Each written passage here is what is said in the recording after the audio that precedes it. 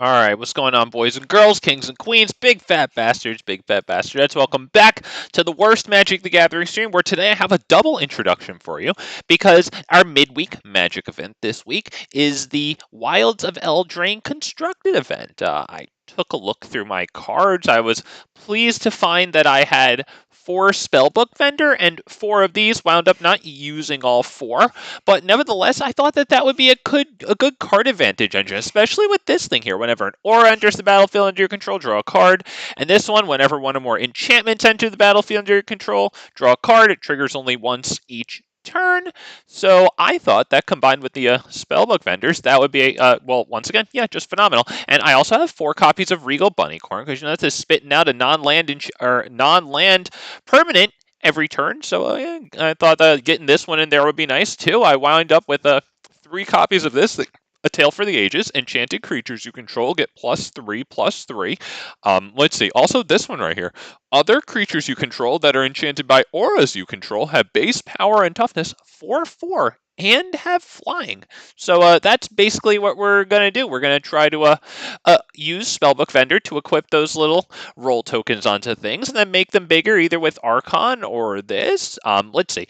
We also have Return Triumphant here. If we don't have one of our 4 Spellbook Vendors on the field, and we won't always, we can use this. Return target creature card with mana value 3 or less from your graveyard to the battlefield, and you create a young hero roll token attached to that. Pretty darn nice there. And as we can see, the vast majority of our deck is mana value 3 or less. This is the only creature that won't be able to come back, and of course that won't be applicable to Virtue of Loyalty, but we have this one here too. At the beginning of your end step, put a +1/+1 counter on each creature you control and untap those creatures. That'll be pretty good because we're not putting any artifacts on this, so barring anything crazy, like if we don't have Tale for the Ages or Archon of Wild Roses, these will pretty much be useless sitting ducks on the field that might not even be able to get any real blocks in, But yeah, hopefully we can power these up and have everything on the field pretty freaking fat. Let's see. In the 1-drop slot, we have Royal Treatment as yet another source of roll tokens here. Target creature you control gains hexproof until end of turn. Create a royal roll token attached to that card. That'll trigger card draws here and here. It's a little more important with this thing, right? Because it triggers only once each turn, so we can get that on our opponent's turn too, most likely. And we also have this thing. Whenever an enchantment you control is put into a graveyard from the battlefield, we create a 1/1 white bird creature token with flying. That won't just, trigger and be nice when our enchanted creatures die, but rather if, a creature that already has a roll token gets assigned a new roll token, the old one does go to the graveyard, so we'll get a 1/1 bird, and then if we can go ahead and enchant that 1/1 bird, that's a flyer, so we don't even need a Tale for the Ages or an Archon of the Wild Rose out for that nice powered up flyer to be a bit of a nuisance to our opponent. I also have this here. I'm not sure if we entirely need it, but I don't know. I just like the guy, okay? It's Wilds of Eldraine Constructed. I'm not really good at building decks, okay? I've had like a couple of days to build this. Basically, 2 days ago, I saw that the event was online, so yeah. Let's just introduce the other deck really fast. If I get tired of the Wilds of Eldraine midweek Magic event, or if you just feel like doing it, we'll go in and switch over to this deck right here.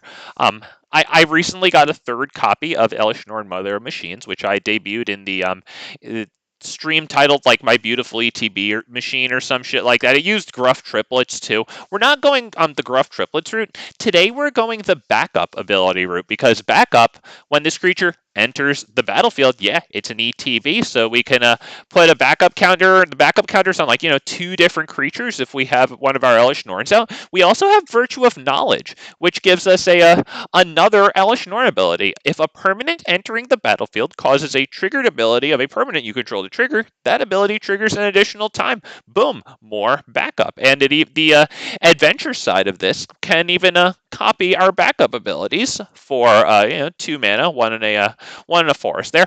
Of course, this deck is centered around Tribute to the World Tree, but check out the interesting things that are going to play really nicely with Tribute to the World Tree. Obviously, Elesh Norn, once she's out, Tribute to the World Tree is going to trigger twice per tribute, for each creature that enters the battlefield. Check out the things that we have with to go with that. This guy, I thought this was really cool. I've actually, weirdly enough, I know this is a green channel, but I've been waiting since this dude came out in freaking Dominaria to play this guy. When he enters the battlefield, so he synergizes with Elesh Norn and Blue Virtue here. We choose one, create the 1/1 bird creature token with flying.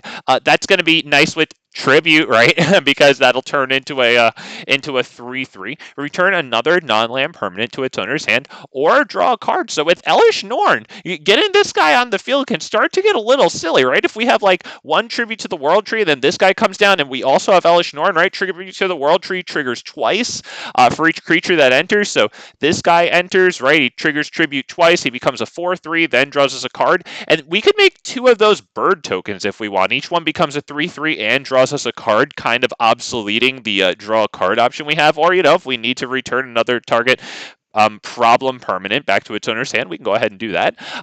We have this thing, which is pretty good, because when it dies, we redistribute its counters. So it's really nice to use this as a nice block when it has counters, and then redistribute its counters onto Dusk Legion Duelist, who's more card draw, but it only triggers once per turn. So yeah, it's really nice to have that in conjunction with this to get the counter on Dusk Legion during your opponent's turn. Let's see, we have this thing, which can also get a counter onto Dusk Legion Duelist on our opponent's turn.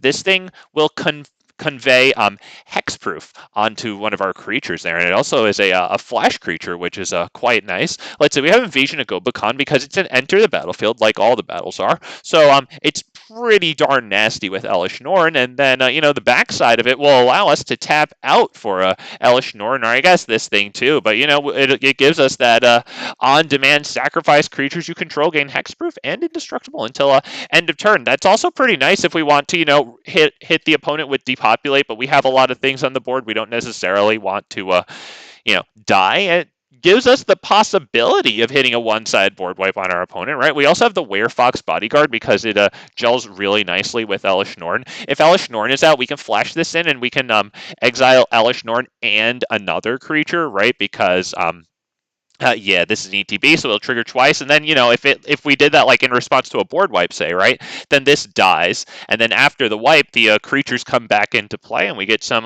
real nice use out of them, right? Especially if Elesh Norn was one of the possibly two creatures protected by it. So I think that's pretty much it for now. Thank you for joining me for that doubled introduction. I'm gonna go get my 40 gems and my cosmetic parallax style for an unplayable draft shaft common now from the midweek Magic event. I'm honestly kind of hopeful to have a bunch of fun in here with a theoretically lower powered environment. I know my deck will be much lower powered too, but I'm hoping that we have a nice, cute little time here up in the midweek Magic. Oh, you know what I should do? Shoot, after this game, I'm going to go post up my my deck list here in case if anyone wants it. I don't know how useful it'll be, because like the set just came out. I don't know if you guys want to blow the wild cards on this shit, but nevertheless, just put it in the description anyway. I think I only did that for the Elesh Norn deck. All right, this is pretty good, right? Yeah, let's take it. Oh, Raging Boy! Let's do it! Let's go, man. Hey, thanks for joining me. Bringing the energy, man. I'm loving it. Let's go. We got Regal Bunnycorn in the opening hand. I think we probably want to get it down. Now that I see another one, I definitely want to get it down. Okay, we have next turn we can drop Spellbook Vendor and maybe hold this open. I honestly kind of like dropping another Regal Bunnycorn and then holding this open, though. Okay, a nice mana dork there. Beautiful, beautiful. Let's get Regal Bunnycorn down and then drop Forest. That'll be... I mean, we could attack. We could try to catch him here. Okay, yeah, I like blowing out the mana dork here.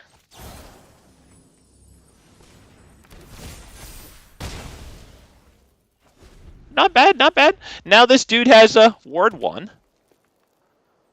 Dude's got Elusive Otter here. That's actually pretty good with the Virtue of Strength. The green Virtue, triple mana. Yeah, oh yeah, X mana cost. Oh yeah. So let's go ahead and drop this. Let's get Spellbook Vendor down. Yep, right here. Oh, those are big, boys. Get a scry. Get scry that away. I got a plains right here.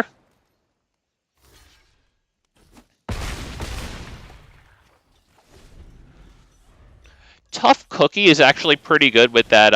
Is it Elvish Archivist, the one that has triggered abilities based on whether an artifact or an enchantment enters the battlefield?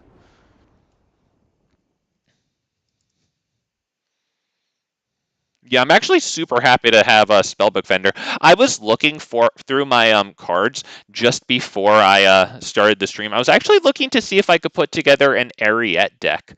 But I don't have enough of the cards that I would like from black. Like for example, I would like the that 2-drop enchantment that's like Lord Skitter something. You know, like when it enters, you put a Wicked Roll token onto one of your creatures.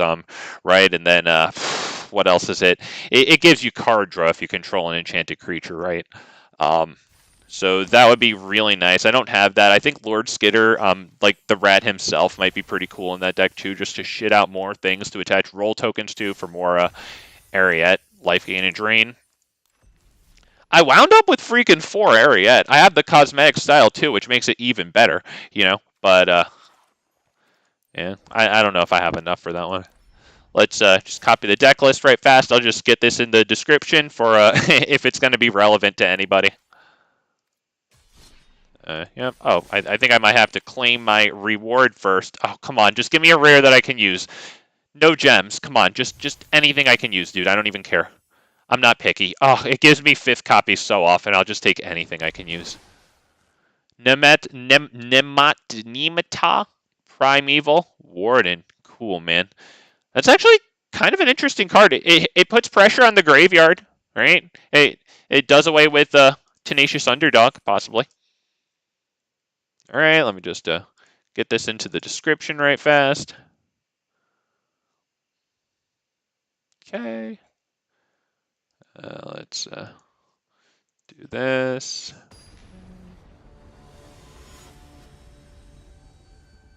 All right, I think we're good there. All right, description updated. There you go. Ooh, we have Tale for the Ages, and we have Spellbook Vendor, so we're definitely taking this one. And if they kill Bunny Corn or Spellbook Vendor, we can bring it back.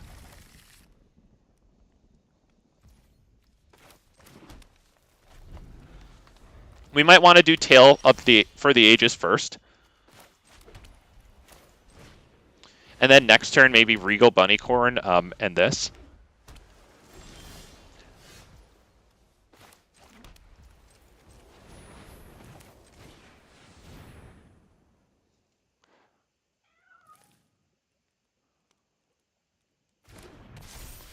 Oh, brother.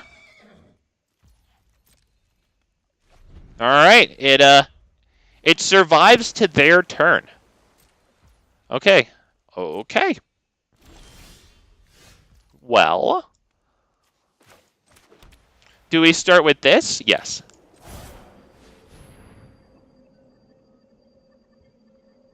Let's see if that gets countered, because it looks like they took a look at our cards. They're piecing it together.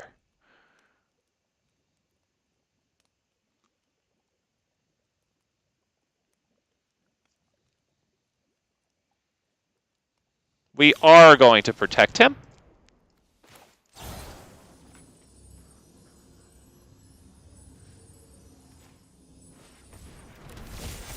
There you go.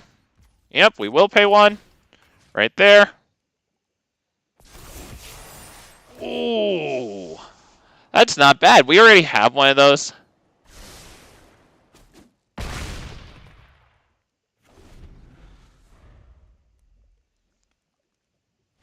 Yo, we have lethal on board right now. That's actually 13 damage. Oh, shit, dude. Oh, shit. Yo, I'm just happy to get some good use out of Regal Bunnycorn. Yo, on release day for Wilds of Eldraine, I really wanted to use Bunnycorn. I put it in a deck that just flopped, dude. I got massacred. I'm happy to see him put some real fat pressure, man. Say my vault progress. Oh, such an even number, 10.0. God, that's just satisfying. Oh, can I get another? Oh, no. Oh, you had me. You always give me fucking mythics. It's okay. It's okay. I got one thing. Or I said mythics. Sorry, you always give me 5th copies. That's okay. It's okay. I should be grateful to have anything. But it would be nice to get a rare I could use. Wow, we have double Tail for the Ages. I'll probably keep this hand. We don't have our other color, but at least we can pay for everything. Oh, okay, man. Okay. Blitzing out with the red, man.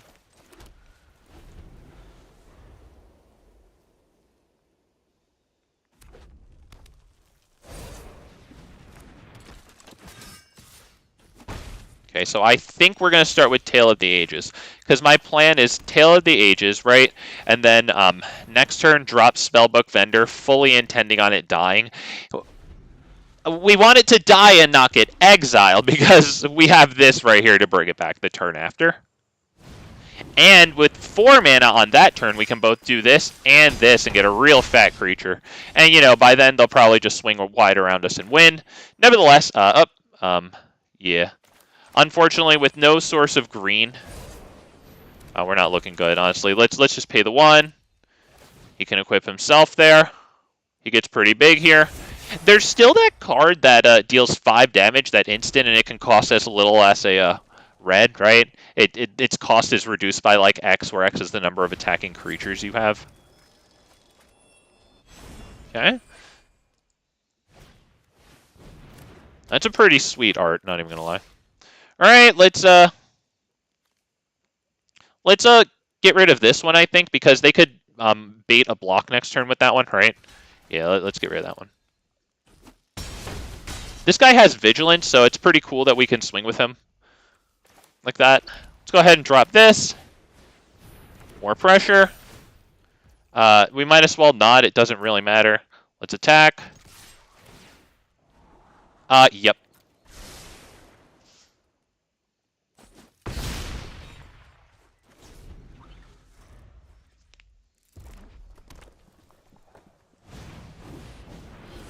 Okay, that's a 4/5. They attack. We'll block, I think this one, right? Yeah. Okay, we go down to 4. Bit of a nail biter here, boys. Let's attack first. Does that matter? Yeah, let's attack first. Yep, we're not paying 1. Decline. Attack. I have to assume they do not block. We scry that away because I can't play that, man. Yep, they're looking to swing wide for the W next turn. Drop this, drop Bunnycorn. Honestly, I probably should have dropped Bunnycorn before combat and then put the enchantment on it, right? Because it would have gotten +4/+4. Actually, +5/+5. It would be a 10/10 right now with the extra non-land permanent. Wow. All right. Well, that's a good game. Good game, dude. He won. Doesn't even need it, but let's see. Finishes it off. He probably feels good about his... Nice. Yep. Oh, that got exiled there. What's Torch the Tower there? Wait. Wait, I just want to see how exactly. Deals 2 damage to target creature or planeswalker. Okay. Blah. If the permanent dealt damage by Torch the Tower would die this turn, exile it instead. Also beautiful. Beautiful colors on that thing. God, I love that. I love that freaking art, dude. All right, well played by Tin Man over there.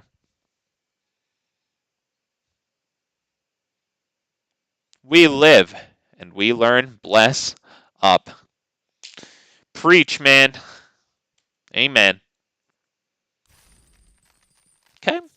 Nice little red burn spell there that gets the exile. Nice. That thing, it exiles Tenacious Underdog with his 2 toughness. I like that specific matchup that it has in control. I don't know if that card's going to be seeing a lot of play, but, you know. I think Kumano will do the exiling for it, right? The backside of Kumano. Mr. Changeling. Jeez. I mean, we do have the 2 virtues that we can use for their adventures, and they are instant, so maybe we can catch them out with a shitty block, or with a shitty attack, right, and then get a fun block with that. So let's keep this, honestly. If they drop a turn 1 creature, we'll hold this for use at instant speed. If they do not, we'll drop this and hold this like for our turn 3 play, but on their turn, right? Feels good to me. We've got this thing ready to go. We do not have a lot of enchantment creation, though. This triggers when an aura enters the battlefield under our control. It doesn't work for this thing. I think the Elvish Archivist, that 2-drop green creature, I think that's whenever any enchantment enters the battlefield under our control, we draw a card, triggers only once each turn. But yeah. This is actually pretty darn powerful. I'm actually feeling super blessed that I got the 4th copy of freaking a Spellbook Vendor. The Vigilance on that thing is, damn, Vigilance is good. Damn, man. I don't think I have to say that, but yeah, it's a decent amount of value packed onto a 2-drop for that thing. Goes ahead and buffs your army little by little, you know, but if you get like 2 Spellbook Vendors out, you know, you're pooping out a decent amount of auras there. Hey, if you have one of these, I think we're running 4 of these guys, if I remember. I really like this card. Perhaps multiple card draws per turn on an uncommon. Hey, not the greatest card, but I don't know. I like the dude.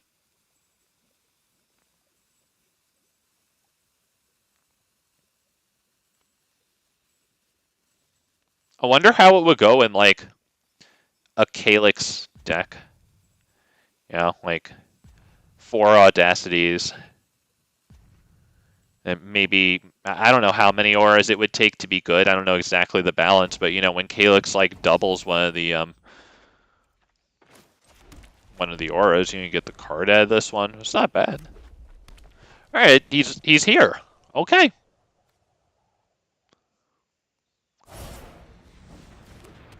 Okay, let's catch him with the block. Let's pass the turn.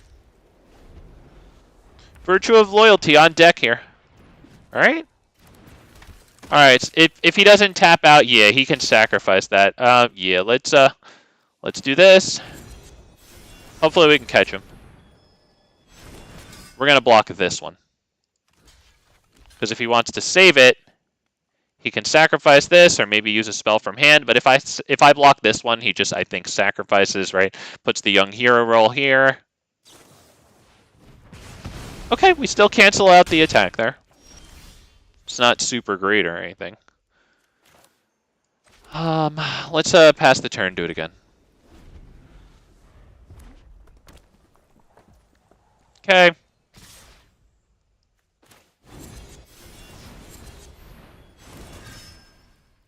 This time we'll do this one again, I think. Wow, okay. But not first strike? They get 2 rats now, I think, right? Yeah. One from the instant, one from the... Okay, not bad, man, not bad. That's pretty good. Why don't we get this guy down?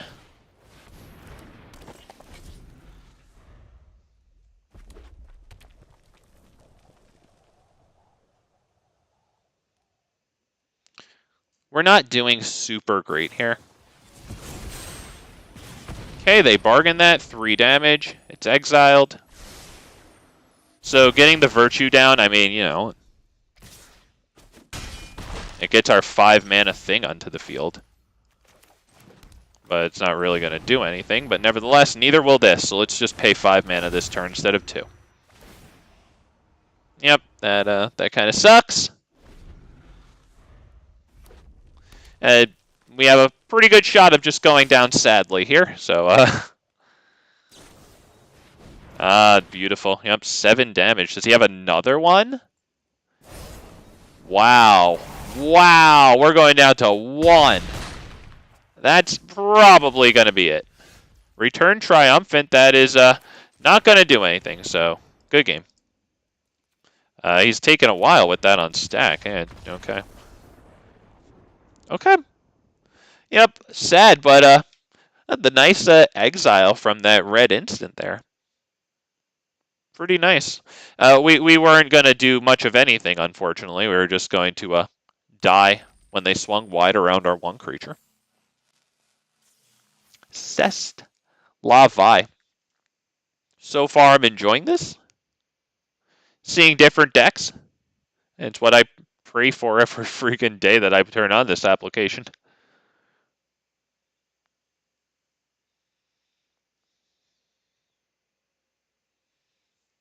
I would recommend it to you guys, honestly. It seems like you could probably do all right with the, mostly commons and uncommons. I didn't really brew anything. That was just mostly commons and uncommons. I'm not smart enough to sit there and really do that. I just saw a couple of cards I had that I wanted to brew around, and I was lucky enough to have a bunch of rares. But I'm sure you could find plenty of resources on the YouTubes, honestly. I don't know, dude. I don't know about this one. Jesus, dude. Fine. Keep 6, get rid of Archon? Or maybe this? Oh, which one's better to get rid of? This or Archon? This draws us cards, but these play so well together, Could even get rid of this, honestly. But it does help, but I don't know. I don't know.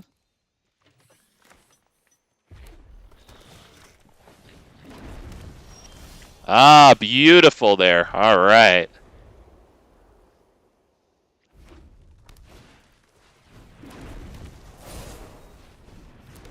Wow. All right, they're coming in with the damage. Okay, let's drop this thing.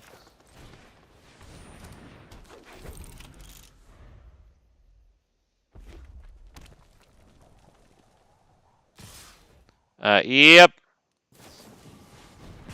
Wow, 5 damage on that one. Up this one, very importantly, takes out Shieldred. Okay. Virtue of Loyalty ain't bad at all. I could drop this. I'm honestly kind of feeling like holding open the instant speed token here. Let's pass the turn.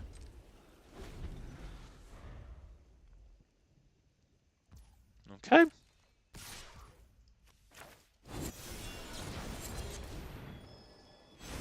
Let's see if we can actually block here. Oh, it has Menace. You know what? Fine. We get a token on the field. Ooh, not bad there. Not bad. Okay. Let's, 1, 2. Get this guy down. Okay. We're going to pay the 1 here. Absolutely. There. Put the token here. This guy's a Vigilance, and he gets to attack. When he attacks, we get a Scry. Got the Sorcerer roll token there. It does give us land number 5.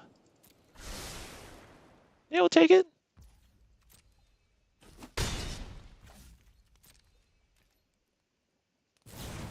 Okay. Wouldn't be the worst thing in the world to get the Royal Treatment token on this guy, so that next turn we can drop this, right?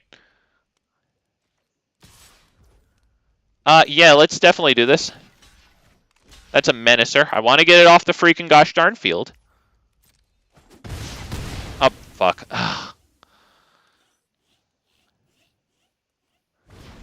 Alright. Okay. I think we go Archon here.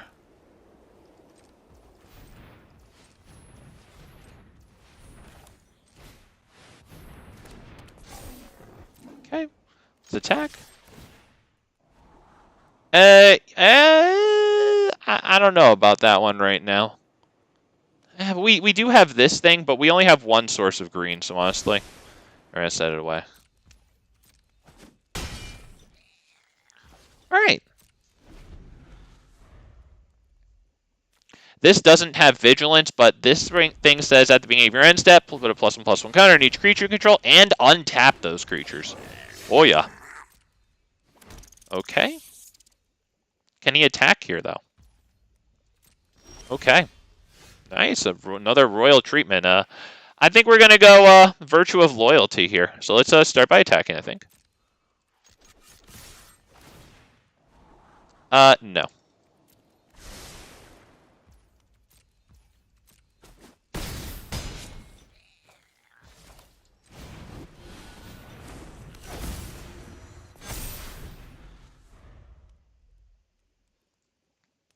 Okay, so as long as he doesn't get that card that, you know, like, gives all his creatures +2/+0 or something, I think we're looking pretty good here. Does he have any menacers? Let's take a look around. Yeah, that's a menacer.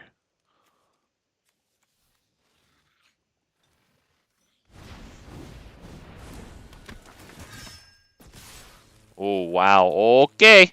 Let's go ahead and do this, and then this, right? And then we take 2, 4, 6, 11. Wow. Dude, you won! Right? 6, or 5, 7, 9, 11. No lifelink. Okay.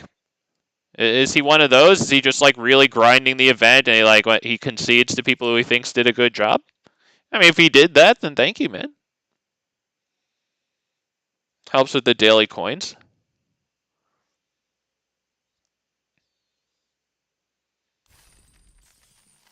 Did he not add that up, or is he just one of those people who will concede sometimes to somebody?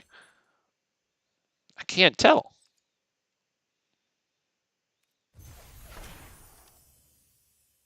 Okay, got a Gingerbrute style. It's not bad, honestly. Gingerbrute sees some play, doesn't he? And he's got a pretty good evasive ability. You know, if you need a creature to swing in, that's not terrible.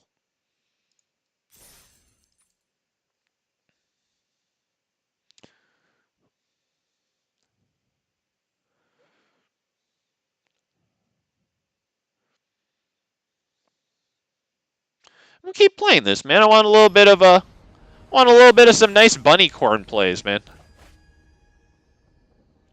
Some cool value add that freaking spellbook vendor. Want a little bit more of that. I want a couple of big cards games.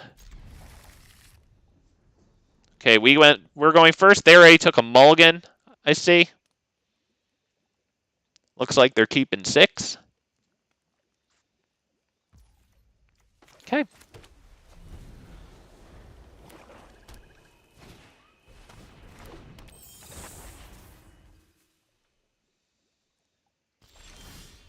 I think we do drop Regal Bunnycorn here. Because if we get lucky, next turn we can protect it maybe with this.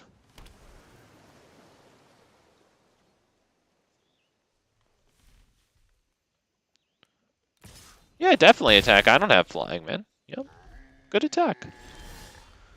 Alright, Royal Treatment. Okay. Let's attack. See if they flash something in to block it. Okay, pass turn.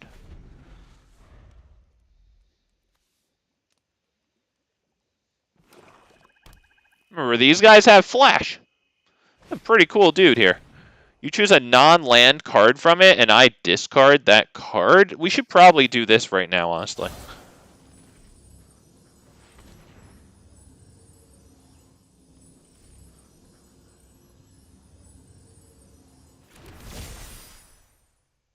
It gets the roll token onto the field now.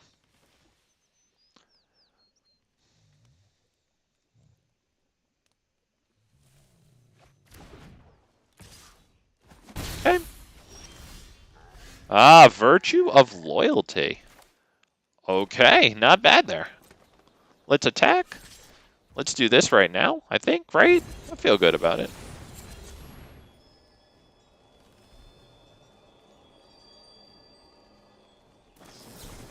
Oh, man. Too bad. All right, we swing in for 3.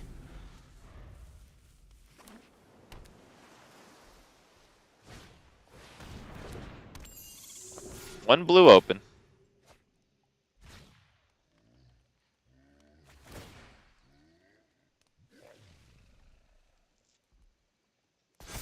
Okay. I think we're Werefox Bodyguarding this guy. Oh, Return Triumphant. That could bring this guy back, honestly, which isn't bad because, yeah, that's actually pretty alright, right? And it gets a hero roll token attached to it.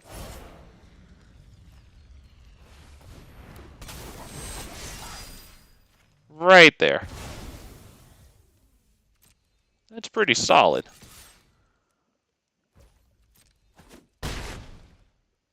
Okay.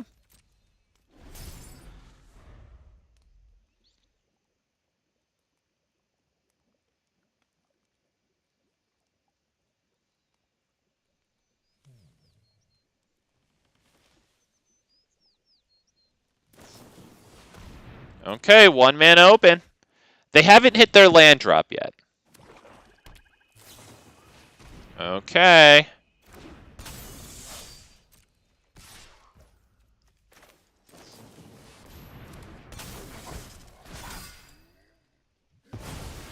Because that one's the blocker.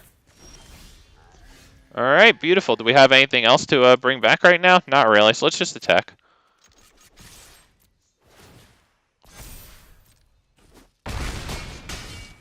Wow. All right, young hero.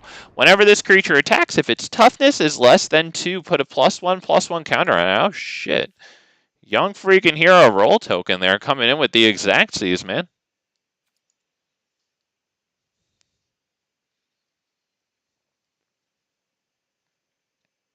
I like that guy running fairies. Nice tribal here. I hope y'all are enjoying this. I hope you're enjoying the variety. A lower power level. I'm enjoying this, man. Honestly, I think this is the first time I've tried my my white virtues on the stream. Later on, it'll be the first time I've run the blue virtue on the stream. I only have one of them, you know, but you know, nevertheless.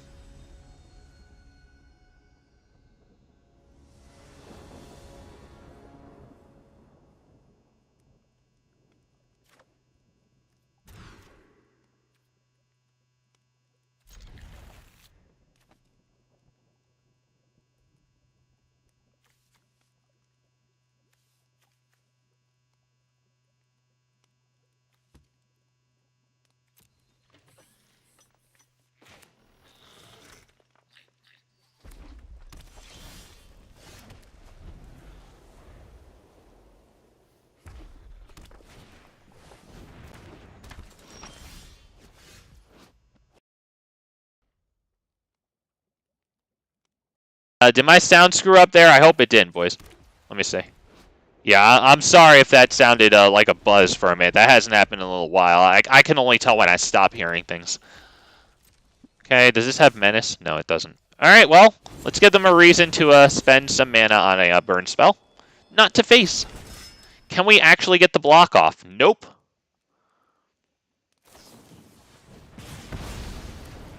Okay.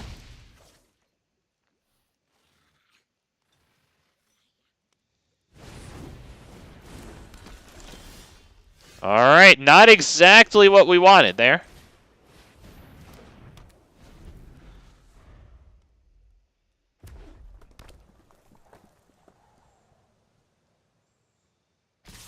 So Spellbook Vendor would be pretty good. Regal Bunnycorn. I mean, we get Tail for the Ages down, and we get Regal Bunnycorn down. It's only a 3/3. This is a 4/4. I like this one, honestly. Just wanted to live through a burn spell. If they have that deal 5 damage burn, then won't make a difference, but...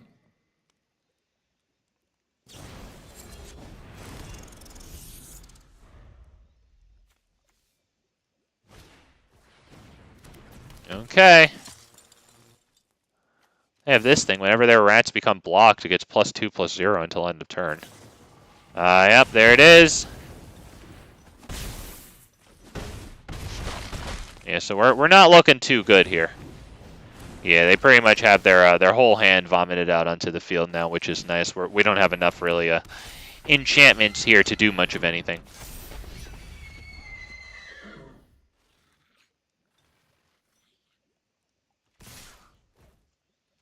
Yep, we can probably block this and this. Wow. Yep, well, that's probably it. And that's first strike damage.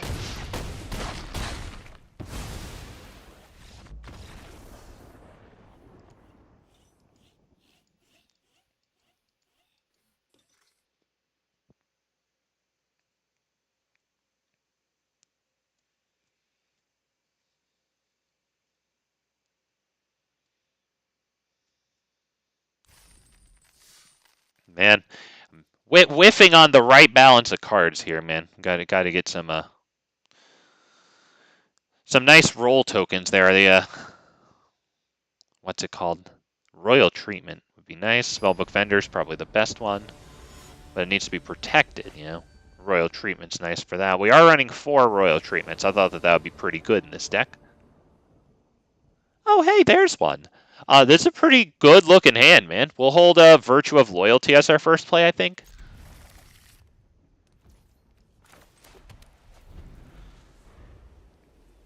And that way, the turn after the Virtue of Loyalty play, we can play one of these and protect it. All right, let's go ahead and pass the turn there.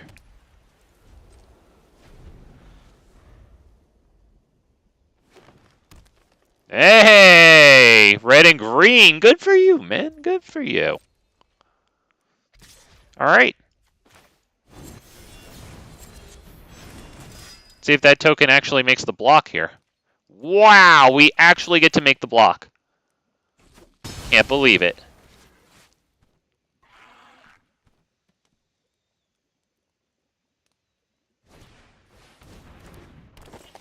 All right. Let's go ahead and drop Bunnycorn. Pass turn.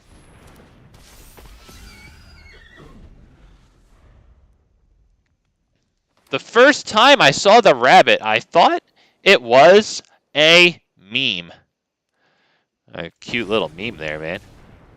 Yeah, actually is. I hope it gets some pretty nice success. I genuinely do. Yeah, I really like the guy. I went out and I invested into the playset of them on the first freaking day it came out, man. All right, let's go ahead and drop Spellbook Vendor. Okay, let's pay 1. Boom. Right there. We get a Scry now that it has a Sorcerer Role token attached to it. That's not terrible, honestly. We'll keep it. Also, welcome GC. Thanks for coming by, man. So this one's pretty interesting because if you attach a second roll onto a creature, the first roll does go to the graveyard, which would trigger this guy, get us a bird. Up the Beanstalk. Apparently this is a really good card in Modern because of those Evoke Elementals, possibly. And, you know, like Affinity 2 might like this.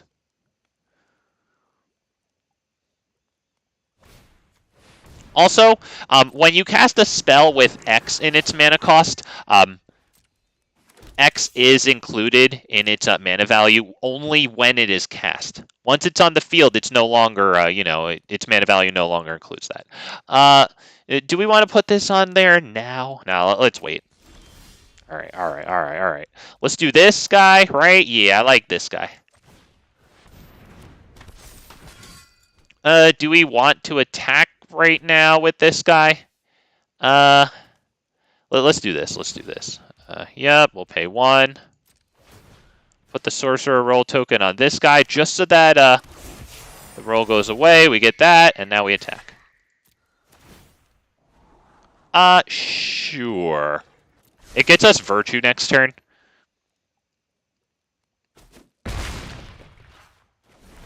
Yeah, there it is, William. What's good, man? Beanstalk. Beanstalk Giant. Oh, wow. That'd be crazy if they were using the other Eldraine in here, too. That'd be interesting. But that one has apparently a much higher power level. I don't know. I stopped playing when that previous Wilds of Eldraine released, I think. I like this guy. He's doing his own thing. It seems like there's a list going around for red there. Few too many people conspicuously doing precisely the same thing. You know, it's normal behavior. Of course, that's going to happen. They want their dubs. They want them in as little time as possible. Just saying. I can be proud of somebody who's doing what I can't determine is a copy-paste job right now.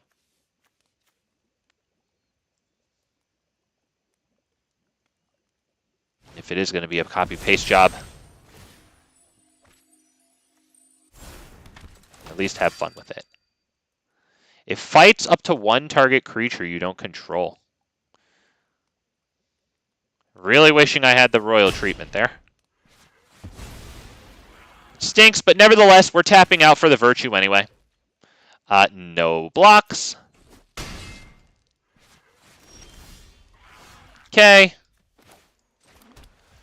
We could bring this guy back, honestly. It might not be the worst idea to skip the Virtue right now, to be real, because we can do Return Triumphant, bring it back, right? It comes in with the token on it, right? We could put one of its tokens on this thing. Although this is pretty good because it untaps our creatures. That is pretty good, to be perfectly honest. Honestly, fuck it.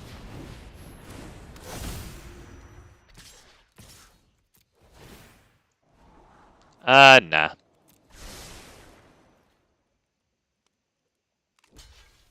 Okay.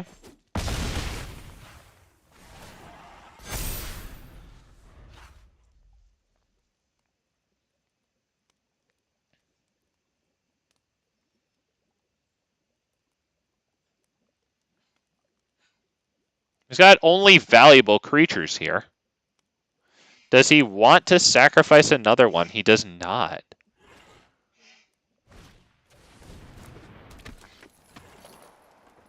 I think this guy might give too slow of value.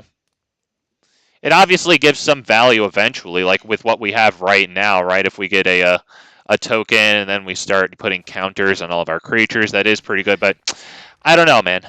I don't know. He could probably come out of here, but I don't know for what.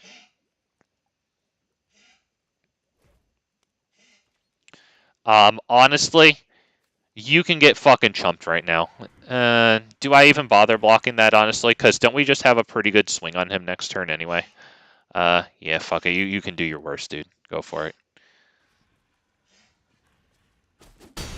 Yeah, he took 4 damage there. I think if he wanted me to block with Bunny Corn so we could pull some type of shenanigan.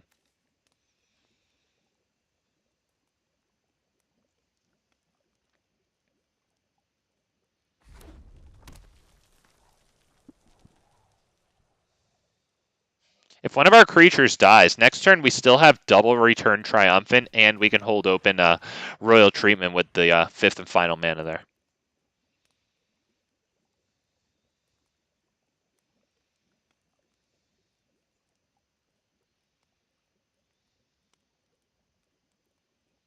If we draw mana number 6, we could do 2 Return Triumphants, bring back, or, I guess we only have 1 Return Triumphant right now, but if something else dies, we could do both of these. We could activate Spellbook Vendor and then use this with the 6th and final mana.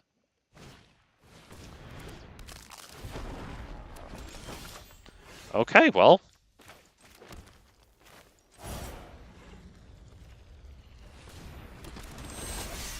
Okay, well, it's, yeah, pay 1. Right here. Let's go attack with both of these. Yes, that feels good. No. We get 2 Scries here. Honestly, yeah. It's got card draw on it. We're not really using the top ability here. Wow, are they gonna block Regal Bunnycorn like that? Oh, shit. I think we can kill all of these here. I think what we have to do is this. On this, actually. So that way we get the non-land permanent number 11 down on the field.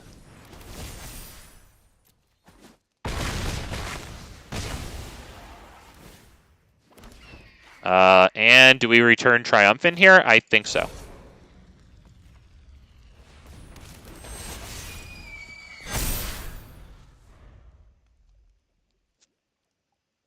Okay, so we did, in fact, tap out using all 6 of our mana there. So, nice.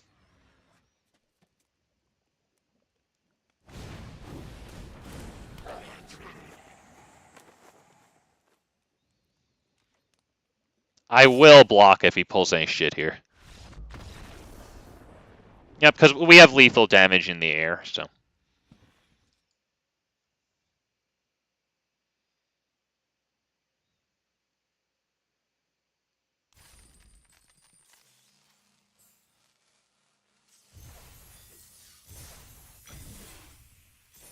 Okay.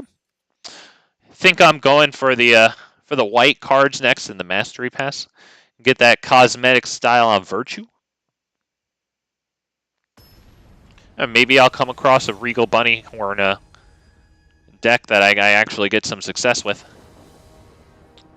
No grand, beautiful idea has occurred to me yet. This is fine. We'll play Regal Bunny Corn turn 2. We can bring it back the next turn with this.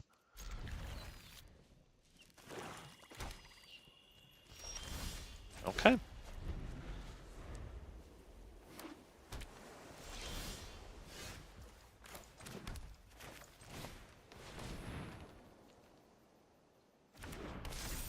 Okay. Okay, they flash in their fairy.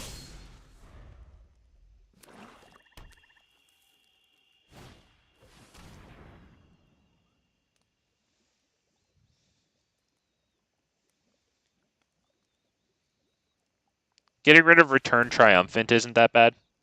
I get rid of the flash creature? Okay.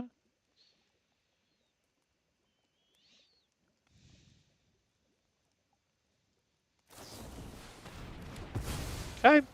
We have Return Triumphant ready to go. I think we'll use that. Although we could drop this and then pass turn, honestly. But I can't protect it because we only have one source of green. So I think we do this. Protect the bunny corn. Although we could drop Werefox and then eat their guy up here. That's not the worst thing in the world either. To be perfectly honest, it honestly might be this guy.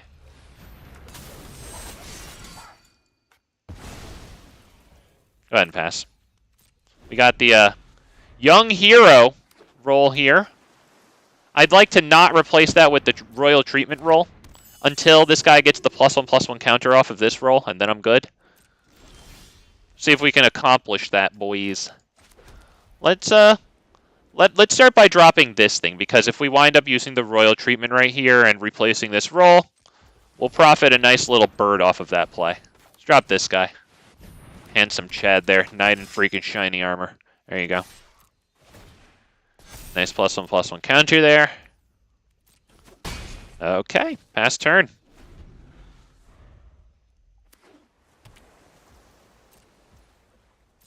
Wow, no attack. Okay, well, why don't we start by attacking? I think, right? Yep, sounds good to me. Yes.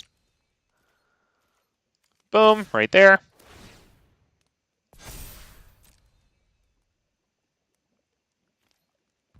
Damn, 4/4, not bad, man. Werefox Bodyguard coming in hot. Let's drop this guy. It'd be nice if it didn't get countered. They have 2 cards in hand. Okay, end the turn. I'm not dropping this thing because I don't want to use my one source of green and have my Werefox Bodyguard open to their removal. Maybe they're not hitting us with removal because they see that this is in our hand.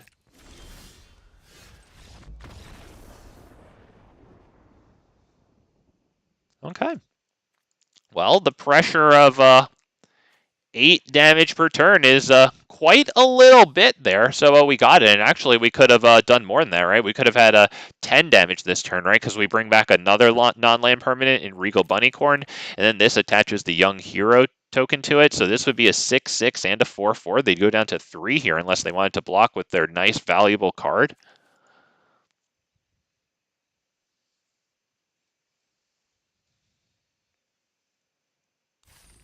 Not gonna lie, boys, I'm kind of enjoying being here for a moment, especially outside of Standard. Has anybody seen that new deck that's been going around with with Bramble Familiar? I think it's with Bramble Familiar, like that's the center of that deck with Invasion of Alara, right? Some 5-color ridiculousness. They drop Invasion of Alara and then they use Cemetery Desecrator to exile one of their many 7-mana cards, remove 7 counters from target permanent. That's Invasion of Alara. It creates a lot of value there. I think it might have placed very well at a recent big tournament. I got 2 video notifications, one from Legend VD, one from Covert Go Blue. I watched a little bit of Covert Go Blues. I think we'll keep this. We really need land number 2. Or land number 3, excuse me. White number 2 would be good. Werefox Bodyguard here. Really cool card. I hope this guy sees some freaking success. Even more than, sideboard tech and best of 3s, Alright, so we drop this guy. When he gets burned, we can bring him back.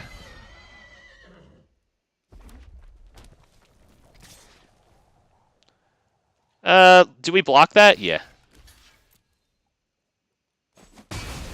I mean, we're up against the red aggro. I think it's a pretty good idea to do that. Alright, so let's get this guy down, I think.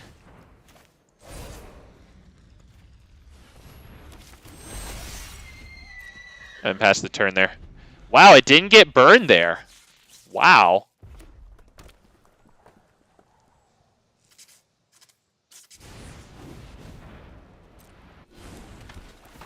Royal roll. Okay, I was just checking. It does give it +1/+1. All right. We'll take it.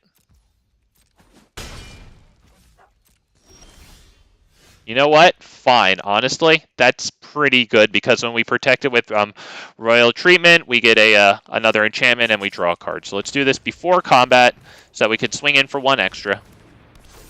And now this will get a +1/+1 counter as well. Not bad. Pass the turn. Royal Treatment at the ready. Beautiful land pickup we just got there.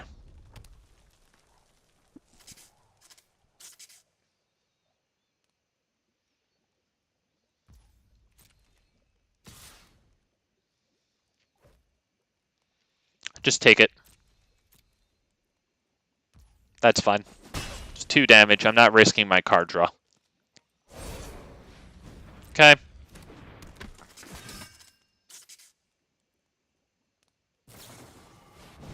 Five damage. They tap out for that.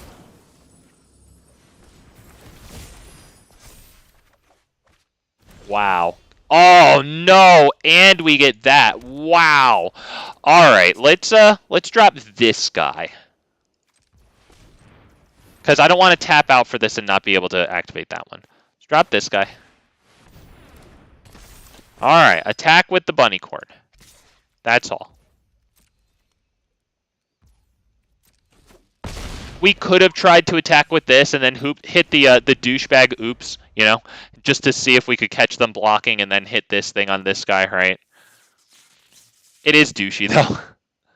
And also this would become a 1/2, right? So it would trade. So I don't think that's even a good I don't think that's even a good time to be a douchebag like that.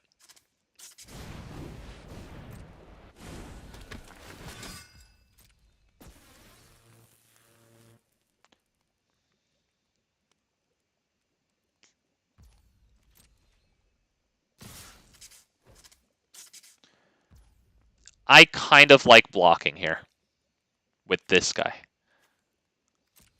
Although this attack creates a young hero role token whenever it attacks. Not so declare attackers is already passed right now. So yeah, I'm not going to block this one. I'm going to block either one of these. It doesn't matter. Okay, so let's block one of these. We're going to put the Royal Treatment on Knight of Doves.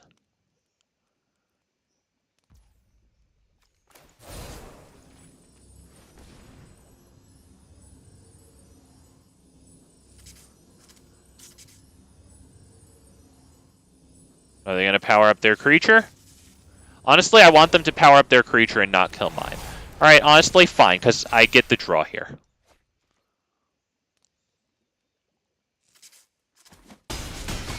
Wow. Do we win, though? I don't know if this is really going to work with Bunnycorn the way I want it to work. To be perfectly honest. I think that, let's say... Yeah, I think it might not work with... I think this is something different with these star values here. I think this would just become a 4/4 if we did this one. So I might have to rethink that bit of synergy. It only anti-synergizes with Bunnycorn there. But still, I think that's kind of bad, to be perfectly honest. Let's go ahead and not deal enough damage to win here, I don't think, unfortunately. Right, we could drop this thing on them, but I'm liking the Werefox Bodyguard play next turn. Drop this guy, attack. Go ahead and pass the turn here.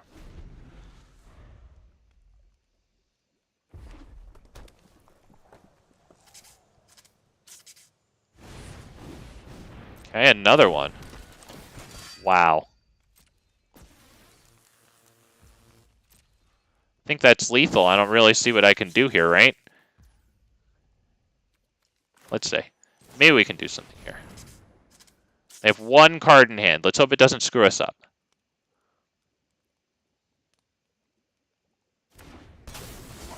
Okay, let's exile this guy.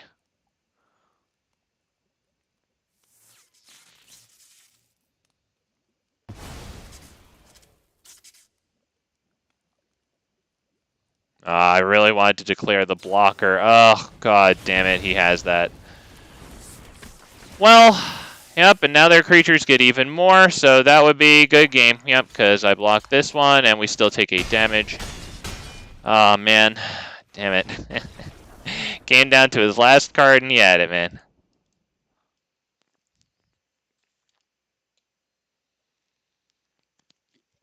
And he got another instance of the nice ETB, man. +1/+0 to all of his creatures. Damn, man. Damn. It's a good card. That was like one of the centerpieces of Legend VD's Mardu reanimation deck with the Lich Knight's Conquest and the Moonshaker Cavalry.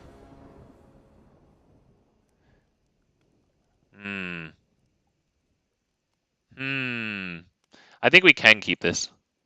I want something that's going to generate enchantments, but yeah, I think we can keep this. Let's go ahead and drop this.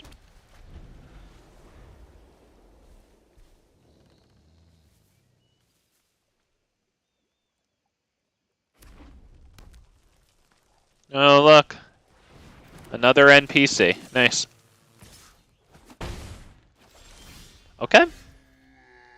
White's not bad there. Let's go ahead and pass the turn, holding up this guy.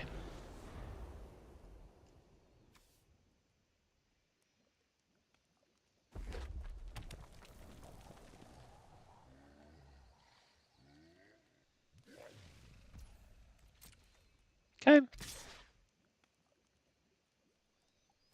Come on, Chud. Jesus Christ, dude.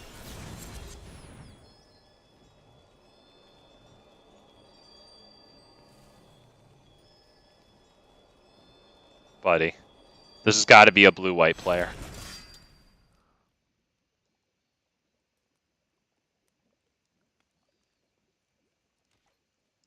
Alright, we actually get to declare the block. Alright. Maybe the monster roll token instant. Yep, monstrous rage, nice. But that's not for striking, right? So if we kill that, that's not the worst thing in the universe there. Still take 2 damage. They still get the rat in return, but they lose that creature. Is it this guy? I mean, it is a 2/3. This could come down as a 1/1, you know?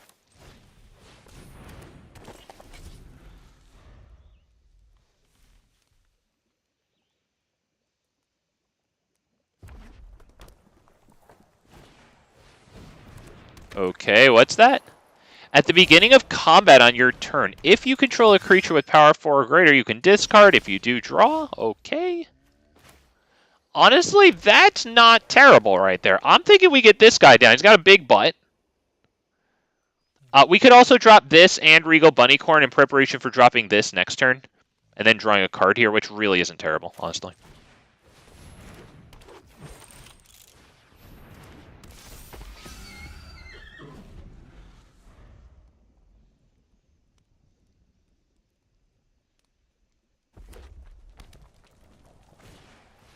Ginger Brew. Nice, man.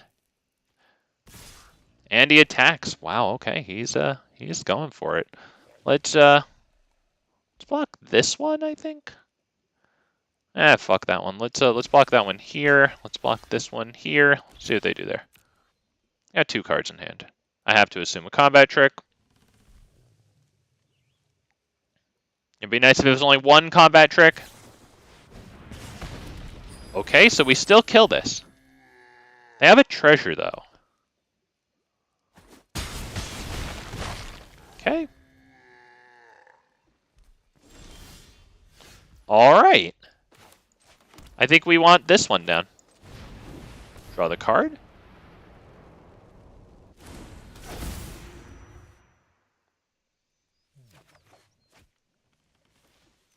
No reason to attack, really.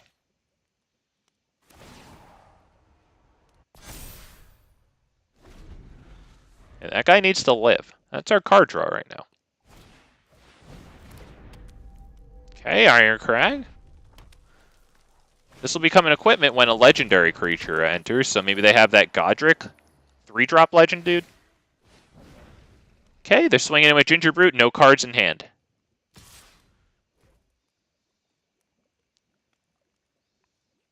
Yep, they're going to make it so that it can't be blocked except by creatures with haste. Alright, so we're looking okay if they're going to sit here and top deck. At this point, does it really matter? We might as well get this thing down. All right, let's get this down. We draw the card. It just occurred to me, right? Enchantment draw. Okay, draw me the card, please. A good card. Pretty please. Honestly, not terrible, but I don't have another enchantment yet, so I kind of like getting this dude down. It's bigger. Although this gets us more enchantment, more draw. Fuck it. There you go. Fuck it. No attacks.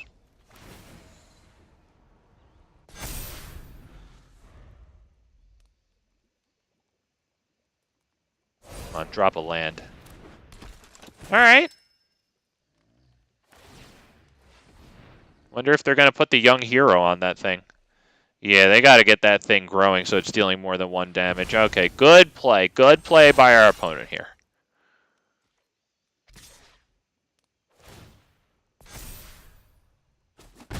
Yep. Alright, not what we were looking for there, but we do get an attack here, so let us do that. A good attack. And we'll drop 2 more creatures on the field here, too. The rat can't block.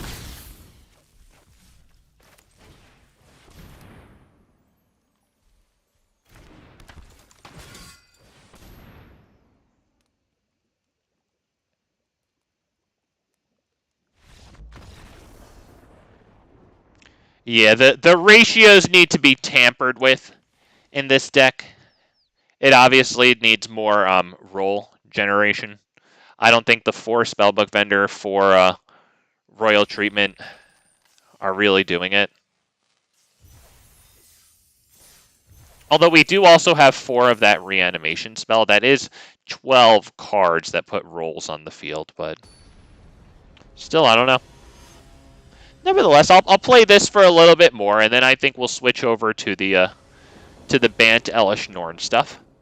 But okay. I don't know about that one. Fuck you, dude. Fine.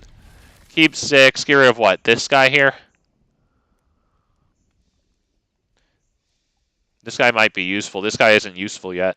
Although this guy costs 2 white, you know, so this guy's actually closer to at least being castable. I think we might just be dead to kind of a poo-poo hand. And I have Spellbook Vendors in this one. I don't know where they are, but I promise you I have them. They're somewhere. I don't even think we play that. Why should I just have my card draw guy die? Well, maybe just to eat a kill spell, honestly. I do have 2 other card draw guys. Alright, now we're talking a little bit. Why don't we pass the turn?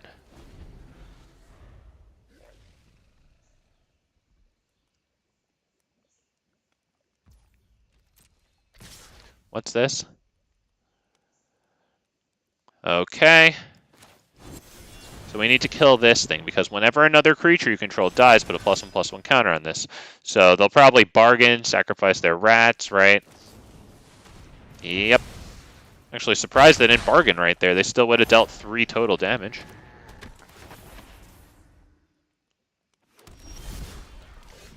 Okay. Maybe this guy is better. Because I think if they kill it, we can bring it back with this. And since it'll be on the battlefield when the aura is attached to it, we'll draw the card. That's good. That's definitely good. I still think we want to do this. Or, oh shit, hang on. Let's do this first, more cards.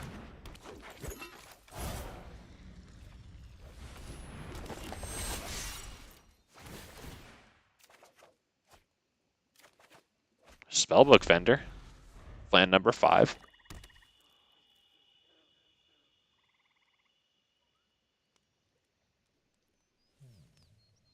So I think next turn we drop this. We do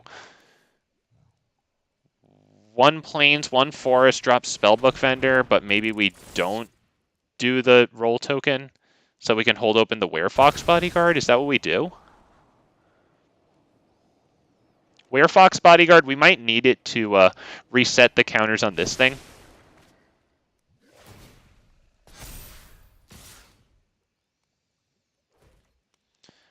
Do we want to block here? Because we do, you know, Nah, no blocks. It's a lot of damage, but let's see if we can... So is it Spellbook Fender, and then hold the Werefox Bodyguard? I think so. Let's go ahead and no attack past turn. Decline, showing that we very, very obviously have something up.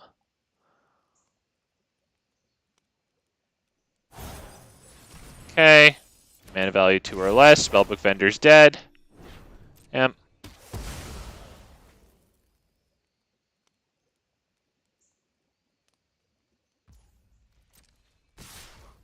Okay, let's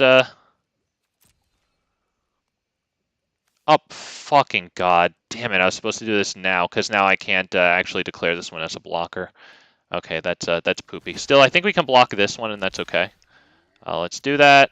Let's drop this guy onto the field. Let's see, this guy or this guy? Because if they kill the Werefox Bodyguard, this guy comes back with the cursed roll again. But let's get rid of that guy. I screwed up there pretty bad. Okay, that thing can't block. We could drop Spellbook Fender right now. I kind of like it. Let's do this. Yep, pay 1. So right here, draw the card. Oh, return Triumphant there. Not bad. No Vigilance, right? Okay, so no attacks. Alright, Werefox Bodyguard, and also this at the ready. Create a food token, okay.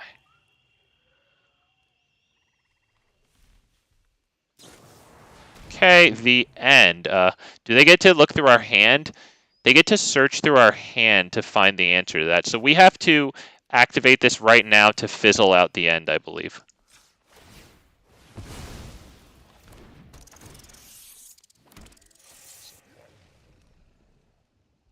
Which sucks. Really does suck. We have to block everything there too. So let's block here. Let's block here, I think, and then we block here. I mean, we don't really have to. Honestly, let's unblock that. Let's make this guy block this, I think.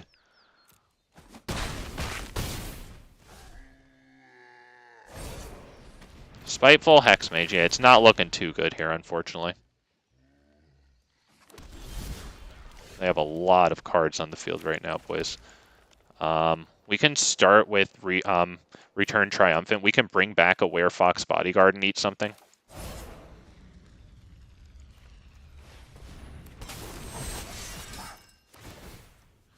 Do we want this one? Let's get rid of this one, I think. Okay.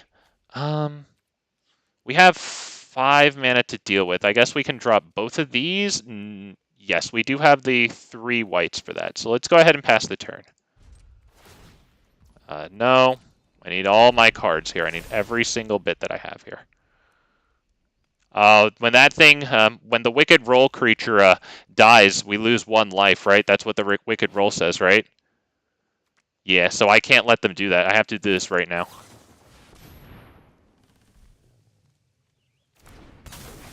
Wow, okay. Thank God I read 1 card once, boys. I did it, boys. Oh, God. One time I read 1 card once. Heaven! Hell yeah! Heaven was good. Long time no see. Indeed, very nice to see you. I have to do this right now. I'm not going to screw it up again. Sometimes I learn. It doesn't happen often. Okay, but it does happen sometimes. Okay, let's block here. Let's block here. Is this the one I do? I think we have to kill this one. Let's block No. Hang on. I got this, boys. I got this. Hang on. This is difficult. Let's block here. I like that block. Do you want to block this? You block this. Fuck that shit. And then you.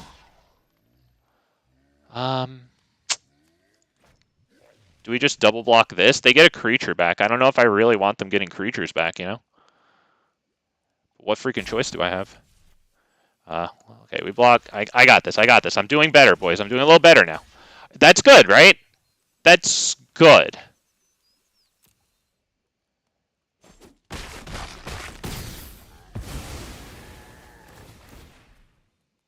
Okay.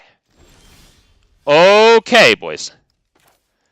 We have a shot here. I think we start with a Virtue of Loyalty. Right, because it untaps our creatures. Attack.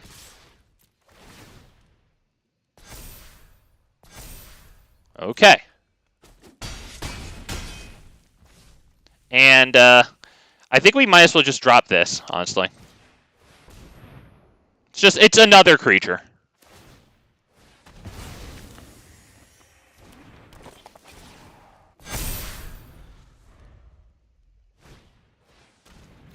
Oh no, and loses 2 life. Oh, too bad, too bad. It was a good game. Hit us with the douchebag oops. That's okay. He didn't play a team sport when he was 4 years old. He never learned etiquette. But nevertheless, we did have a good game against an invalid. So, you know, GG to him. That was a pretty good game. I enjoyed that. Pretty darn good there. Let's play one more, and then let's switch over to the Bant Elesh Norn deck, man. Let's go. That was actually a pretty solid game. He didn't have to say that. That was nice. He did a good job. I think he thought maybe I did kind of a good job, even though, you know, he was in control pretty much most of the time. I think we did an all right job almost stabilizing, and then not stabilizing, right, which is good for him. Yeah, still can't be a good sport even when he wins. I'm telling you, man, you can't take these people anywhere. It's a good hand, though. We cast everything. All right, with the nice double white there. I'm thinking Bunnycorn. Next turn, drop Spellbook Vendor and also be able to pay the 1. Bunnycorn will like that. If it lives. The dude's running green for some reason. I don't know. He must not be in his right mind. Got good sleeves, though. I'm liking this dude. It's real cool, actually. I love bright colors on dull backgrounds there. Nice, man. Would you mind going, though? I'm just trying to talk through some dead space on my little Magic the Gathering stream here. There he goes, Evolving Wilds. Very good. He gets white. Okay. Got the nice Lord of the Rings styles there. Beautiful. Beautiful little Hobbit-y place. You should definitely attack with Gingerbread. Wow, I'm shocked that you didn't offer me the opportunity to try to block it. I'm shocked. All right. Spellbook Vendor it is. Yep. Pay 1. Bunnycorn. And we get a Scry? We could do that, honestly. It's not the worst thing in the world. Because with 4 mana next turn, we can drop this for 2, and then we can pay a total of 2 for both of our Spellbook Vendors to put a token on themselves, right? Make a lot more non-land permanents for Regal Bunnycorn here, right? That'd be 1, and then 2, 3 more non-land permanents. That's pretty good.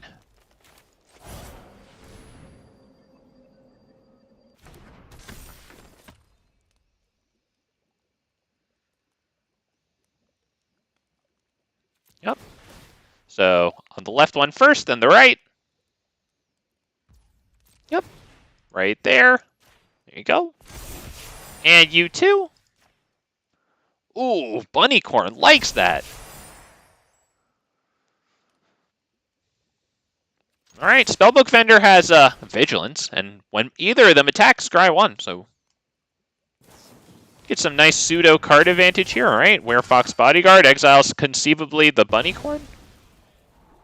Okay, yeah, I like this guy a lot. We have 2 guys spitting out auras. Feels good to me.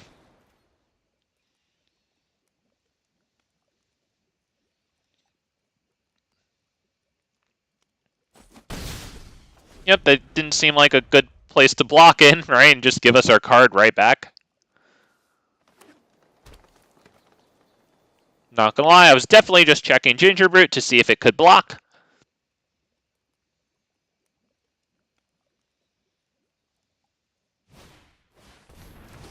All right, Frost Bridge Guard. Also, I'm gonna hand it to this person.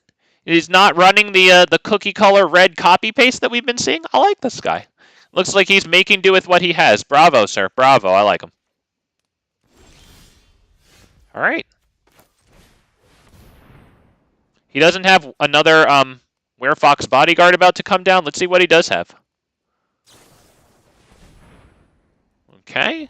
He taps that one. He doesn't give it a stun counter, at least. I'll take it.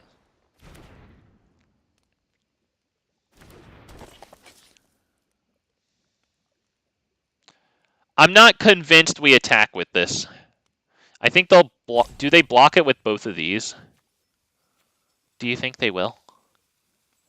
Honestly, I think we should attack, not gonna lie. Now that I think about it, do they really block with both of these? Because if they do, like, fine, you know? They miss out on the ability to sacrifice this for food. They lose the ability to maybe very annoyingly tap down our creatures, right? I highly doubt they block with the Werefox, or they, yeah, block with the Werefox Bodyguard. Put that token right there. We draw a card. We love cards. They are the greatest. Let's attack. Get our scry. Yup. Yup. Big time. Wow, they are blocking. Okay. Okay, yup. We still have a Spellbook Vendor. Matter of fact, we have this and this coming in. Big cards. Just tap it down, honestly. Tap it down. Don't kill it. And don't Werefox Bodyguard it too. Okay, fine. Gets rid of Spellbook Vendor. Alright, so the play is going to be Elvish Archivist into this.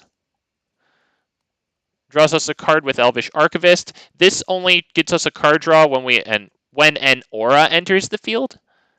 But nevertheless, this will get +2/+2 since it'll be a enchanted creature.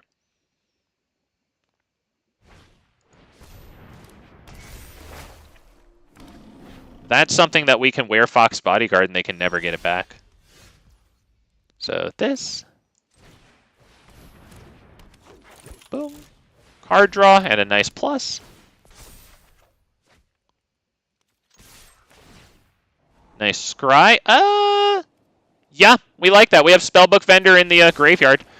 When Spellbook Vendor enters, it will then immediately create the Young Hero Roll attached to it, so that'll trigger a card draw to both of these guys. The Young Hero Roll token makes an enchanted creature, so it gets +2/+2 out of this. I think that's a phenomenal card to draw.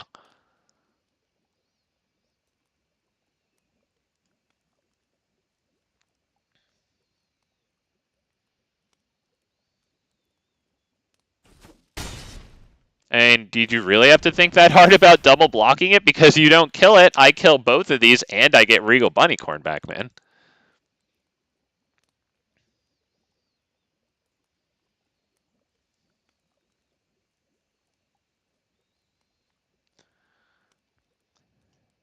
Yeah, I'm thinking this guy, maybe he just threw this one together, because it looks like he's kind of, thinking through his plays pretty darn hard here. I don't think he really knew there what he was going to get for a little while, right? Kind of tells me he just threw it together, which I honestly kind of like.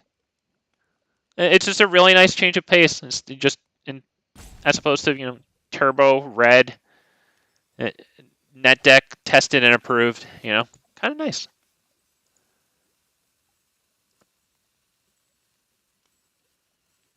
Also, just notice this is that sleeve that green gets from the Mastery Pass there. Sweet 3/3 beast token, man. Cool. I like. Return triumphant. Hey, me too. All right, man. I'm not going to chat wheel him, though, since I'm winning. But, yeah, I like it. Wow, double return triumphant. And since it's bodyguard, he gets to take back Bunnycorn. Okay, but he doesn't take back either of our card draw boys. We like that. Why don't we go to Party Town here?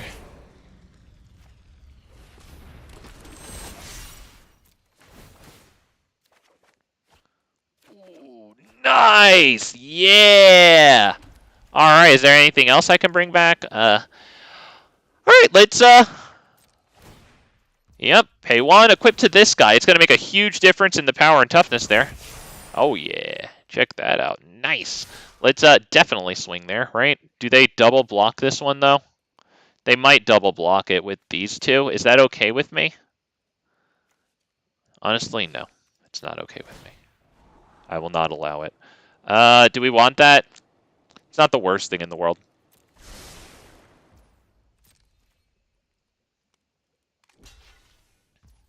Okay. Let's go ahead and pass the turn there. We can do this thing at instant speed.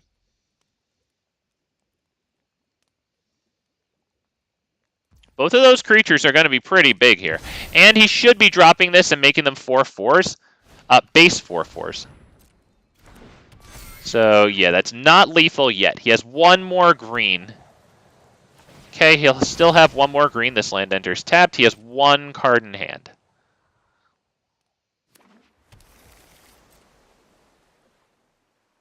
Careful. We can fuck him up with a Werefox Bodyguard play on his Archon. Yeah, you gotta be careful, boy. We've got some good beef on our creatures too here with a Tail for the Ages. If he attacks with even one of these, it's already not looking good, on the defensive end, right? Okay, he decides to attack. All right. We drop this guy. Nice little token there. All right. That's going to be Werefox Bodyguard for the GG.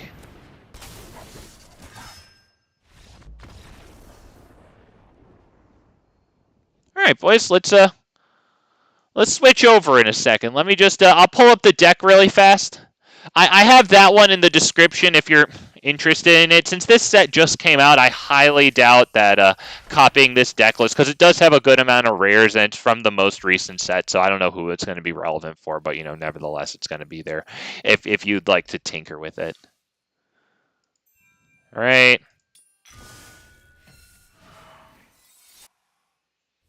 Give me my goddamn mastery. Okay, cool. Let's go to Dex here. Lord Lazy / Gray. Hell yeah, man, was good. Welcome to the stream. I'm gonna I drank water, a little bit too much water before the stream, so I'm gonna go tend to that really fast. But I'll bring this up for y'all to admire really fast. I'm only gonna briefly introduce it because I already did in the description there. But I'm really excited about this guy. Okay, bye bye. I'll be right back.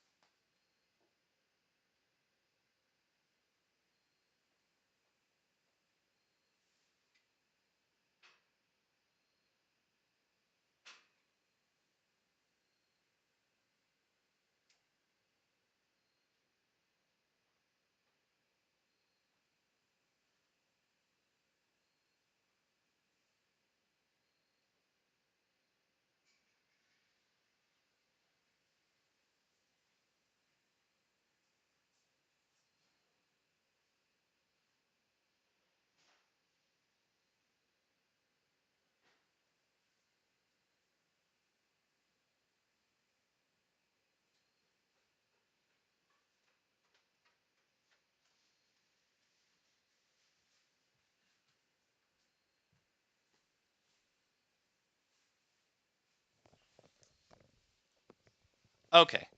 So, it's real simple, boys. Backup is an ETB.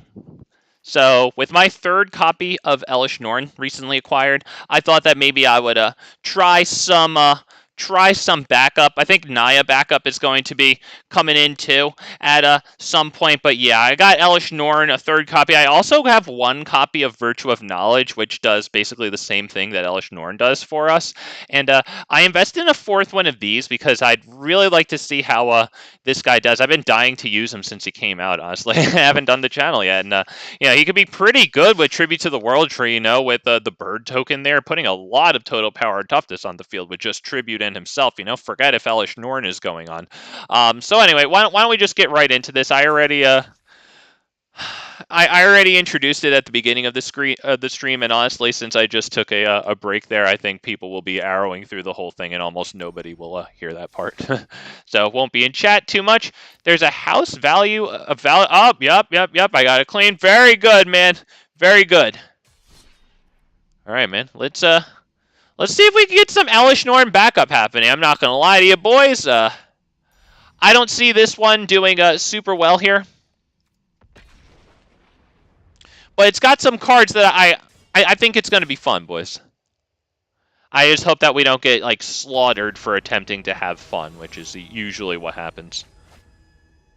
Also, there's a new deck making the rounds in Standard, if anyone didn't see it. I think it placed well in a recent tournament, but it's pretty impressive, man. Pretty impressive freaking deck. Oh, cool. Did I just face this guy in the other queue?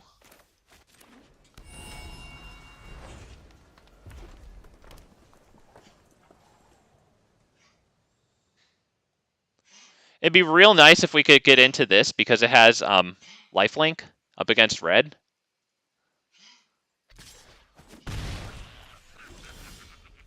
Okay. Why don't we, honestly, let's drop this one. Next turn, maybe we get tribute down.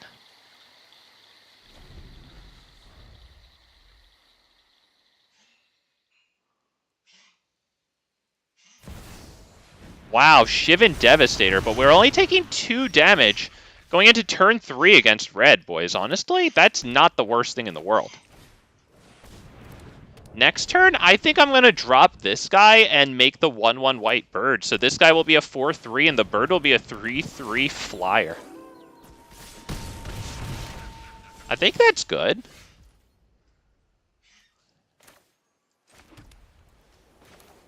We'll see.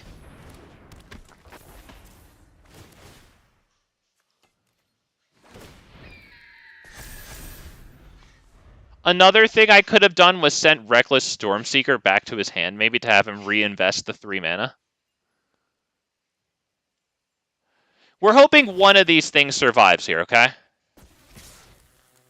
Yep, we're blocking here, and we're blocking here.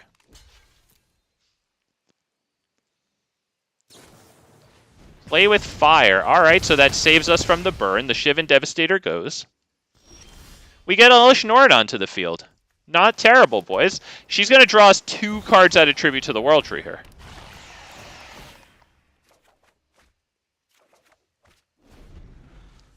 Next turn, we'll put 2 backup counters on her off of this thing. She's got 7 toughness. That's a fat butt. Cosmetic Style, by the way. Check me out. Now, I'm not going to lie. This guy has had far from his ideal game. I think he spent turn 2 doing just about nothing. Yeah, this is going to hurt him because we're dealing serious lifelink damage here. That's 4 ETBs, dude. 1 and 2 for the 6 lifelink. Love to see it. And she already has her own Vigilance. Also love to see it. Wow. Let's drop this. Attack. Lifelink 6. Beautiful. She's got 9 toughness. I don't know how red's going to deal with that unless if they fly a lot over her in the form of probably a Shivan Devastator. By the way, love that card. Okay, this is not looking good because Chick just gets blocked and it does us a favor. Double tribute trigger.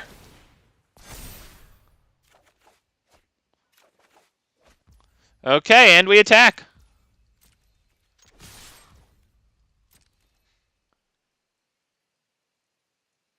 That's 10 damage right there.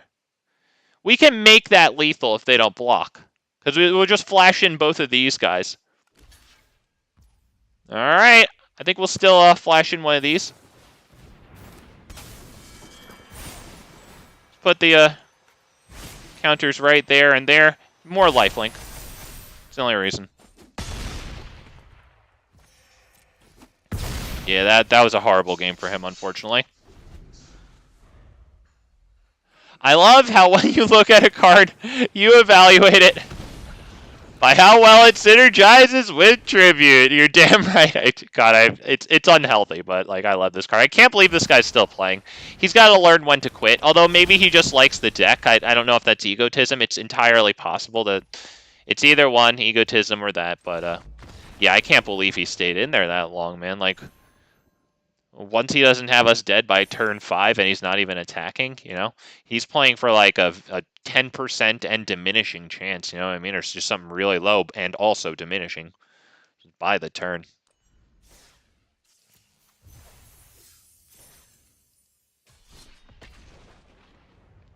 Nevertheless, some nice use out of the Boonbringer Valkyrie there, that 4/4/5 drop. Thing's got lifelink.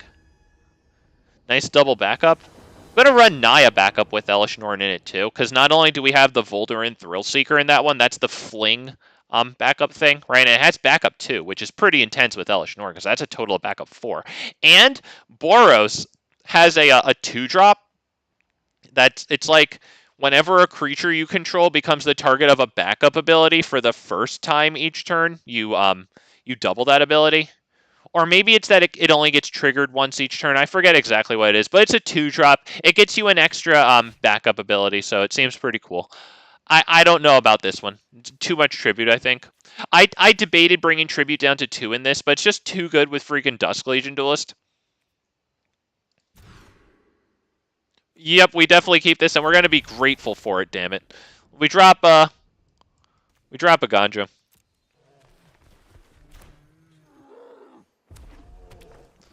Jesus Christ, dude. Yo, I was filming earlier for that Virtue of Strength Rats deck. Everyone was playing fucking red today. Everybody is just playing red.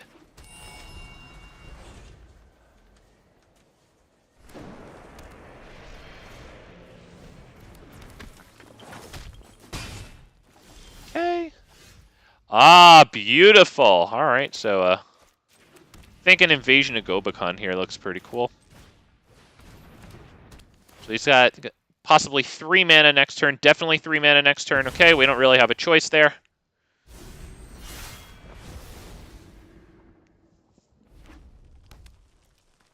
I would imagine he Invasion of Tarkirs us to the face. Gets the Prowess extra damage in too.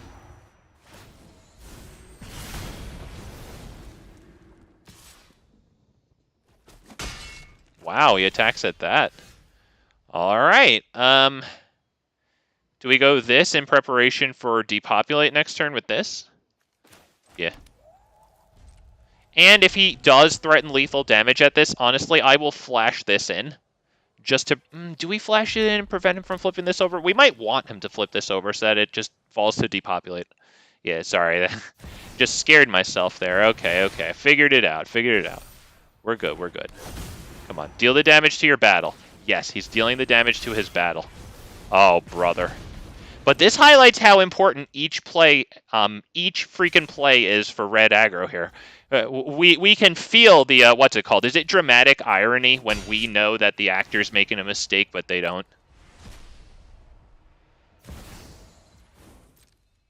Absolutely, Gray. Absolutely, Gray.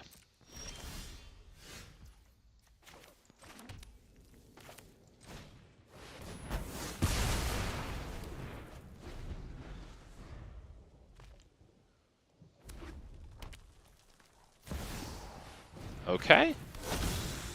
Bloodthirsty adversary. Okay, play with fire. They can go ahead and Get that right now. Okay, so they're looking pretty good here. They get to swing in at it. They get to flip that shit over. That is nice.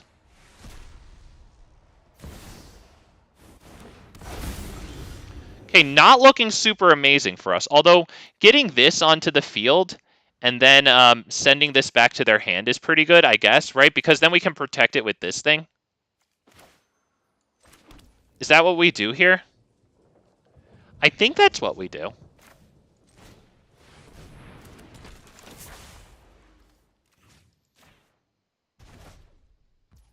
Let's go ahead and pass the turn.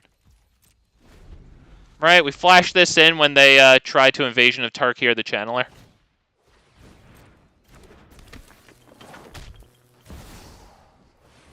Okay.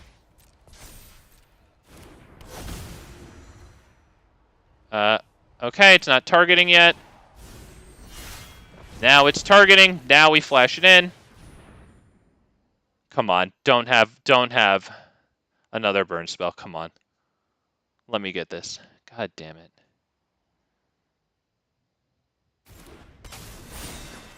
Alright, let's see if he plays that last card in his hand right now. He could, now that I targeted my creature. Alright. We are blocking with the Channeler. Or do we? If they attack with both, maybe we attack with the Cryptomancer, so that way we can attack our battle with the Channeler. Yeah, I like that better. Okay. Alright. Do we want to make this a creature and then attack? How much does that cost in total? Oh, we have to get down this land in order to do that. I think we're doing this, though. And this also makes one of our creatures have base power and toughness 3/3, so we can attack with this also. Make it base 3/3. That's good, because then either one of them flips this over, right? This also has trample right now? Nice, solid. Both of these attack here. Do we do that, or do we have this one attack at them to the face? Let's get them to try to, yeah, maybe block as much as possible. So right here. Yep, that's a 3/3 now. That's good. So if they want to put a block into Restless Vinestalk now, they can prevent us from flipping the battle, but they'd have to invest Bloodthirsty Adversary.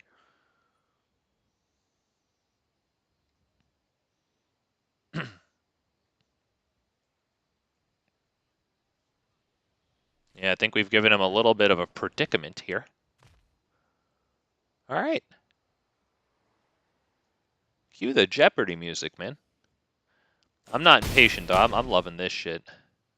All right, we flipped the battle. Yeah. Yeah.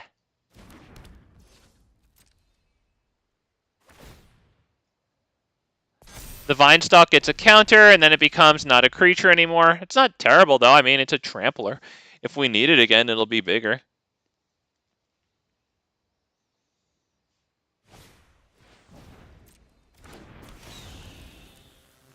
What's that last card? Or is he just, okay, he's making the land into a creature. Okay. We are blocking. So that's a play with fire in his hand. Okay, do we want to sacrifice this, or do we want to lose this? If I sacrifice this, I don't have a source of counters for Dusk Legion.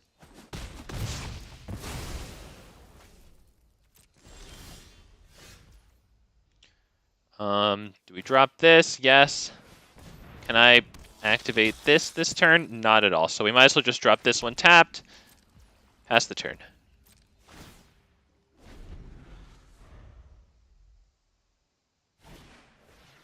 Okay, Phoenix Chick, nice.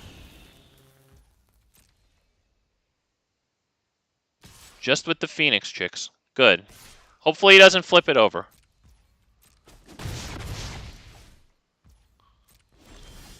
All right, nice pickup there. Beautiful. We start with an attack. We want this thing to live.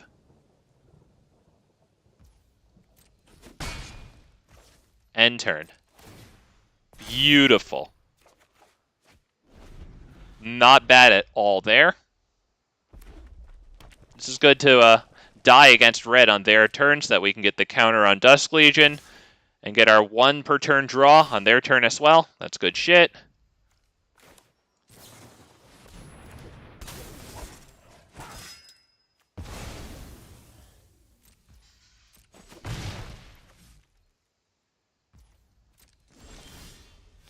Invasion of Gobakhan. Let's see what it is. The hell is that? Is it just a mountain that you're keeping in your hand? All right, let's make it cost a little bit more. That affects its ETB ability, right? The extra cost there. Right there. Yep, we attack with only this there and the Dusk Legion at their face. Because if I attack both of them at the battle, he just won't block. I want to give him the opportunity to block with the Werefox Bodyguard. He doesn't take it.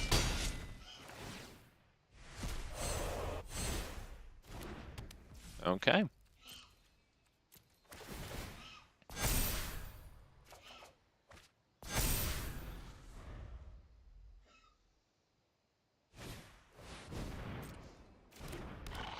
Unless they control what?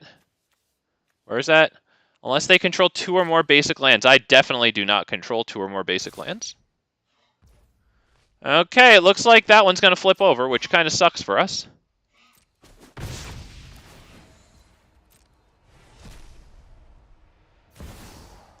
Okay.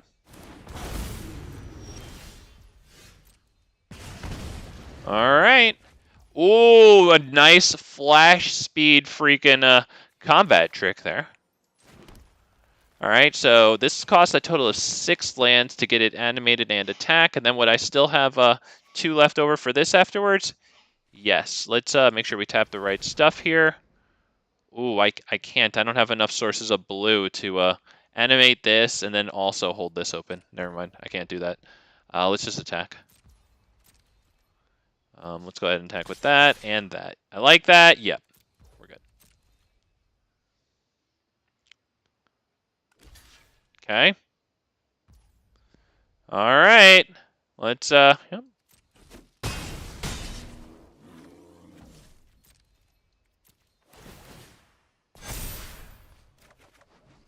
Ooh, Doomskar Warrior. Okay. That'll also put trample onto whoever it backs up. Kumano, all right. We're taking damage.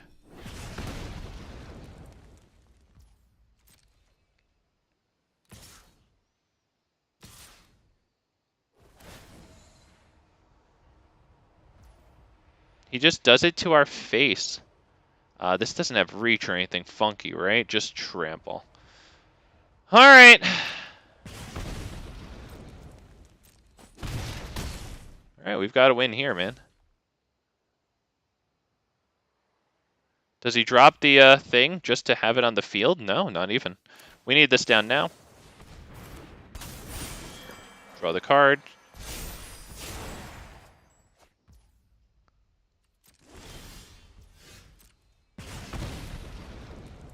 All right.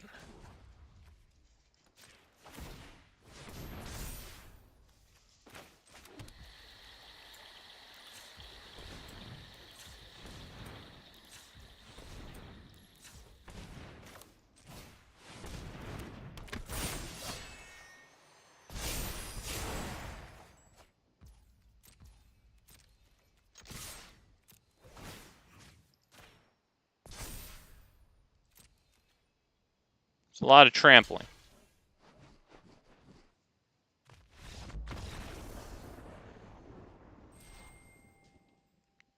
Hey, man. Not terrible there. I really have to remember to not hit diamond here. Okay. I'm not going to do that. Back up, cause it's on. N-A-T and me. Oh, Muff Cabbage was good, man. Bringing in what sounds like lyrics there. Love to see it. Welcome to the Worst Magic Arena stream. I'm pretty sure I recognize the name, so thank you for that. Thank you for that returning support, my man. Let's get that. Hopefully, 5th copy of an uncommon. Maybe some extra vault progress here. Started before 10% today. Thank you, Gray. Hey, man. I'll take a win off of red deck wins any way I can get it, man.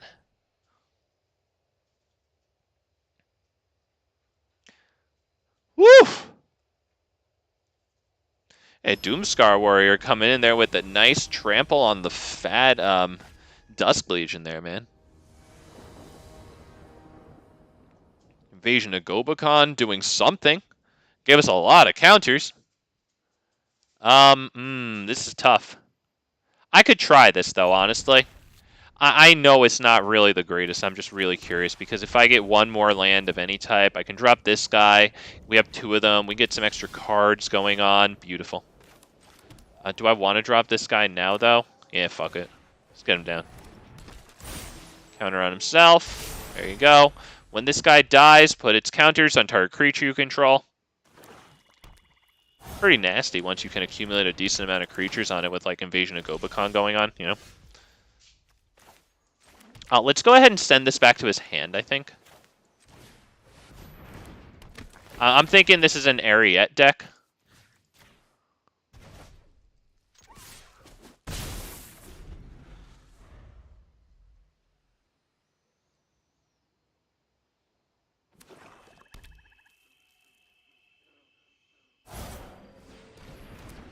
Okay, vendor again. I would assume they would pay the 1. Okay.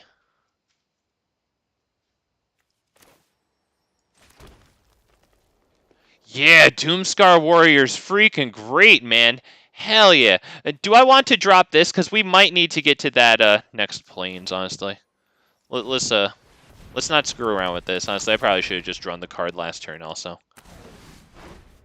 Ah, man. It's not the greatest there. Man, dude, Doomskar Warrior is great, man. Really nice that in a meta with so much shield grid in it, it doesn't draw you a card, but rather it puts it in your hand, too. Love that it doesn't just have trample, but it can give one of its buddies trample. Dude, loving it, man. Wow, Regal Bunnycorn. All right, man. And Spell. Wow, this guy's really going for it with the new cards. I like this guy. Hell yeah. My man. Good for you. All right. Let's drop this. We still don't have a second source of white. That royally sucks. At this point, we're probably just going to need to hit the depopulate, man.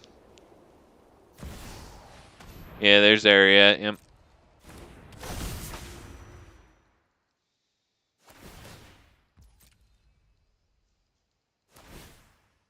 Yep. Yep, you definitely want to make those roll tokens. Yep, absolutely. That's a lot of life gain and drain. That's huge Regal Bunnycorn here. So basically, we need the second source of white now.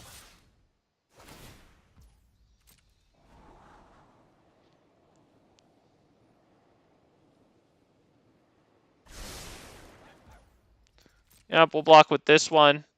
Put its counters on one of the channelers. And unfortunately, without the source of white here, this is bad. We're taking nice Ariete damage here. 3. That's not nothing. Wow. Wow, thank the good heavens. Let's attack first. Do we attack first? Yeah, let's attack first. I think that might signal to them that it's a board wipe.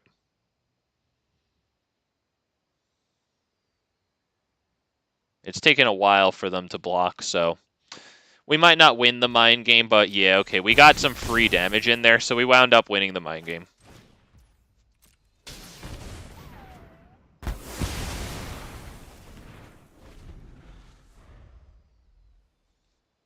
He still draws a card, which I don't like. Looking pretty good now with the double green, though. Our turn, do we want to do this? Honestly, yeah, fuck it. I like it.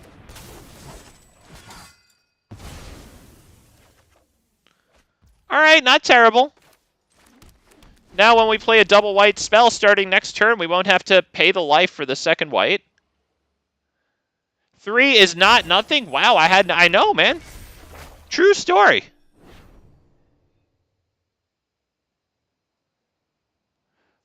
Ooh, with mana value 2 or less. He probably misread that as power 2 or less. He pulled a big fat MTG there. Oh, wow. Do we want to do that again? Yeah, I think so. So I don't want this getting exiled.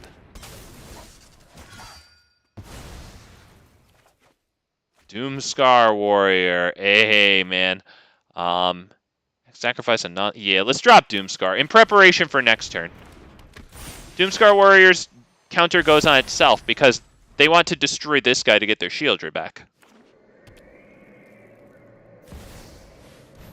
Okay, well, I think I know everything, and I don't know a damn thing. Okay. Oh, okay, okay. I think we still need to do this and put it on Doomskar Warrior. Attack. We'll give it flying and first strike and lifelink. Not bad. Attack. Nice swing there. Doomskar Warrior will not draw us a card. It will put the card in our hand for anti-Shieldred purposes. Elesh Norn is pretty good here, right? With the 8 mana, we'll be able to do Tribute and drop Elesh Norn. We don't have that yet, but I still like her. Let's go ahead and end the turn there. If they try to exile Werefox Bodyguard with that this thing, we can sacrifice it with its ability, fizzle their spell, gain 2 life. We might as well. We have the mana. Oh, we'll take 1 damage and then gain 2 life. Whatever. It'll make me feel better.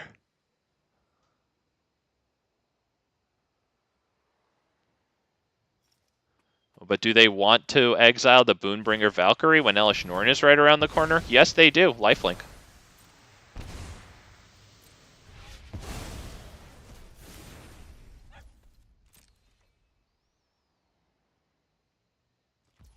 Wow, he didn't even attack with Shieldred. Wow.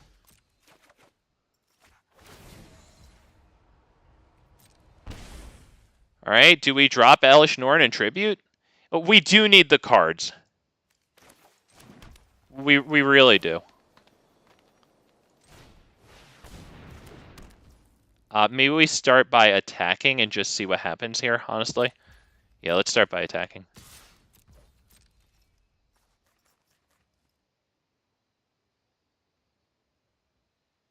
Are they going to invest their Shieldred?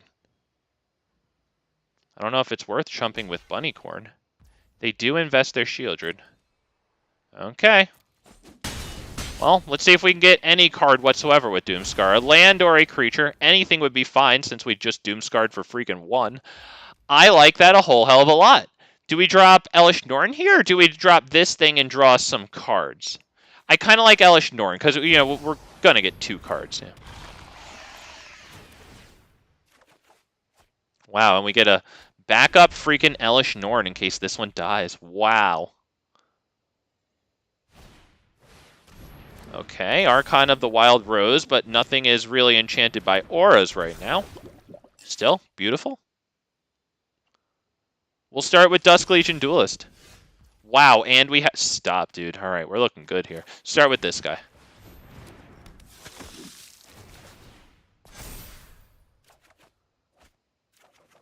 Wow. Maybe we can hold this one for the cycle, if anything. Let's drop this one, too. Dump the counters on Elesh Norn twice. 1, 2. Okay, let's go ahead and attack. Boom, right there.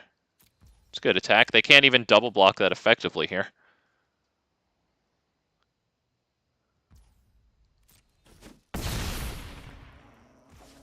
Alright, I don't know if I want to drop the other tribute.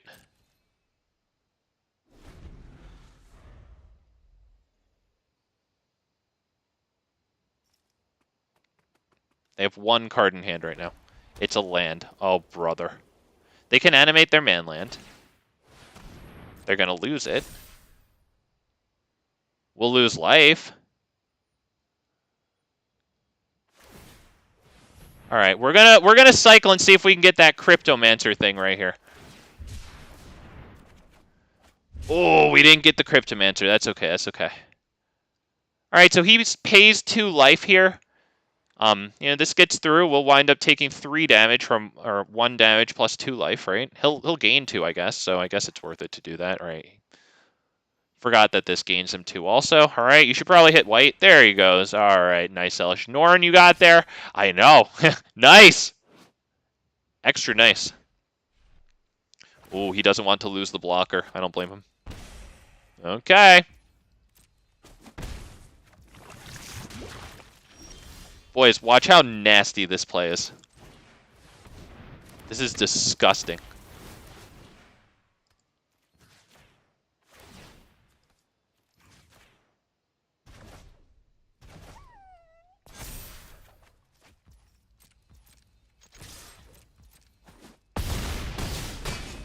God, I'm so happy about that.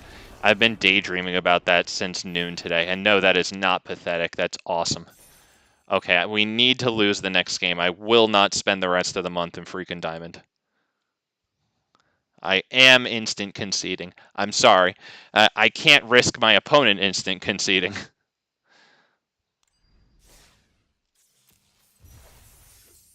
Wow, and thing. Let me go see what's going on in the old store here right fast. I kind of like that they're updating it multiple times a day. Yeah, thank you, Gray. I really like that blue creature that we just double returned their stuff with. Really like that thing. Wow, they have a night. Yo, not gonna lie, I can't remember the last time they actually had a 90% off card. Oh, that's gold. That was behind my text box. All right, well, boys, saw it here first. Get your freaking 90% off gold there. I'm not gonna lie, the sales actually aren't terrible there. 75% off of, I guess it's probably looking like some sort of treasure theme there. They got Agatha here at 50% off, unfortunately, but that's decent for a new card, at least for, you know, their standards here. All right, so that's all of yesterday's stuff. Yeah, get your freaking gold, boys. Hell yeah. There you go. Let's go grab that right fast. All right. Hell yeah. We'll get 2 packs, I think, before the end of the stream. We'll open them up. All right, man. I've just got to I've got to concede this one, so go grab some water or something. You know, I have to concede ultra fast too. Right now. Yeah, you didn't stand a chance. Woo, sorry, yeah, I'm not spending even more time, you know, like facing red deck wins in Diamond. I do like a little bit of variety. And not just for the easier wins, too. I mean, hell, a lot of the decks I brew up within 2 weeks or 2 days of playing them, you know? I'm a weaker deck, too, a lot of the time. Shit. Shit.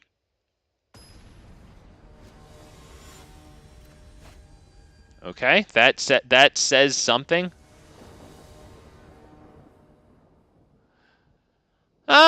Yeah, we could probably keep it. Not the greatest, not the worst. Start with this one down. It keeps open our option of turn 3 Tribute to the World Tree. It takes away our option of this turn 2, unless we draw the perfect land. Jesus, another one of you NPCs, dude. Hey, all right. Yeah, there you go. That's triple green for turn 3.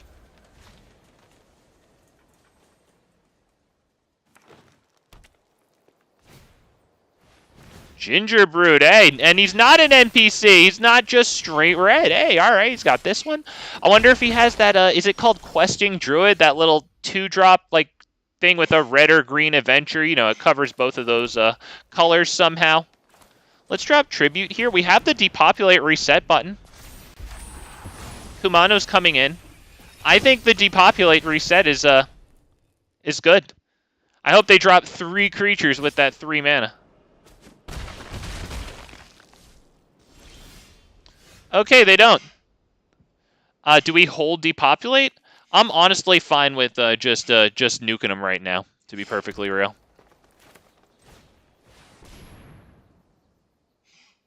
See if they give somebody indestructible here. They could Tyvars or Tamios. Alright, they get another Kumano going. We're getting Aether Channeler down. Ooh, Doomskar Warrior is good too, though. But we could do Aether Warrior and hold this open to protect. We're making the bird.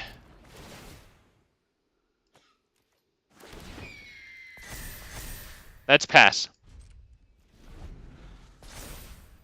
We want one of those to survive so we can drop this on whoever survives. Give flying first strike lifelink. Ooh, that is pretty good.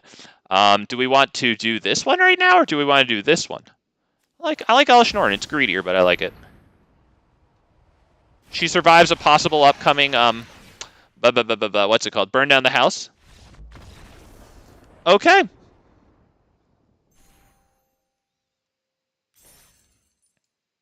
We take a W off of an aggro deck. Wasn't red deck wins.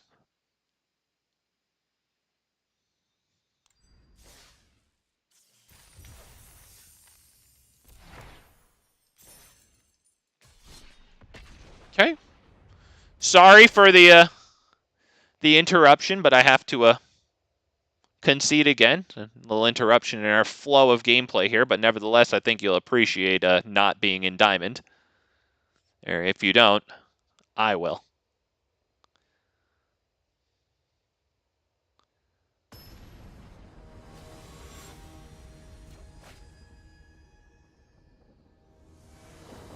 Don't you dare concede on me. You dare concede. Yes. Yes! Yes! The real victory is in the more interesting content. Yes. Yes! No fucking way am I finishing out the month in freaking Diamond, dude. We're halfway through the month.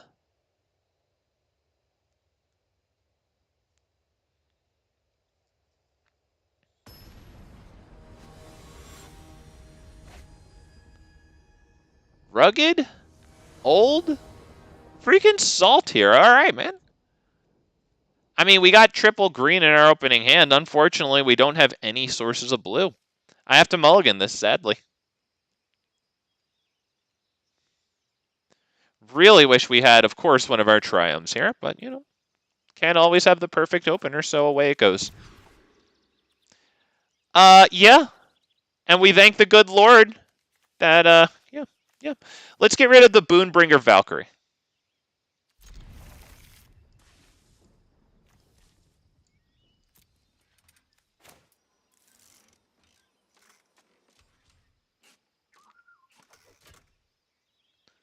We're kind of going to have to set the Dusk Legion Duelist down and, like, pray that it survives.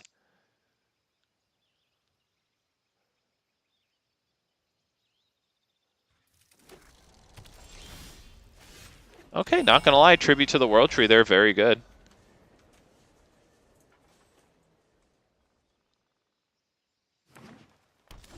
Okay, we're not dropping it down into a almighty 2-mana kill-all. Huntsman's Redemption, okay. Yep, we're not going to drop these. They're much better after Tribute.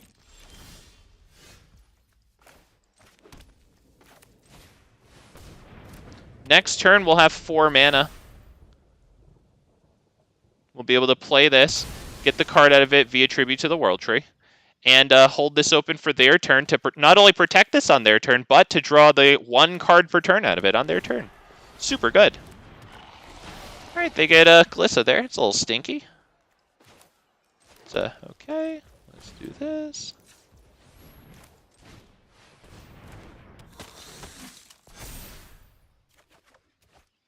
Okay, let's pass the turn there. We will be blocking Glissa. Oh, shit, but they get trample. Ooh, right. Okay, that's pretty bad. That is pretty bad. Then we won't be blocking Glissa because it has trample Death Touch. That is nonsensical. We're going to lose Tribute. That's big bad. We will do this now, though. While we still have the Tribute, because that is definitely dying. Yeah. Okay, we're not looking good here now that they're drawing cards. Yes, on himself. No blocks, because they have Trample Death Touch. Yep. They only have to deal 1 damage to each blocker. All the rest goes through. Yep, destroy target enchantment big time. That's actually pretty good. Not even going to lie. I'd say we do that right now. Well, let's attack.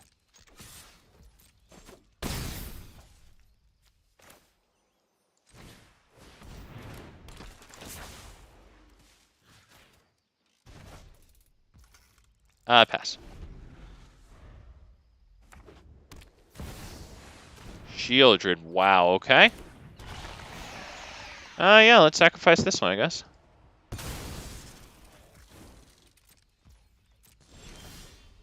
Wow, another tribute. I honestly don't mind if I do.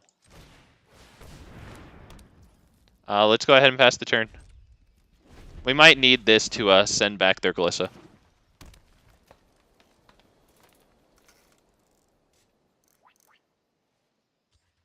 This is Otawara for those listening. Damn, he's got some nice stuff going on here. And Glissa, yeah.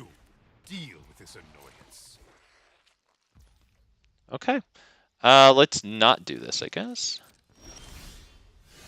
Jesus. Alright, well, let's draw the freaking cards.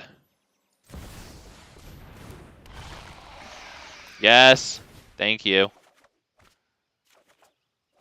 Not bad there. At this point, we should probably just drop this one, I think.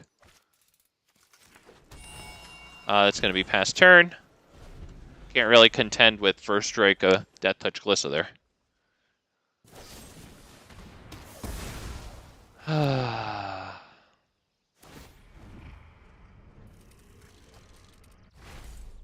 Yes, Glissa is crazy indeed. If they hit another Shieldred here, do they have the mana for it? That'll force me to sacrifice.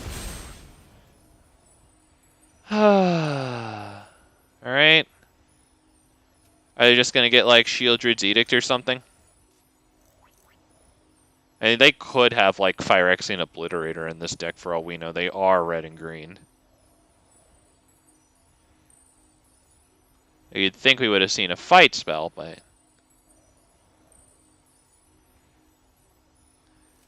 I'd imagine Shieldred. Liliana could work too, I guess, right? -2.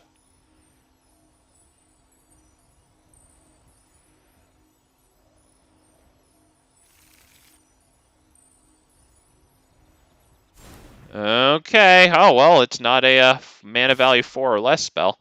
Maybe it's another Shieldred. We have to block Glissa because I'm not losing my tribute here. Although if I don't block Glissa, then they destroy tribute, but then I can swing in at Soaring. But, you know. I think we save the tribute.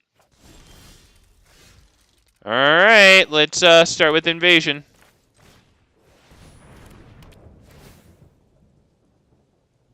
Go for the throat. What a fucking pleasure this loser is. Good lord.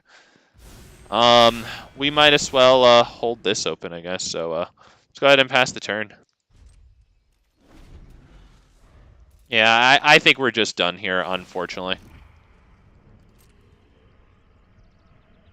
Because he's drawing cards. We're not really drawing them anymore. We're losing a lot to this. He has the go for the throat there. I'm not going to lie to you, boys. We're done.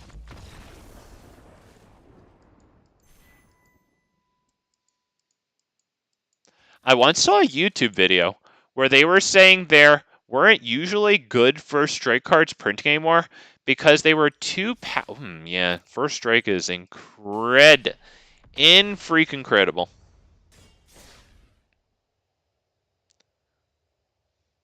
It's nice that Glissa's part green, but it's hard to believe that they gave Black another tool, you know, especially when Black is using Phyrexian Obliterator fight, and another tool that's good with the fight, you know, if they have to use it with the fight. We probably shouldn't mulligan this. It could work out all right since we go second, but I'm not feeling too good. Fine. Fine, dude. Keep 6, get rid of what? Doomskar Warrior?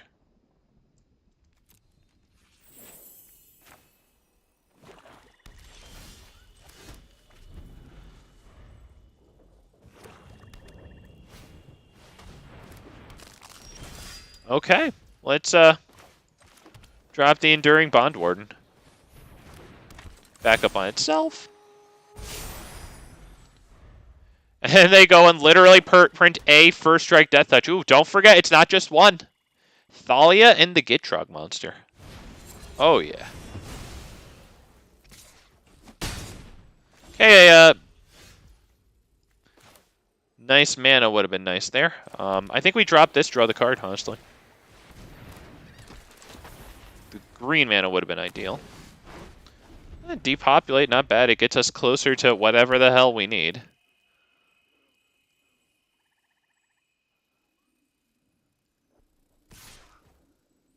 Okay, we will block.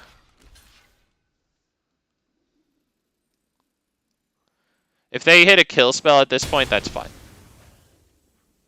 Do they hit another Surginger? Phyrexian Flesh Gorger, okay. I mean, that does get us depopulate, which really isn't bad. I think I want to do this and draw the card, though.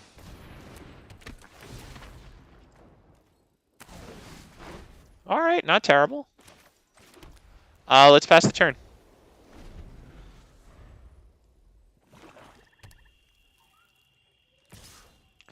Okay. I honestly don't even mind hitting Tribute to the World Tree here. It might be interesting to save this with Werefox Bodyguard and then like draw a card. I don't know. I'm hitting Tribute here. Let's attack. It's not going to block this because it's a Menacer. And I don't think if I put this down that we're going to actually maintain 2 blockers up to a declare blockers phase to actually do that. So, yeah. Come on, drop 6 creatures onto the field. Come on. You got 6 mana, drop 6.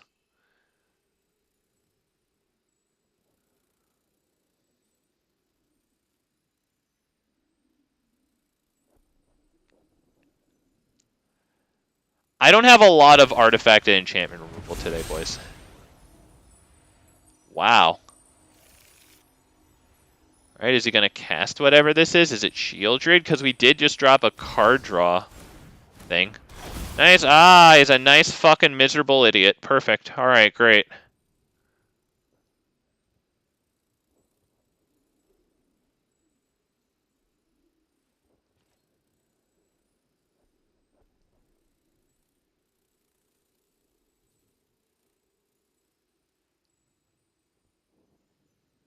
Good lord, dude.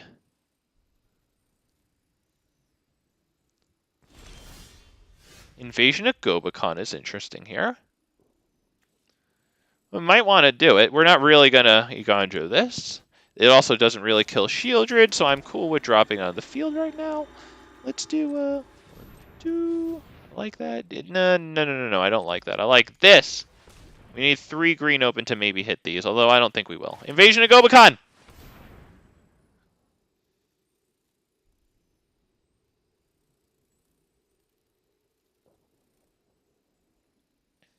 Yep, he has a kill spell. Do we want to Werefox Bodyguard that? It's not the worst thing in the world, to be honest. Because then when Werefox Bodyguard dies, this comes back into play, draws us another card, you know. Do we do that?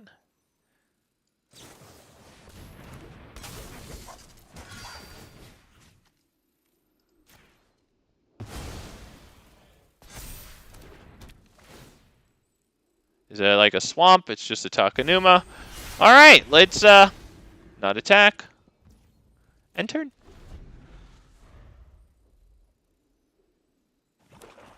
Yep, they get the swamp, they get their virtue, they'll attack, I would assume. Might not. Well, what's in the graveyard here? The Phyrexian Flesh Gorger. Okay, that's good.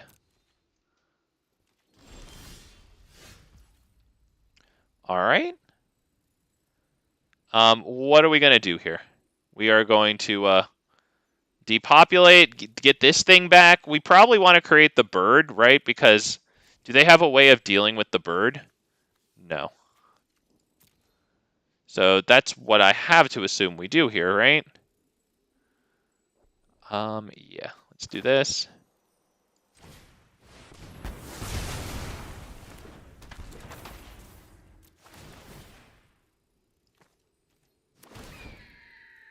Although I guess, honestly, I also could have returned this to their hand, to be perfectly real. Do I want to drop this right now? I think so. Do you think I should have returned this to their hand?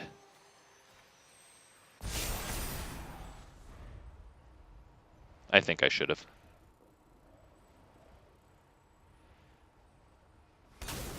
And he gets Werefox Bodyguard. Alright, he gets the token there. What does he have in hand, though? Because that's a cute play, but that's not Phyrexian Obliterator. Is he going to make us sacrifice? Fight? And you think you can Discard might be better. Alright, we sacrifice this, redistribute its counters. One of your friends has to leave. Right there.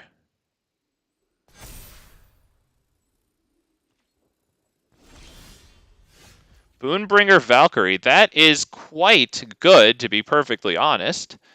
Do we need that one yet? Should we hit Doomskar Warrior or this one? I think Doomskar Warrior might be better.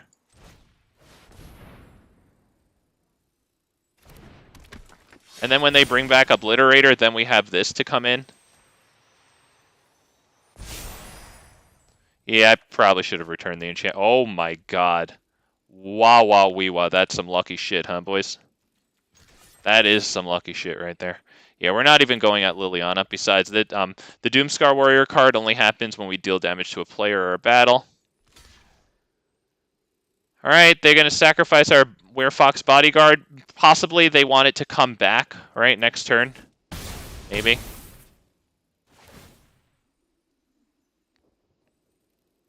Wow. Okay, this is pretty good, honestly. That gives us another turn to stall their shit here. Let's go ahead and do this right now. Yeah, we have to do it before they get the creature back.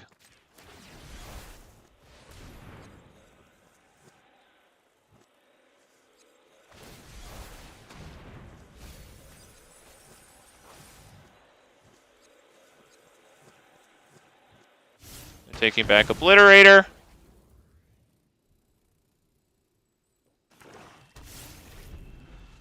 Who do we drop? Aether Channeler or Boonbringer Valkyrie? Honestly, I think it might be a Boonbringer Valkyrie, because with this, we can return this to their hand, right? And then get the Doomskar Warrior attack in. So let's get rid of this. Although this does allow this to attack for 8. I kind of like this one. This one allows both of our things to attack here. Okay, they're not even doing Tenacious Underdog for the card there. Wow, we draw another one. Okay, let's turn another target permanent to its owner's hand right there. We will send Doomskar Warrior at this one, I believe. I wouldn't mind having that. Let's attack there. All right, hang on one second. There you go. You can take that with you. Not miserable enough with Virtue of Pestilence and Liliana and Phyrexian Obliterator, and, of course, Beseech the Mirror, and the End, and Go for the Throat. Good lord. Good lord.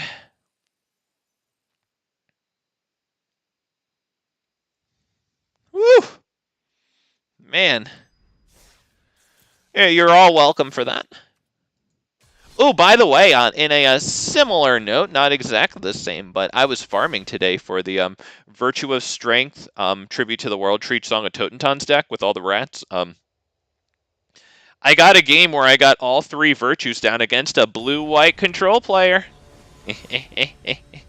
That video, that one episode for the video there, edited down to just over 10 minutes.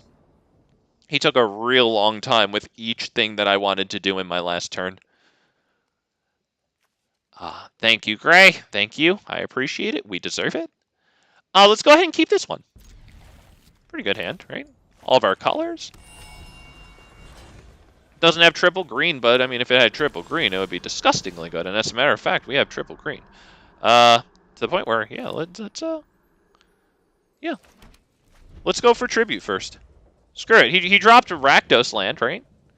We might want to be replacing our cards.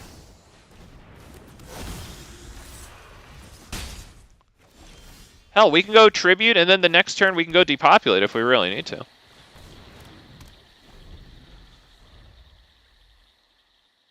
If he drops 2 creatures on the field, I'm all about it. Okay. All right. Invasion of Gobakhan plus this guy? I think so. All right, open up.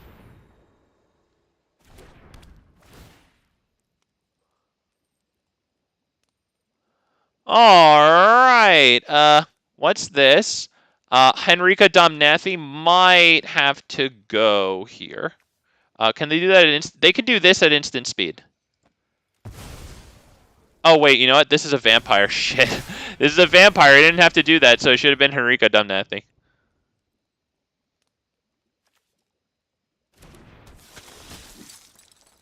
They can just kill it. I actually fucked up there.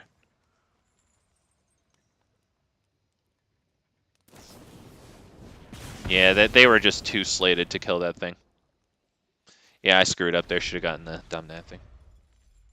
That was bad. Well, kind of sucks. You know, nevertheless, they get that creature onto the field just in time to maybe eat it, depopulate. I kind of like the depopulate here. Right before they flip it over and attack with it as a 3-power and a lifelinker.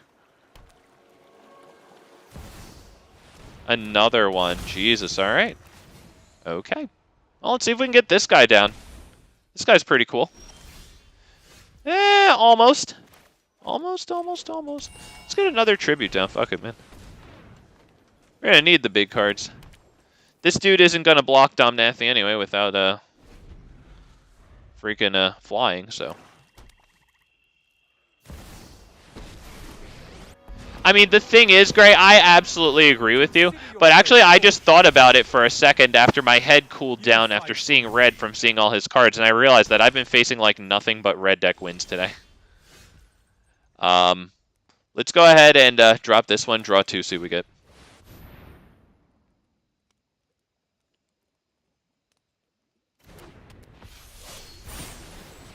The backup ability goes on itself. Let's see if that resolves. They could double hit it with oh, right, they already used the Voltaic Surge. All right. Elesh Norn, not terrible there. Let's go ahead and drop this one. Woof! But when you just play it as a way to stop people from attacking blocky, it is I don't understand why if they had to reprint Phyrexian Obliterator, why they wouldn't just complete the set of, like, you know, Obliterator, Vindicator, whatevers, you know? Like, they even made a red one, but it's for Alchemy only. Like, I don't understand why they didn't just also make a blue one and a green one, you know? Not to mention, there's actually a Dimir Obliterator, right? It's like the backside of Rona. I think we're dead here. Can't really see us doing too much. Do we start with this one, see what happens here? That's just about it.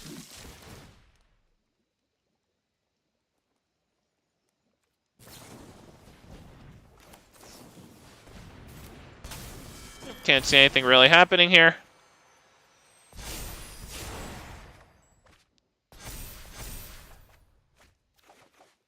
Yep, unfortunately, that would be it. So, good game. Do you want to win? Well, we do have mana tapped, so let's just go ahead and concede for him. He seems to have trouble closing it out. Unfortunately, there, yeah, they had too many kills for our stuff there. With Soaring down, drawing them cards, that's looking pretty good. Yeah, where's the fire? I know, seriously, if you're gonna just completely unnecessarily print Obliterator, like when black is already super strong. And, I mean, honestly, like, they already have Shieldred in their 4-drop slot, like, so if you're gonna, like, very unnecessarily print Obliterator, just why not do it because you're finishing the cycle out? It's just so weird.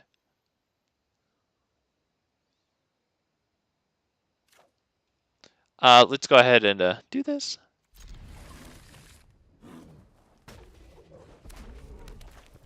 Not the greatest hand, but not the worst.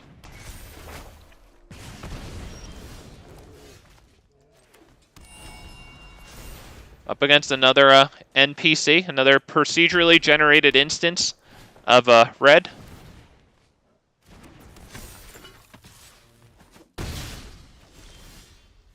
Right, I don't see us doing too well here. I'm ready to leave just about now, right? Because red is just destroying us. I think this is going to be a very fast concede, like right now, honestly. I don't think we need to wait even 60 more seconds to finish this one out. Jesus Christ, all the NPCs have been out today, man. Oh, man, I understand that it wins, but I hope they understand that I am going to call them NPCs for all being iterations of the exact same thing. And I don't blame them. Of course, honestly, I blame the fact that this game incentivizes winning. I think in a recent announcement, these the liars who get off lying in their press reports or whatever, the arena announcements, those liars, they mentioned how they were looking into like incentivizing more than just winning, which by the way is a carrot dangle. Because the game's 5 years old and they've known that for 30 years that they need to incentivize more than winning. Yeah, I would argue that incentivization is a concept as old as time. So really, they should have known for thousands of years, aeons perhaps. But nevertheless, they pretended to give a shit about incentivizing something. So we'll see if it happens. Don't get your hopes up, because if they said it, that means you need to take it with a grain of salt. Also, while I was talking, I'm stupid, so I didn't even process. Another procedurally generated NPC.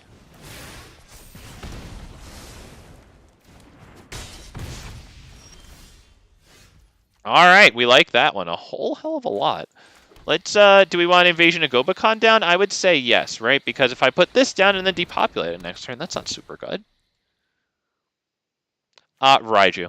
Although they have 2 Raiju, so what the hell's the point?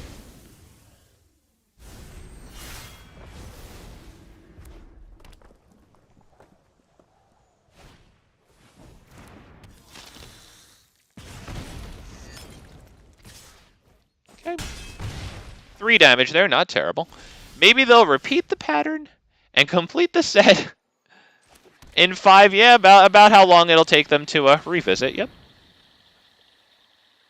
I would assume that's what they're leaving themselves room to do. It's just weird that, like, they printed a white one in paper, okay, but then, like, they did the red one in Alchemy, and for some reason Dimir has an Obliterator as the backside of a card. That's just, like, okay? Okay, I think we might want to Eiganjo this thing. So, Dusk Legion Duelist and then hold this open.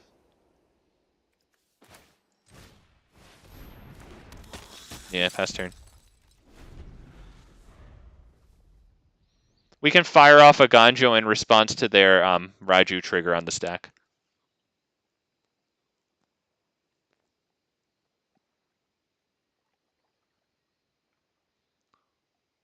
It should still deal us the damage from the trigger itself, but we will kill the Raiju before it accepts toughness number 5 there.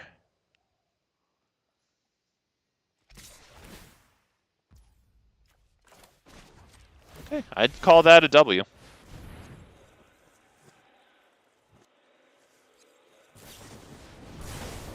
Wow, lightning strike. Okay. Well, we have a decent shot here at them. Although we're not going to shoot it at them. Sorry, we're going to go into the Invasion of Gobakhan here. Draw the card. We love cards. They're the greatest. Right there. Flip.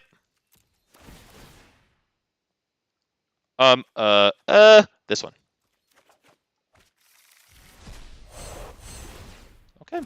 Dusk Legion Duelist becomes a 4/4, getting it out of the reach of Lightning Strike. Will they get the land? Alright, well, they're going to attack with that. We will block it.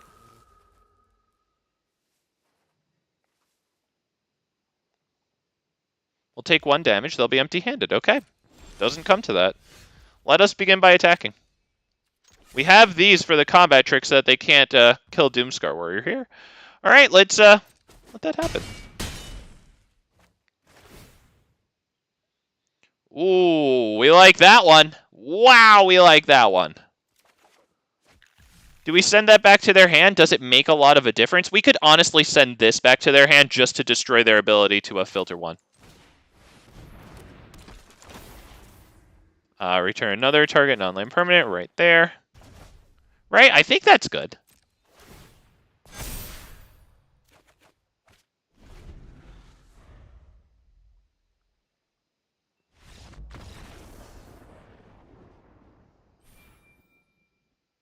Okay, man.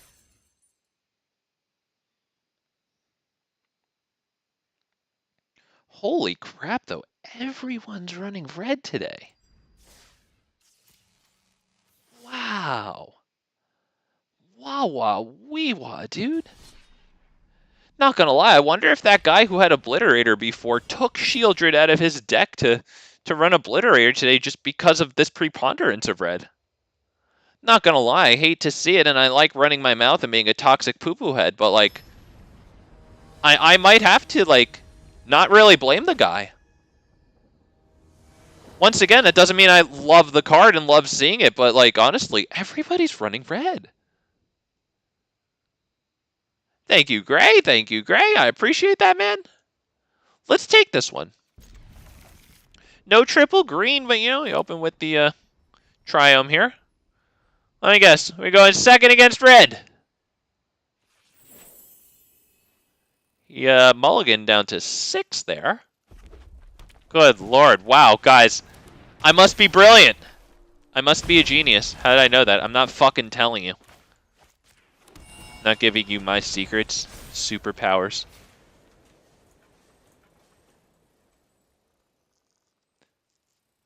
I wouldn't mind flashing this in next turn if it can kill something. Some 1 toughness thing.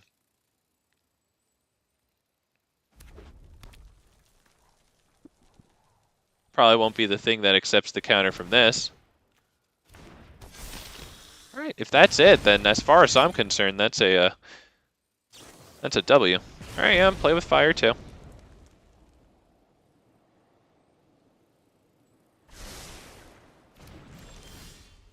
Wow, okay, well we need to get there. Let's drop this one and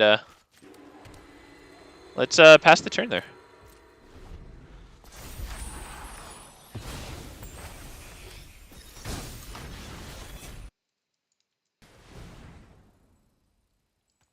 Imagine putting... Oh, Pariah. Oh my god. Yeah, I have Pariah in an old-ass stuffy doll deck I made. Yup. Any damage dealt to you is dealt to enchanted creature instead. Wow. Freaking Satan there, Gray. Do we flash this guy in?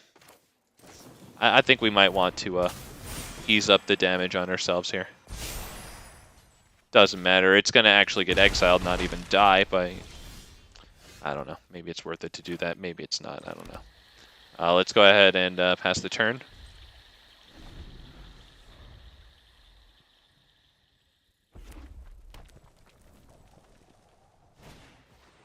Swift Spear, Jesus. Well, we need to get that that mana that enters untapped here, man. We have to. We can use Werefox Bodyguard to exile this, and then block, I guess, like this one. It doesn't really matter. Maybe this one's better.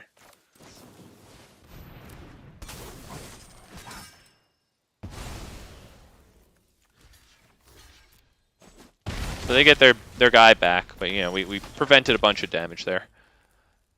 Honestly, we might want to do this one and draw the card. We need that land. Fuck you. Well, we're 1 card closer to what is hopefully a land that enters untapped. Any land is good. We already have 2 whites on the field. We are blocking. They have 5 lands and we have 3. That is variance, but it is annoying also. We block the Epicure because they're both 2 power. At least we can kill that one. Fuck you, dude.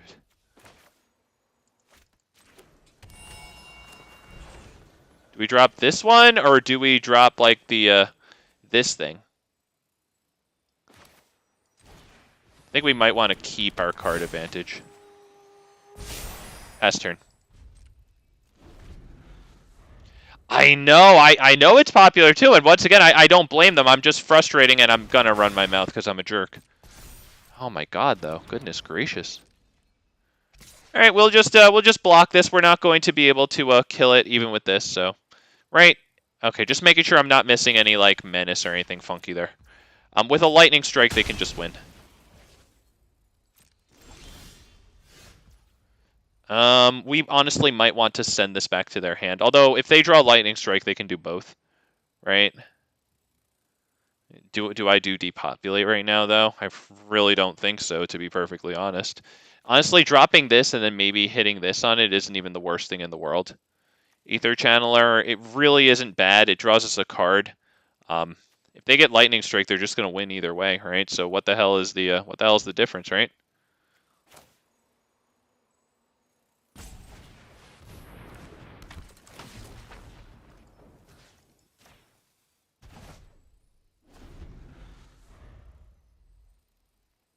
Can you just get another land? Oh, brother.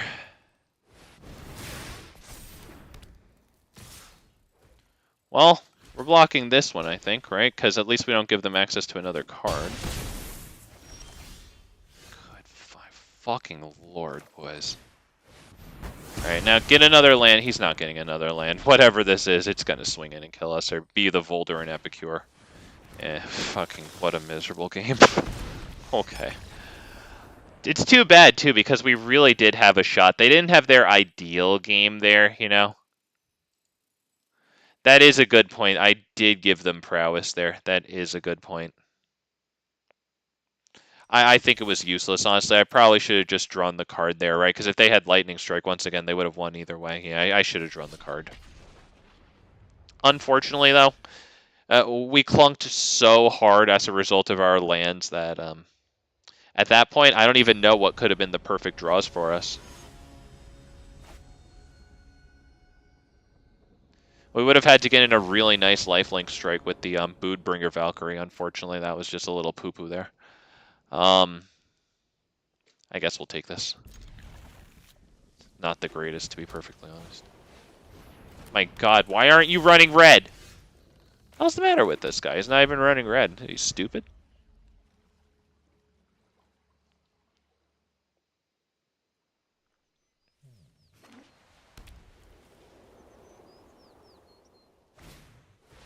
Regal, Bunnycorn. Beautiful, beautiful.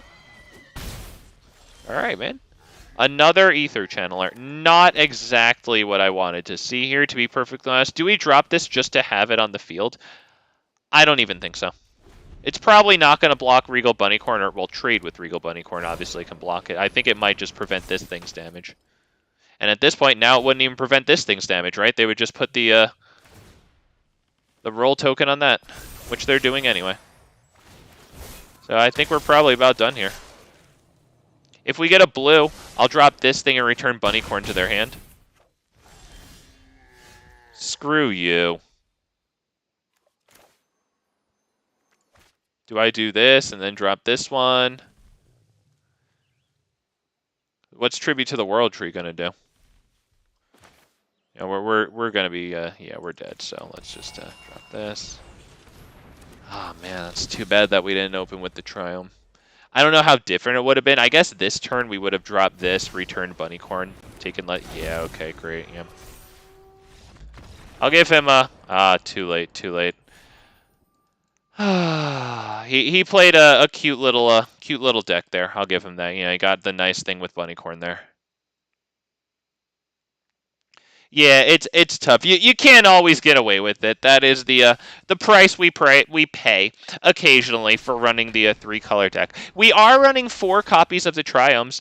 I think I'm probably going to wind up soon getting the last 3 Jetmir's Gardens to round out my playset.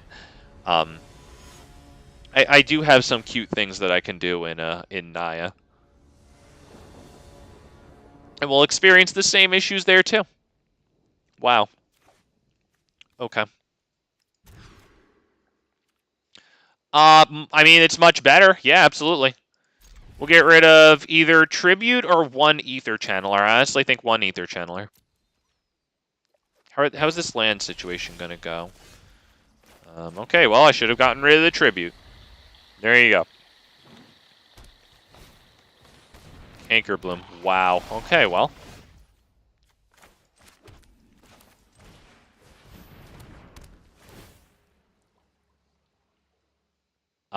Yeah, let's go ahead and get this one out, I think.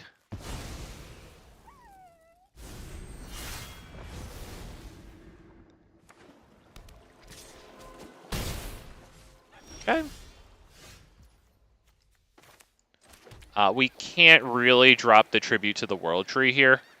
Honestly, we could do this and then bait the cut down and then protect with this, which isn't the worst thing in the world. The Aether Channeler's alright too, but let's try this.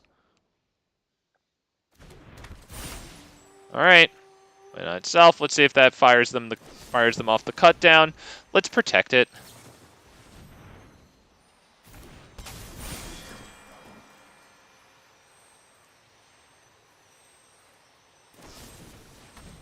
Wow. Okay. Wow. 2 kill spells on this guy. Okay. I got a miserable idiot. Agatha's Soul Cauldron? Alright. Good lord. Draw a card. Fuck you.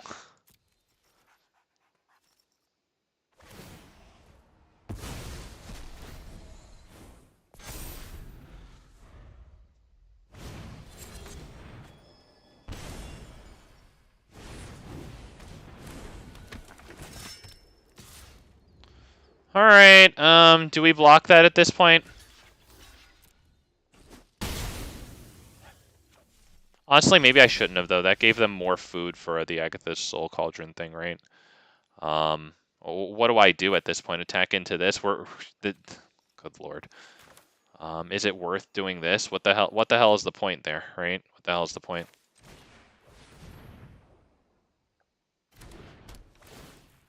Yeah, I think we're done, because we can't attack into that, right? We're not even going to flip the battle, and then this thing just goes into their graves that they can use it to draw more cards. I think we're pretty much done, boys, honestly. Yep, they get the nice counter there. I didn't even think of that right. They could do that at instant speed, and we wouldn't even lose our guy. Yep, this has been a tremendous, tremendous game. Time of my life.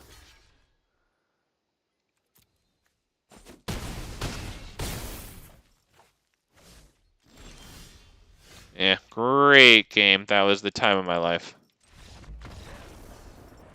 Time of my fucking life there, boys. Oh, gosh. That's brutal, dude. Not just 3 lands, but not even the right colors. Oh, man.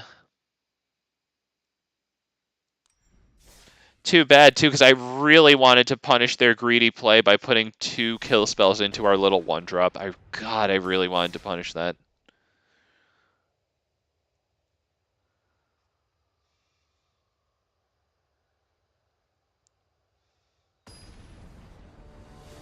And with 2 tributes, I honestly don't think it would have been the worst thing in the world to drop a tribute just to get them to sacrifice Cankerbloom. Oh, brother. Alright, yeah, I guess we take this one. All of our colors. We don't need triple green for tribute here, right? Yeah, let's try this. Feeling good. I hope I remain feeling good. We'll see how that goes. What is that? Okay. Ooh, tribute there. Okay. Maybe we drop Boseiju? To try to line up a tribute next turn? Maybe? It'd be really good with the Aether Channeler. If we wanted to create the bird, right? Another freaking Venerated Rot Priest. Oh, brother. Well, we do get that. Do we want to drop Tribute here? We could also use Aether Channeler to send this back to their hand. I don't really know how good that is.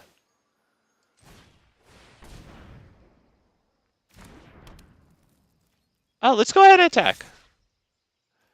All the way back down to the bottom of Plat 1. He's looking on the bright side, yeah? There you go, Gray. They have 2 Rot Priests down now. Okay. Alright, that's really bad.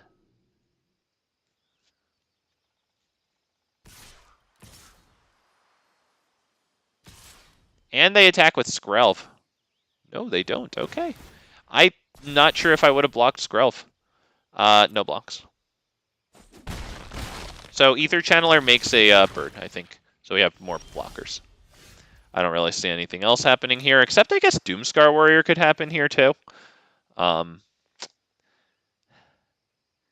We could, because Doomskar Warrior would put the counter on this, draw a card. It still gets us another attacker on the field, right? This becomes a 3/3. It gets us a Doomskar Warrior card in hand. That's really not the worst thing in the world.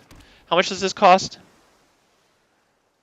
We could get this out of the field, out of here though with Aether. I don't know. I'm kind of liking Doomskar. I can't tell.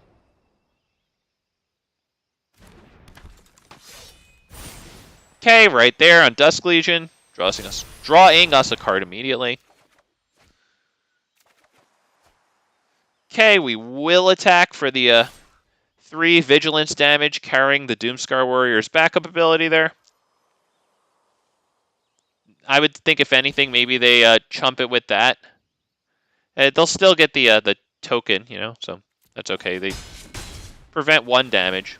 We'll never know if that's significant or not. Maybe it prevents us from getting the best card out of Doomskar Warrior.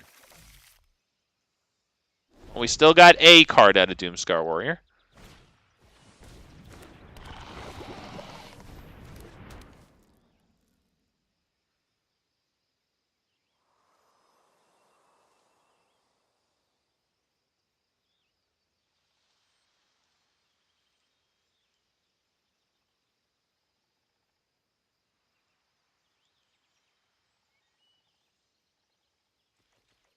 Wow, no attacks. No fucking attacks. Boys, we're just slamming depop. Fuck that shit. We're hitting depopulate here. Let's attack.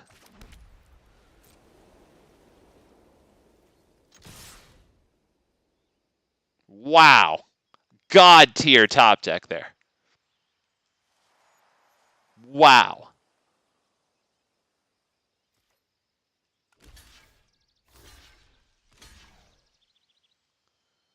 Alright, I think they see the wipe coming. We still get a Doomskar Warrior card in hand.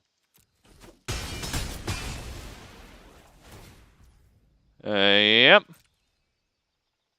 We could have copied that with the Virtue of Knowledge. Nah, I'm not really feeling that right here. Is that Deserted Beach for the land? We might want land, honestly.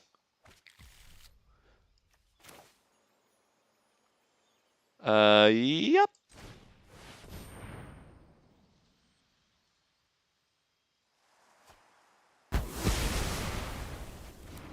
Okay.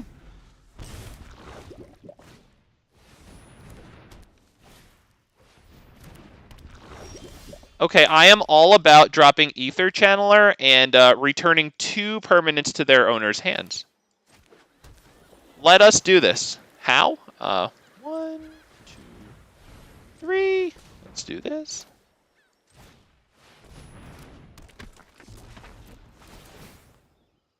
Return another target non-land permanent here. Submit, and now we will do this. Let me take off full control. Beautiful. Copy target activated or triggered ability you control. Right here. And let's see, this one's... Okay, so we do that one. There you go.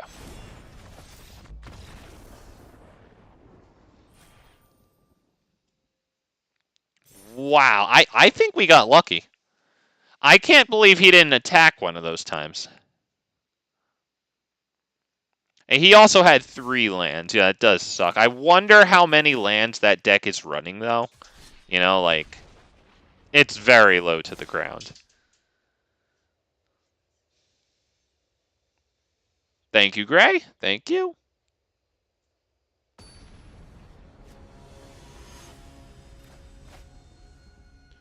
That's a pretty good victory there, man. That deck sees play because it's freaking good, and I respect it.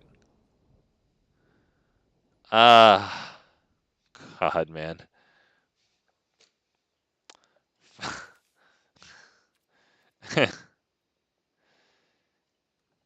What do I? 'Cause this feels like I should mulligan it.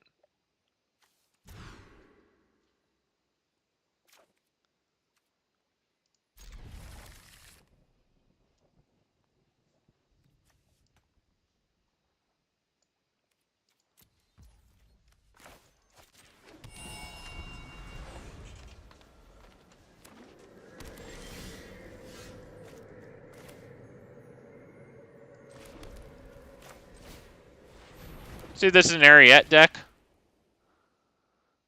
Oh, it's blue-white. Lovely. Let's get rid of his card draw. Fuck this guy.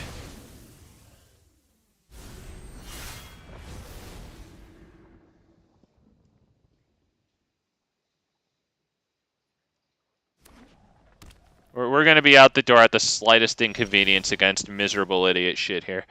Let's go ahead and I guess, do we drop this one, or do we want to get one of our threats down here? Because this is just getting edicted, but we can use it to draw a card here. Might not be the worst thing in the universe.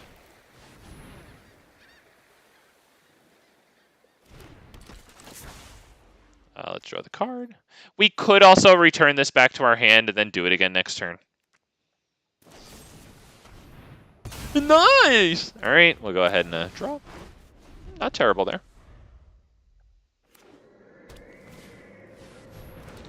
Okay, Chrome Host Seed Shark. Let's return that to their hand.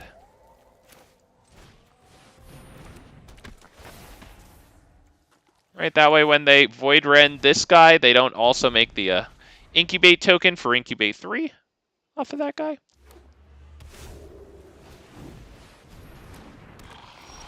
Okay, Seed Shark strikes again there. Do we want to do this and then attack in here? It's not the worst thing in the world. We could also pass turn and then protect this with this guy. Let's pass the turn.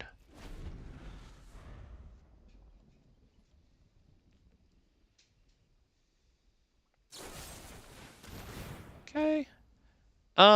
Let's do this right now, and then we'll wind up sacrificing this guy. But this enters the battlefield again. We can return this back to their hand, I think.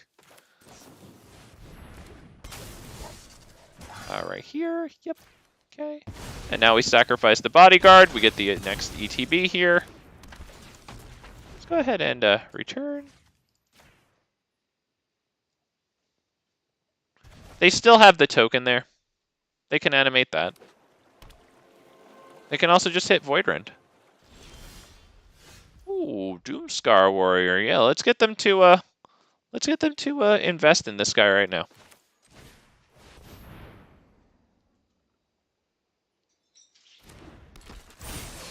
Right here.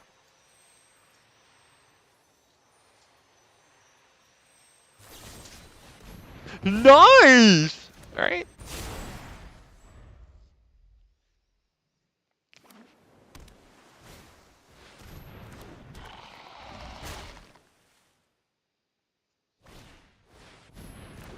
Okay, Inspiring Overseer.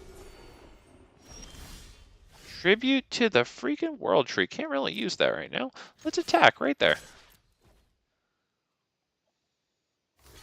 They are double blocking. Okay, well, we're killing the Sea Shark. Okay, let's drop this one. Do we drop this one? Do we wait till after Tribute, or do we want to drop this one?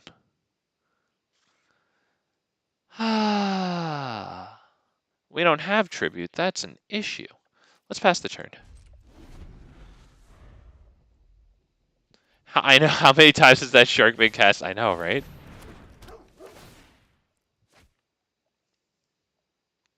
Come on. Wow. There's a depopulate. I guess it was a good idea to not drop the Duelist.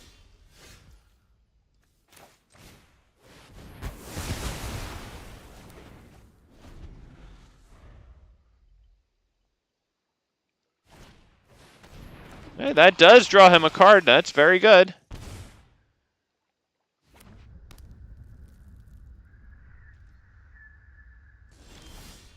My fucking lord. If that doesn't get countered, we can now protect it with that. Let's slowly pass through the turn. Okay, they Mirrex.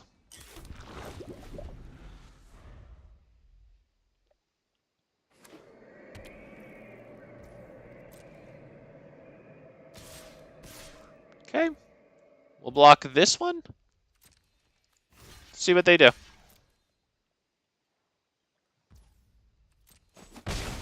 Okay. All right, do we want to flash this guy in right now? I kind of do.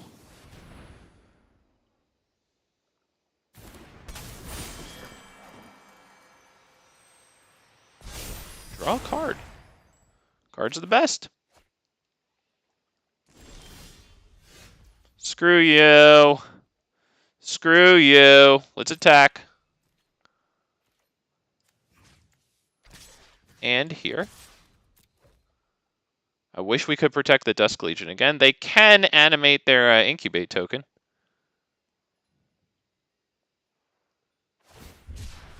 They cycle, all right.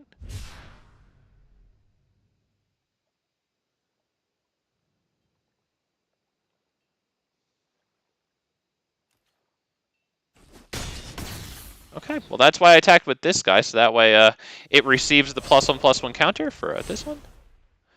No Botanical Brawler in this one. I didn't think that I would get wide enough, generally speaking, in order to really use that one. Do we want to drop this guy here and then maybe send this back to their hand? It's really not the worst thing in the world, to be honest. Although, honestly, maybe we should just draw the card. Right, because we already have a 3/3. This is a 2/2. Well, it will be. You know what? I'll take a 5th goddamn land. Yeah, let's go ahead and pass the turn there.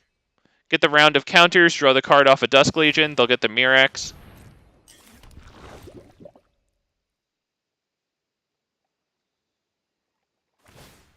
Okay, well.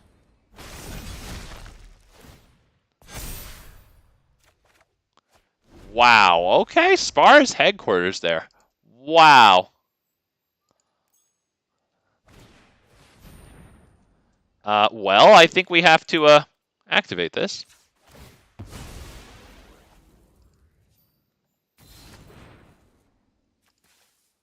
Oh, damn it! I was going to tell her that I'm the best in the world. Damn it. Damn it. All right. All right. We don't want to extend too hard into this board. So I don't know if we want this down right now. But this is a good start to the turn, just for the card draw. Since we don't have the backside of the nice Invasion of Gobakhan anymore. Draw the card. See what we get there? Another depopulate. Wow. Okay. Let us attack with this and with this.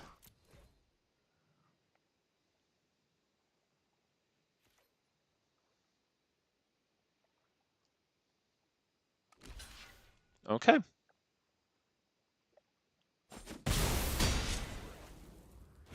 Gotta pray he doesn't hit his board wipe. We're not over-investing into the field, though.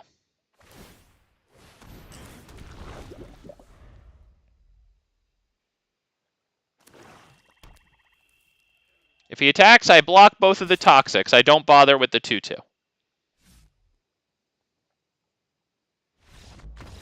Bye-bye. No good game, of course. See, the reason I don't say good game to, another NPC with miserable, 5 to 60 minutes .dec, depending on if it's a short best of 1 or a fast or a slow best of 3, excuse me, is because, I bring something that I brewed to the table that is usually not miserable, whereas they, copy and paste something that is miserable, so we're not equal. That's why I do that. I will happily demand that they say good game, knowing that it'll never happen. And then also absolutely not give it myself. Absolutely not. And it breaks their hearts. I know it eats them up inside, too. God. That would destroy me if Big Fat MTG didn't give me a good game. I don't know what I would do. I'd be beside myself. Wow. Wow. Damn it, Thunder, he knew! He knew that I'm trying to stay up diamond. See, that shit happens sometimes. That's why you gotta concede fast. Ah, thank you, great. Yeah, we do. We love to see that one, man. We got him. Got the Esper Cunt Troll. Got him, man. We got fortunate that he didn't hit any memory deluges, though. We got, or, you know, Sorens, whatever.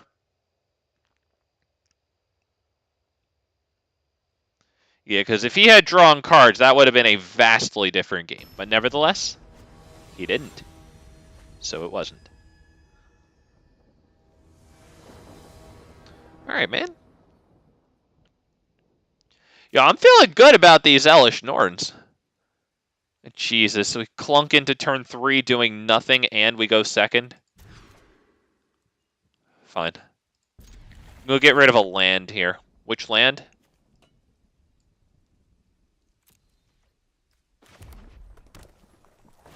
We might as well just leave now, honestly.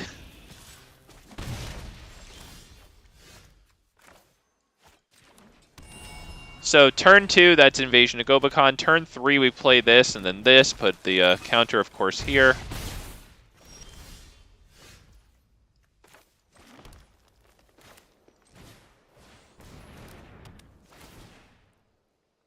Ah, you're right. It does get around Shieldred. That's a good point. Yes, sir.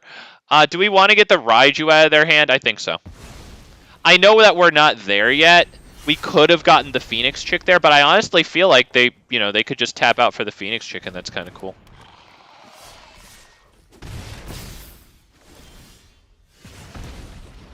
Yeah, that is pretty sweet. Okay, so let's drop this guy. Oh, nope. Sorry. Oh, whew, breathe. Now we drop this guy. Okay. Boom, card.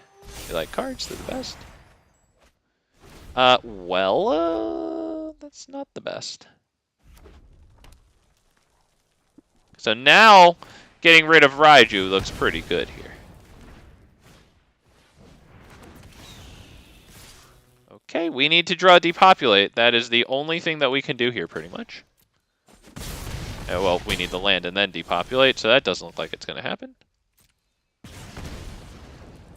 Oh, we do get the land.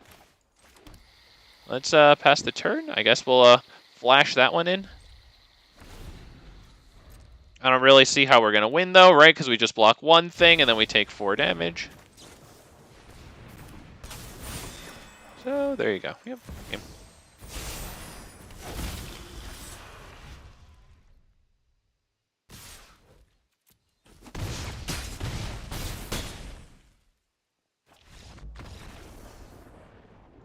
Damn, man. Tough.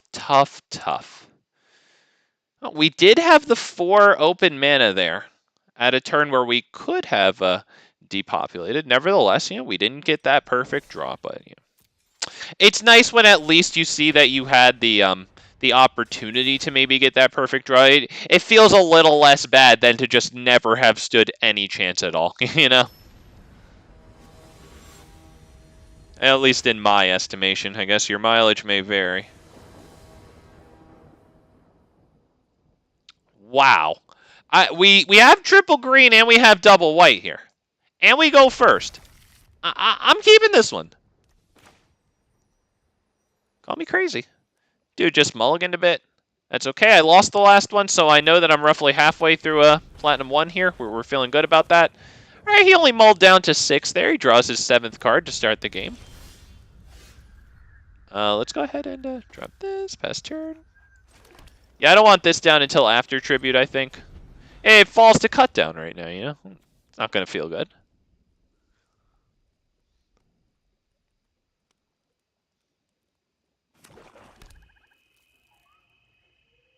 Please do something and not nothing.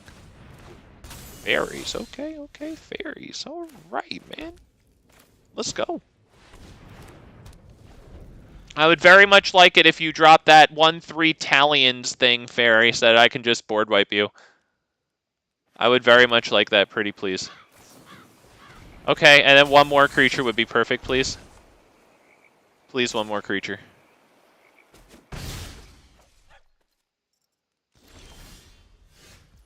This is gonna draw them a card if we draw a card, right? Oh, well, a second card, so I think we just depopulate here. See if they have a Fading Hope, maybe. Save one of their fairies. Yeah, it looks like that's happening here. Okay, I guess not. Ah, there's the Talion Messenger. No land drop there. Why don't we start with this one, or do we start with this guy? This one draws us the card, honestly. Yep, and then this is a triggered ability, right? I think I could copy that, right? Because it only triggers once per turn, but this is copying that, not triggering it, right? Let's test out my theory. I believe I should be able to copy this. Yeah! Oh my god, so smart, so smart. Honestly, I could have just copied the Tribute to the World Tree trigger, and that would have still drawn us the card, same effect, but at least now at least we know that, you know? We've done some science here, boys.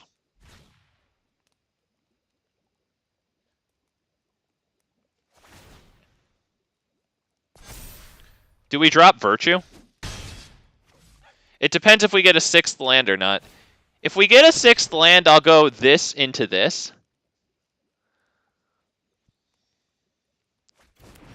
Okay, he gets rid of our depopulate, honestly. Virtue.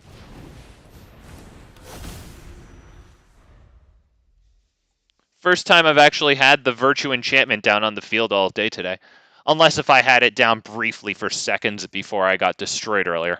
I don't even remember.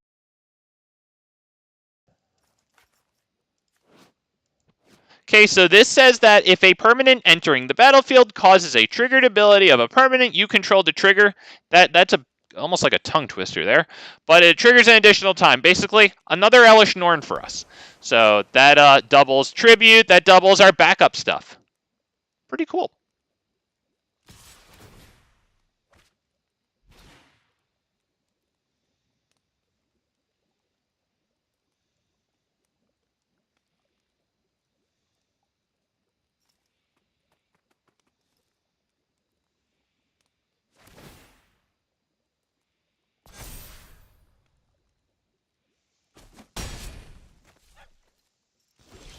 Alright, just pass his turn. Ooh, we like that. Doomskar Warrior.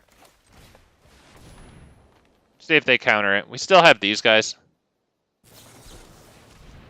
Plus an additional 1 for each fairy you control. Well, we can't pay a total of 3 there. Let's wait till their end step to drop these down, honestly. Unless if they tap out here, in which case I'll drop it. Okay.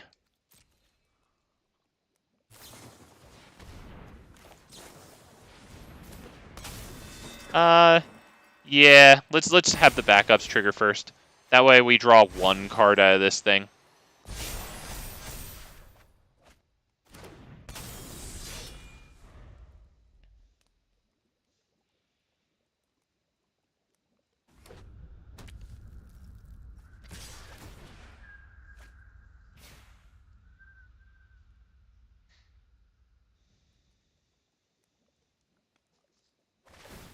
We really want to draw another land, honestly. Because we need to Invasion of Gobakhan them to make sure that this thing resolves. Okay, well, that's great. We have to go for it. There's no choice.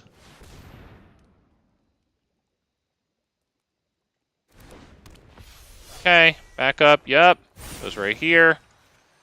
Both of them go right here. As a matter of fact, more lifelink. If they Edict, we sacrifice the Valkyrie. If they go for the throat and Edict, we're screwed.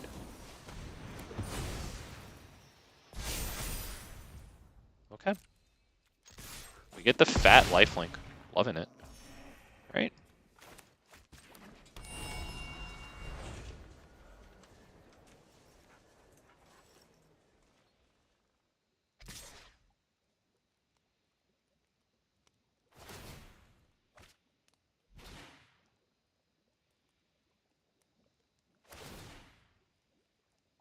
Italian's getting pretty big there. Italian messenger, excuse me. I'm not convinced this is a counter since he didn't counter this. I would say we go tribute into this, honestly, and we're just going to get fat cards at this point. Okay, let us hit this now, because we get double tax on their hand. I think we might as well, honestly. No, they're just going to be able to play it anyway, right? What's the point? Let's do this. Let's get a lot of cards here.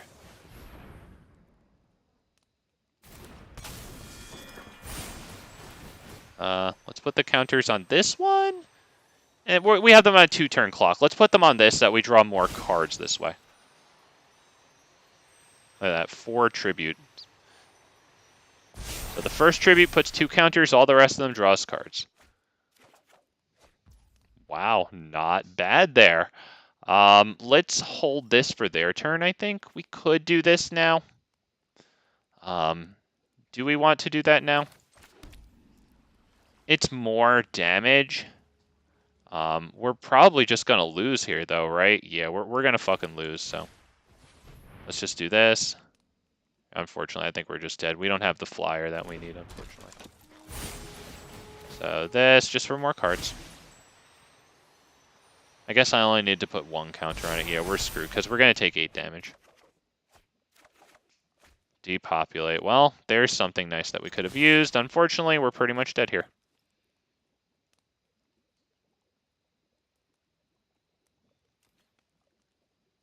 Might as well take it. You're fine, dude. Yep, I think that's it. Too bad. We got the virtue down. Okay, we did nice getting the creatures down to block that thing, but they win. Wow, did he not attack with that? Because this is going to get a +1/+1 counter. So that's 8 in total. All right, well, good job styling on me, buddy. This is going to hurt. Good job. Oh, poor guy. That's miserable. That's absolutely fucking miserable. Yeah, we deal him 6 damage no matter what, because we have this flashing in.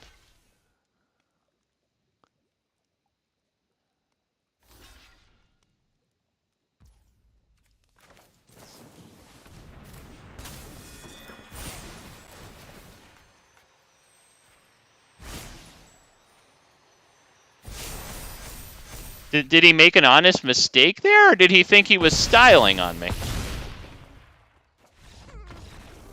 Genuinely, I can't tell if that was an honest mistake or not. Like, maybe he was nervous or something there. I honestly feel like he might have thought that he was styling on me. I mean, I don't know why he would want to do that, though, with low life. That's why I can't freaking tell what the hell that was. Should have made the 1, 12 power. Maybe I screwed up. Maybe I screwed up. But I know who screwed up even worse, man. I don't know what the hell he was thinking there. He must have just messed up the math in a little mental misstep there.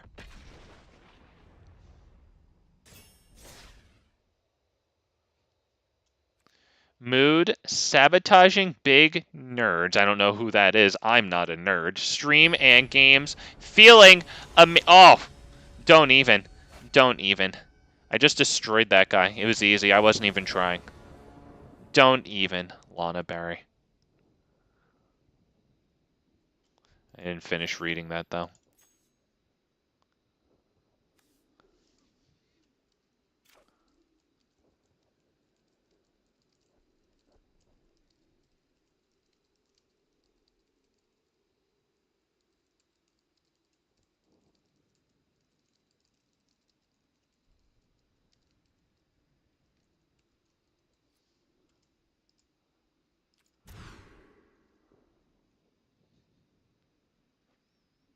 Fine, dude. This is a weird hand.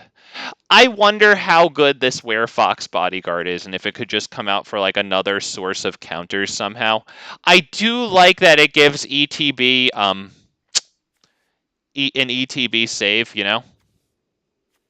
Let's keep this. We should probably get rid of a land, honestly. Maybe we just get rid of this one, right? We have all of our colors otherwise. I think We even have triple green in case we happen upon tribute to the World Tree. Hi. So nice to be here. I never thought I would hear those words spoken by you. Oh, hey! Blue-white does something. I like this guy. All right, man. Good on you. Each legendary permanent you control has Ward 2, and he drops the Rona. Okay. That'd be probably tribute. Pass. And we're praying for an untapped land here, boys. And by the way, Rona right here. Enjoy your 15 seconds of wow, I will be taking I read slow. I'm stupid. I will be taking over. Wow, watch your back. Wow, not feeling the X's and the O's right there. But thank you, I appreciate it.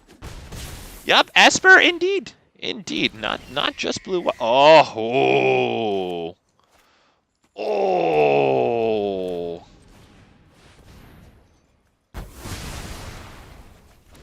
Right before he starts getting discard value out of the Raven. Man, at the beginning of each end step, if a player discarded a card this turn, create a 1/1. Is this Rafine? Maybe? Rafine Esper Legends? Do we drop this and then wait to drop this?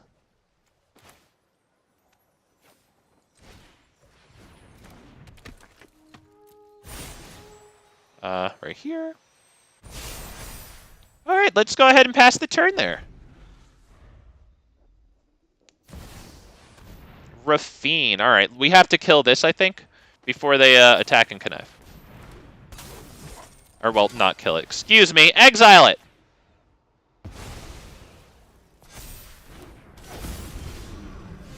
Werefox Bodyguard exiling this isn't terrible, but I like this. Right there. So that way it can swing through Rafine. Let's attack with both of these.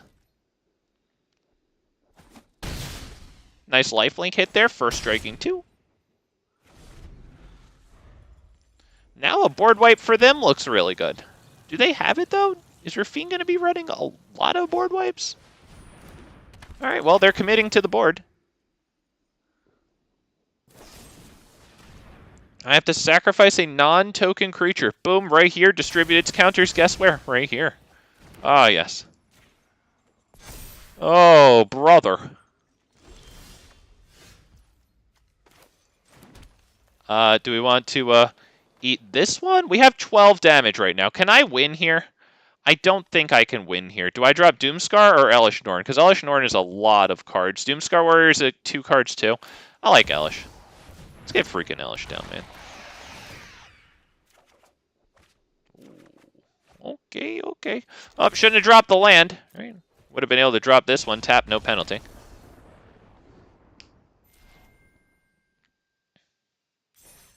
Woo! Yo, Elesh Norn is... I'm really happy to have acquired that that third freaking Elesh Norn. Shout out to you, Lana. I hope you hate that I'm shouting you out for that. 'Cause that's a good freaking card. It's a good freaking card, man. Really like that it plays with the ETB backup abilities. Obviously, it doubles the ETBs for my favorite card, Tribute to the World Tree. I love that. It took me way too long to realize that, oh wait, Elesh Norn doubles Tribute. Oh my god. Better lose some games soon. You're absolutely right, sir. You're absolutely right. Let's keep this.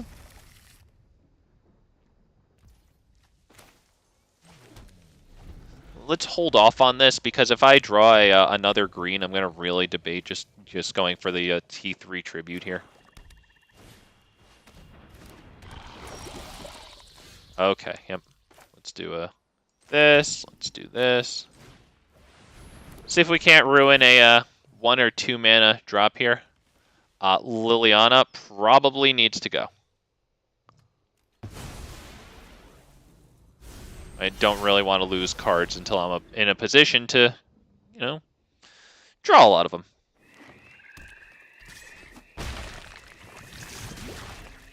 Dusk Legion Duelist is cool. It's drop tribute. Next turn, I like Aether Channeler and use it to make the bird.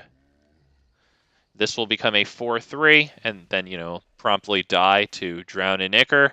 And then the bird can become a 1/1 and will promptly die to Cosmic Under. So honestly, we might not want to do Aether Channeler. Straight up, because both of the things die rather easily, and then they attack, right? And they're going to have 4 mana next turn. We might just want to do the Eiganjo here, right? We could do that. Yeah, let's do that.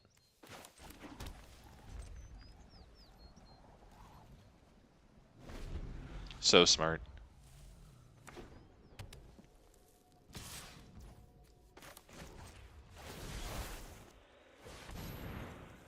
Does it go through? Does it go through? Because now they don't have a creature for them to target to deal damage equal to its power. Aether Channeler. Go get him, buddy! I also want a bird, please. Give me a bird, please.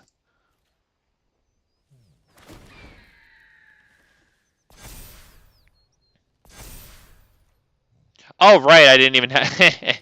Yep. Couldn't have even gotten it, though. You don't have blue yet, yes. Okay, well now they have this, but this doesn't have Death Touch like the other thing did, so they can't use this effectively right now until they get a nice creature on board. Drown in Ichor, okay. Well, we're screwing him up there with that Liliana taxation. We like that. Do they have a plan to kill our bird here? Doomskar Warrior. This has been proliferated. Come on. Come on, let me swing in, baby. Let me swing in. Come on. Card. It's not exactly the land that we want, but Doomskar Warrior, that ability can get us a creature or a land. And we haven't dropped a land, so we'll even take like a Spara's headquarters here. You know what? Beautiful. Yeah, I like it.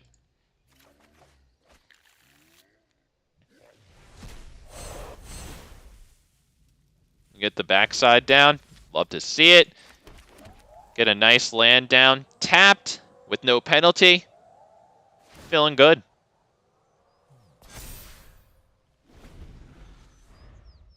We have a block for their Mirrex token. When that thing dies, proliferate. Fine. Doesn't have Death Touch, right? Yeah, I'm feeling good. Okay, so they could kill Doomskar Warrior here. Wow, they didn't even do it, right? They could have attacked, baited me into blocking, and then used this with the 2/2. Although I guess I would have just done this, but maybe that would have been worth it for them, mostly. Boombringer Valkyrie, go! Counter goes on Doomskar Warrior.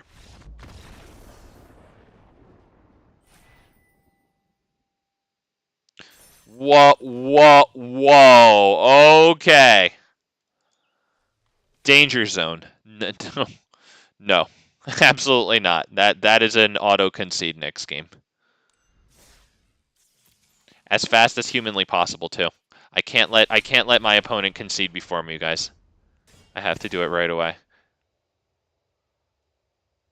Honestly, I just wanted to do my thing there, but probably should have conceded that game. Now I have no buffer against Diamond. Have to concede here. If Totally Montana, sort of cute, sort of not. I don't really get it. Yes! Invasion, yes!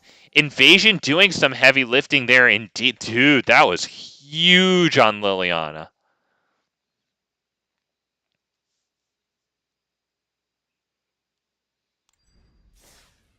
Actually really happy with Invasion of Gobakhan right there. Invasion of Gobakhan, like all of the battles, also is an ETB. I'm pretty sure all the front sides are ETBs so far, but super nasty with Elesh Norn, man. If you can like tax 2 cards in their hand by like 2 mana apiece, and you're probably doing that later game. So, you know, Invasion isn't super good the later the game goes, you know, but taxing 2 cards at 2 apiece is still, you know, that's pretty solid work for 1/2 drop, which then has a nice backside.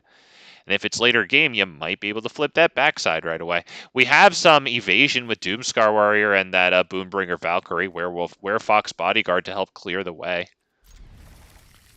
It's not totally undoable.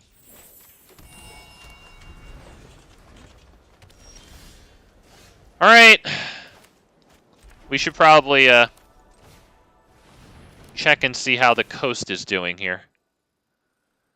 Oh, brother. Alright, do we get rid of ossification on them?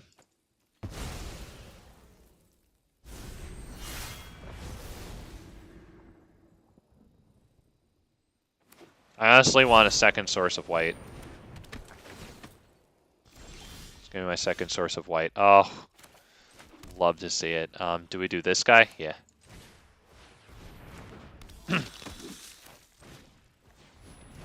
Loving it, boys.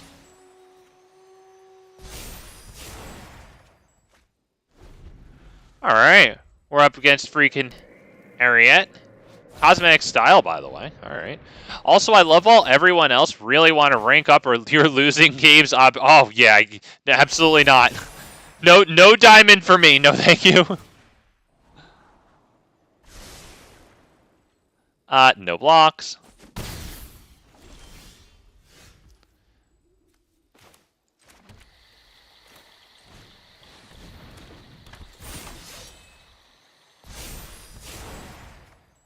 Elesh Norn, wow. Right there. I would assume they double block. Yep, we'll get rid of the 3 power. Okay.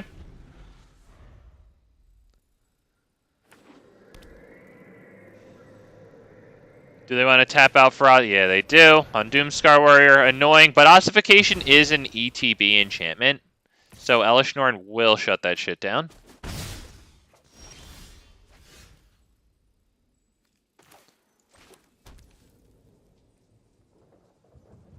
Let's drop Elesh Norn.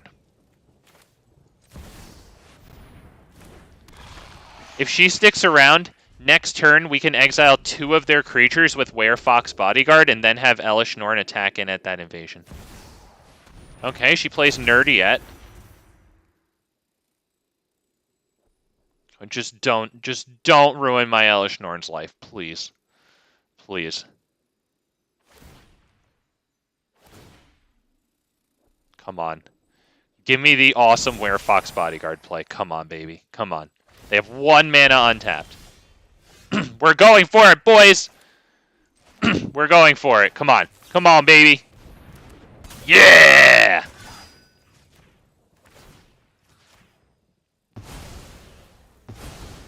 That's so good. We will attack with this one just so that it gets the counter from the backside of this. Oh! Oh, God. I dedicate that one to you, Lana Berry. Aeonia. Wow. There you go. Nerdiette. Where is she? I can't see her. Where is she? Oh, my God. Wow. Oh, there she is, buried underneath my... Oh, what a Chad. Look at this, dude. I actually got that play. I'm so happy. Wow. Yes. All right, but yeah, we're not getting into diamonds. It's not happening. I'm honored that this deck is doing all right. Thank you, Gray. Thank you. It was pretty nice. Oh, we got that nice little play there. I feel good about that, right? Solid attack in at Invasion of Gobakhan, too. And it's actually pretty nice to attack with that little 0/1, you know, have it get a counter, and then if it dies, it can redistribute its counters. Nice name. Ziggy Smalls, I like that. Respect to this guy. Also, if any of you guys watch MTG Malone, I watch him sometimes. You know, he's he's got a pretty good spirit about him, and God, I love that he uses this avatar because he really just looks so much like that avatar.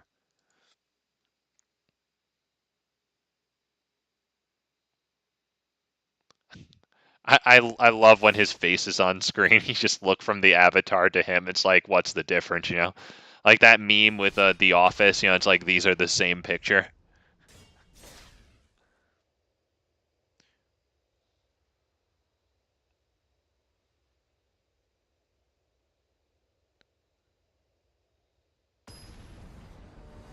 Really good spirited guy too. I don't think he's hamming it up too much or being like fake for the camera too. Like I think he's probably a bit like a bunch like that in real life. Maybe just tuning it up, like amplifying it a little bit for YouTube. But like he comes across as pretty genuine. Sure, I guess we take this.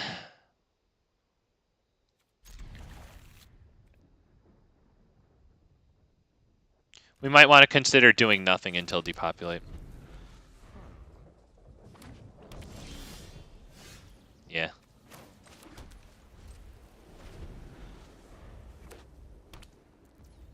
Oh, he's not doing anything. Do we flash this thing in on the end of their turn? We could drop this thing and then flash this in to protect it. I think he's probably happy that I'm not doing a whole hell of a lot here. I think we're flashing this in. Although, do they hit, what's it called? Edict? Probably, but...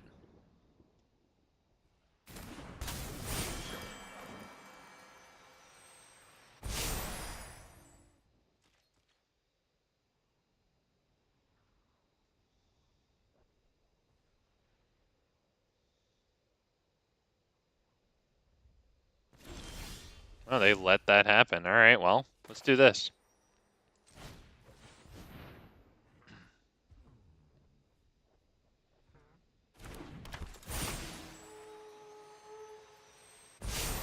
All right, let's attack.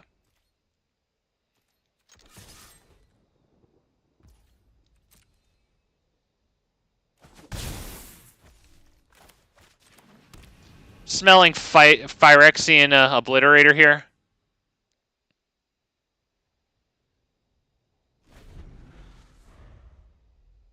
We'd really like the land. Okay, Virtue. No counters to redistribute.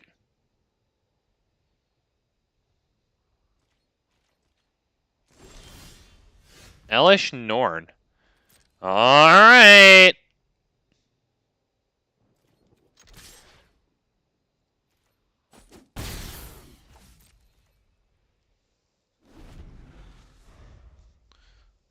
A really slow game. Wow, Blossoming Tortoise.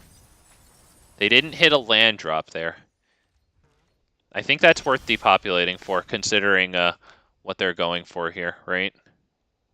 I think that's worth depopulating for. Yeah. We're already screwed enough on lands. And to have them pull ahead. Yeah, unfortunately, I think we're probably about done here.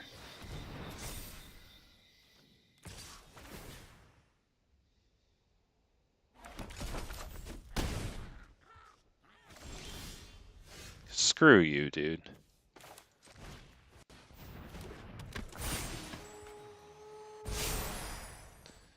Do we hit this one and see what's going on there? Or do we hold this up? Let's see what's going on there.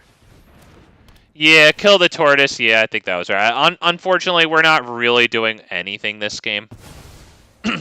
Shieldred, because if they want to tap out for it, go for it. Although they can just hit the Virtue here, right?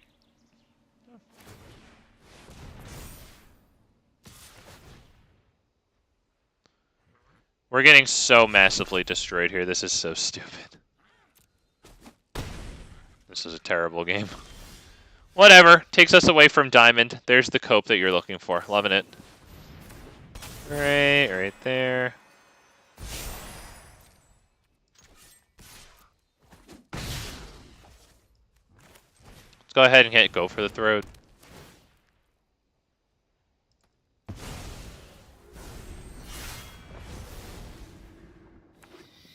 I'd have to assume that's going to be Virtue. We have our... Oh, fuck you.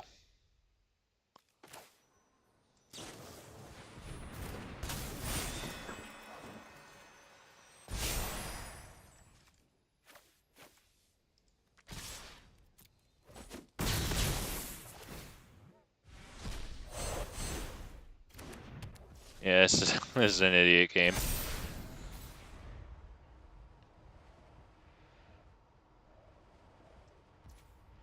Tortoise, yep, so they get to a mill here, possibly get an even better creature going on there. Well, I can't wait till I have more Blossoming Tortoises. I only have one, but yeah, I would like to try that out. Wow. Wow. Damn, dude. Not freaking bad at all, huh? Wow.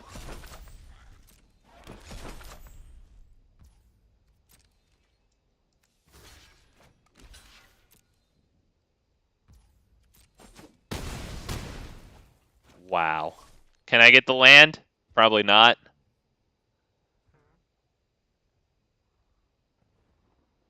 It's actually an infinite combo in Historic. Oh, fuck you. That's mockery. That's just pure mockery. Because now I have to hold open both of my attackers, right? Right, I can't do anything here, right? Yeah, what an awful game. Yeah, and we're not going to do anything the next turn either, right? By dropping one of these, because we're just going to get mashed by their double lands here. Oh, man. Damn that. Probably should have known to leave that one earlier, but I was curious if we would get any really nice lands and maybe somehow pull that one out of our butts, but wasn't looking like it. I really wanted to see if that Boonbringer Valkyrie could do it. I wonder how Blossoming Tortoise becomes infinite. Does it involve Gitrog monster or anything? I don't really have a mind for infinite combos, to be honest. I shouldn't have even bothered guessing. I'm just setting myself up to be told no. This one does have triple green, but, you know, then at turn 4, we're going second. I don't think this is going to be good here. That's an auto L against red. Fucking fine, dude. Screw you. Get rid of Elesh Norn. Alright. Not horrible there. We still are maintaining triple green in this hand. You know what? Good. Let's take Gobakhan here. Also, let's take note of these lands. I'm ready to leave right now. If he counters, I'm gone. Yep, let's leave. Blue-white. No, thank you. Creature land plus aura with... Oh, well, gray. In that case, sir, Blossoming Tortoise is an infinite combo in Standard. You know that card, Draconic Destiny? I'm just going to bring it up real fast. If I see you in chat say yes, I'll just bring it up for anybody else who might be interested. But let's go right here to Virtue's Song. So for those, if anybody gives a shit, the infinite combo involving Blossoming Tortoise is, let's see, let me bring up Blossoming first. Wow, okay, that's actually really embarrassing. I know words. Okay, because Blossoming Tortoise has that ability on it. Activated abilities of lands you control cost X less to activate, right? So now Draconic Destiny here, also in Standard with it, and it will be in Standard with it for quite some time. Enchanted creature gets +1/+1 and has flying, haste, and 1. This creature gets +1/+0 until end of turn, so as long as your creature is a land, your creature has that ability, and then your land creature's ability cost 1 less. So yeah, that becomes infinite. So we'll see how much of an impact that has on Standard, you know, because, like, remember when Aftermath came out, and it was Ob Nixilis was an infinite combo with freaking All Will Be 1, right? Because he deals 1 damage, and then it just keeps on dealing 1 damage and getting 1 counter, which deals 1 damage. But they wound up not really having to do anything about that, because that was like the combo du jour for like a week or something, and it fell off really hard. So nevertheless, we'll see if it ever picks up steam. If it does pick up steam, I'd hope that they do something about it. Gray said, "Yep, that's the card. All right, very well. Yep, fine."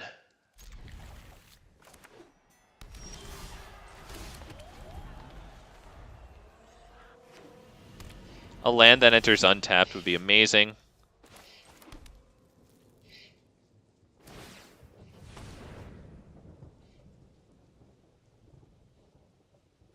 Ah, I didn't know that was standard Lego Mono Black Magic. Yup, pretty much only plays Historic. Oh, okay, fair enough.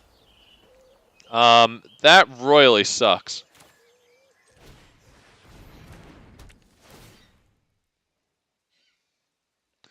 Oh, this guy's running this shit right now. Cool, nice, nice. Yeah, this is just the flavor of the month. Some guy did it, and it's actually really cool that some guy did it, but all the chuds are going to overplay it into oblivion. All the NPCs have to hop on everything that gets the easy dubs, unfortunately.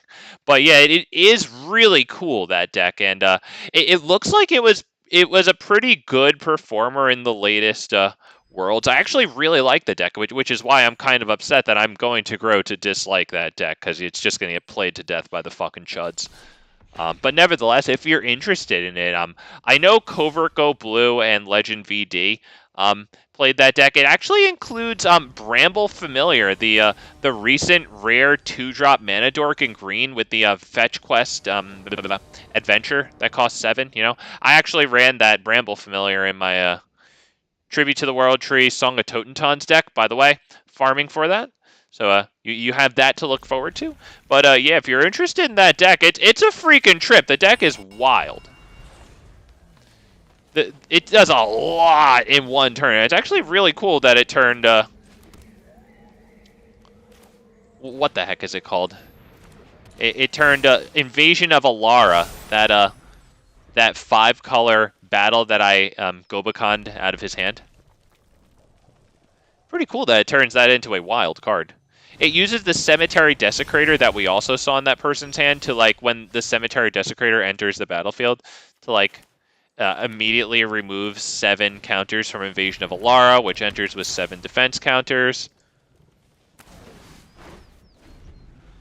Really sweet. So they have a whole lot of 7-cost cards. Like, we saw him use Herd Migration, that's a 7-cost. Phyrexian Fleshgorger, gosh, I love that card. 7-coster. Atraxa might show up in that list too. We're going to go ahead and do Dusk Legion. Alright, Dusk Legion, and then protect with Saiba Cryptomancer.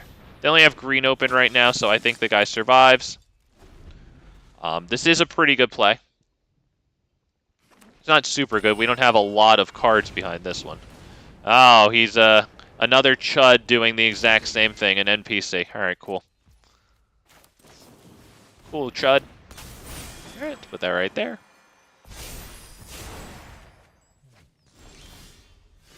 Elesh Norn is pretty interesting here, I got to say. I think we want to drop her. Let's start by attacking. Yeah, let's start by attacking. Just right there.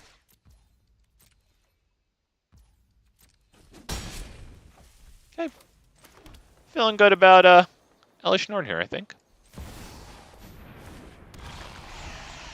We do need some stuff to actually make use out of Elesh Norn here, though. Another ETB would be phenomenal. Boombringer Valkyrie, the 5-drop white creature. Doomskar Warrior, of course, the 4-drop green creature. Any backup ability would be really nice to double with Elesh. I'd take Tribute to the World Tree, too, because I could do Tribute and immediately drop Dusk Legion just for the cards.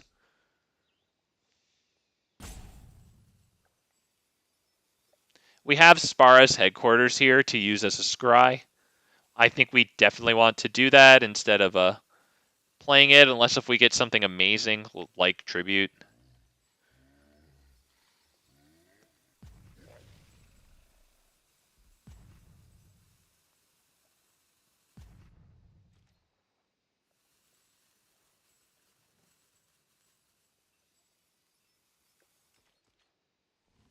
Okay, if he goes through this turn without dropping a land, we're feeling real good.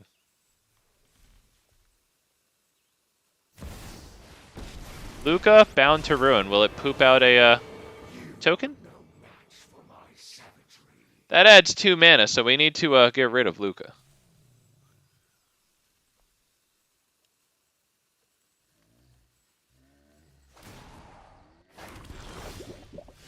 Alright, beautiful. So now we can pressure this super hard. That's an incredible draw right there. As a matter of fact, let's drop this also. Because we're going to get double ETB, right? Why don't we put this backup counter on both of these?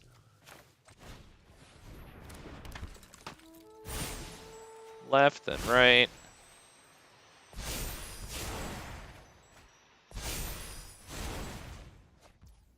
Yep, let's drop this. Let's go ahead and attack. Not you. Right there. They might as well not block.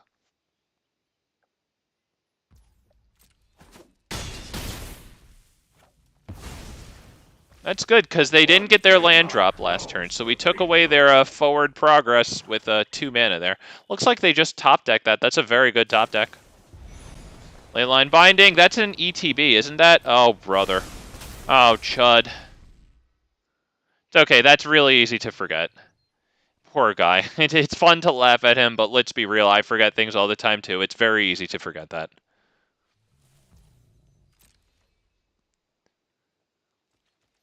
Alright, let's cycle.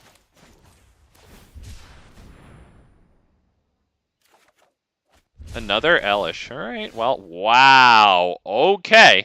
I think we're just going Doomskar here. Just big value out of this one. Backup counters on both of these guys. Huge value here. Oh, man. I feel a little better that he only missed 1 land drop. I wonder how key it was, you know, because he took a long time before dropping Luca.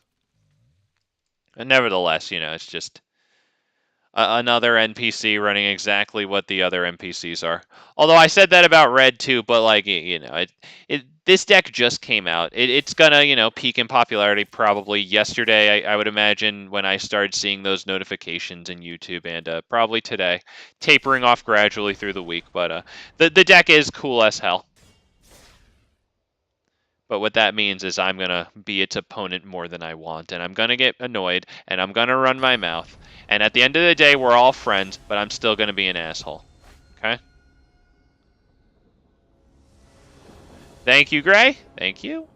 Yeah, I think we had a pretty good game, but he had a bad game, so yeah, that's how that one wound up for us. I mean, we're close to Tribute. I'm going to take it, honestly. Get this guy down. Blue-white land, noted. It'd be nice that we have these guys against blue-white here. Oh, nice, some miserable idiot shit. Let's go ahead and drop that. Let's attack. We won't drop these until his end step. My god, dude, I'm going to attack phase. With 1 damage on board. Alright, he doesn't cast anything during our turn there. Alright.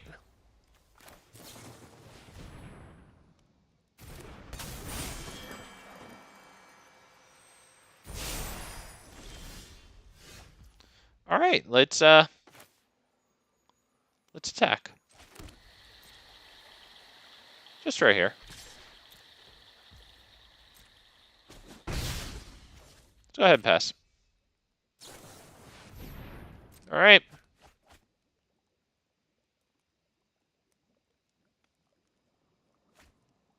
Wow, Tyrannix Rex. Oh shit. He's gonna be the reanimation, right? Reanimating this then. Invoke Justice, I think, is what that one does.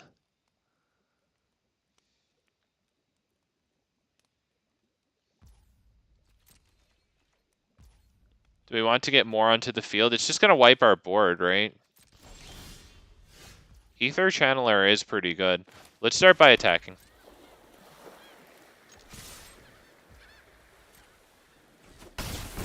And one with the Multiverse. Yeah. Do we drop this now just so that it gets countered?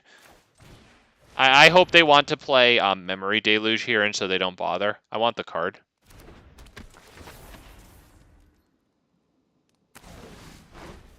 Come on, dude. Really need the triple green there. And one with the Multiverse. Yep. Oh, wow. Alright, well, let's see if he Invoke Justice is back something right now. It would probably be Portal to Phyrexia. Right, so that he can wipe out our creatures now, and then at the beginning of his next turn, bring back Tyrannix Rex, which he has in there. We don't have Graveyard Hate in this one. So if he does that, we leave on the spot. Yep, there you go.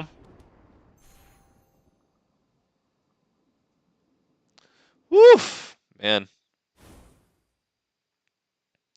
Not gonna lie, boys, though. This deck's doing kind of alright. Like, there's been a lot of red today. I've been just brainlessly conceding just to keep away from Diamond, and, you know, we're still up at Platinum 1. Not a terrible deck. You might need to tune it up a little bit. Like, I wonder if Cankerbloom would be good in here. I wonder what you'd take out for it, if it would be sideboard tech. I wonder how exactly you're going to get rid of artifacts and enchantments, you know, because it's not really an ETB. I wonder if I missed an obvious ETB that somehow gets rid of an artifact or enchantment. I know this one will return it to their hand. Let's keep this one. We drop this land first, it looks like.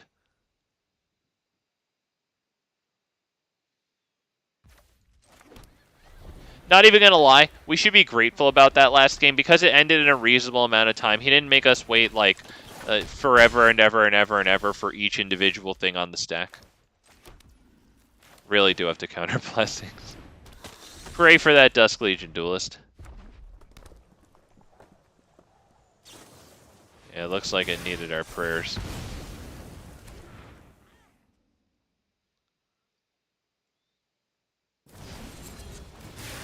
Wow, okay, yep, blow off steam with the little otter guy. Nice. Yep. Alright, wow, there's Depopulate. We got it. We need to get there. Do we drop Aether Channeler right now and draw the card? Honestly, yeah. We need that.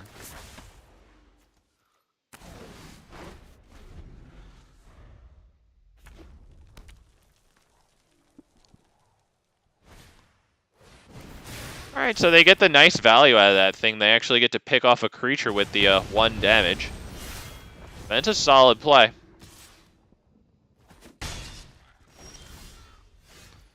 Okay, do we wait to flash this in? I think so. Right, because this might just fall to another play with fire.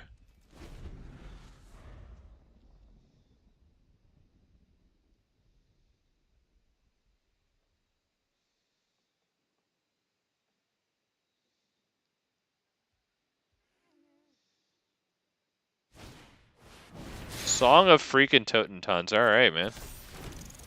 Okay. Do we block a rat or do we block Slithsphere? I think we block a rat, honestly. Because then we keep it on the field for next turn, too.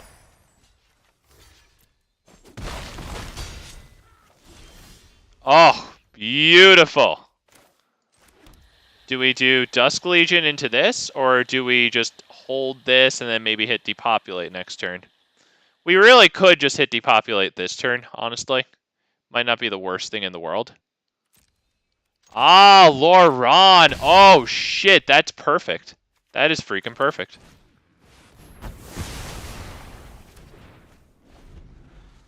Wow, shit, there you go, man. Yep.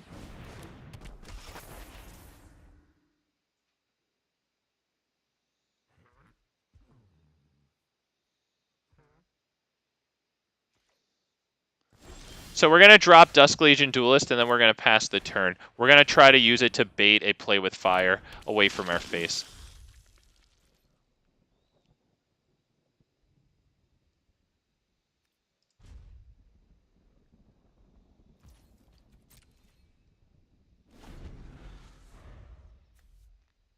Okay.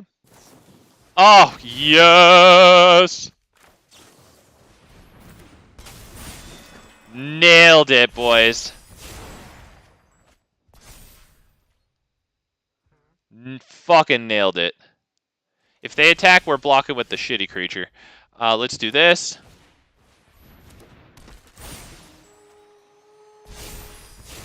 We will attack.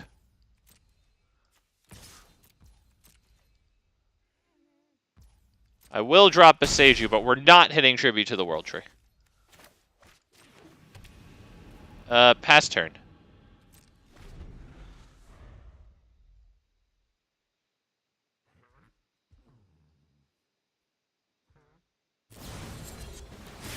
One damage to any target there. Huh, yeah, fine. Not to the face. Yep, that's fine. Put 0 counters on that, whatever.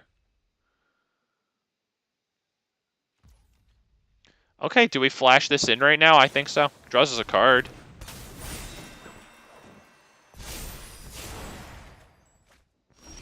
Ooh, nice. Tribute. This will actually get tribute counters, which is great, because when it dies, it reassigns, even though it puts its backup counter there. God, that's so good.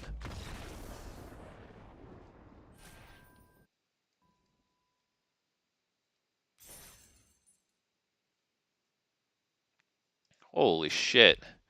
Alright, boys. So, after this coming game, probably going to end the stream. I didn't realize that I played till 10. Oh, wow. Okay, we'll open 2 packs at the end of this one. Jesus Christ. Although, you know, I guess playing till 10 is okay for this one because you know, I did kind of start the stream with a different deck. Okay, I feel pretty good about that. All right, so thank you guys for joining me. Another W versus the NPCs. We got it, man! We did it. We got the W against the NPCs.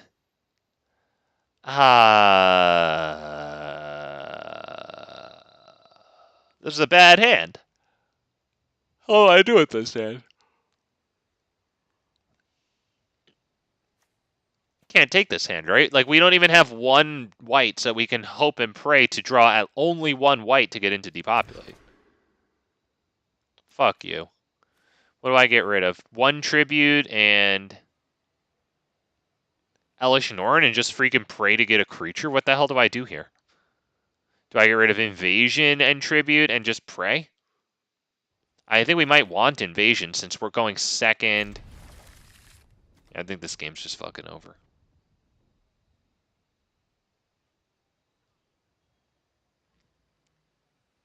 We can probably get rid of this land. It doesn't help us get into tribute. I think we're just done.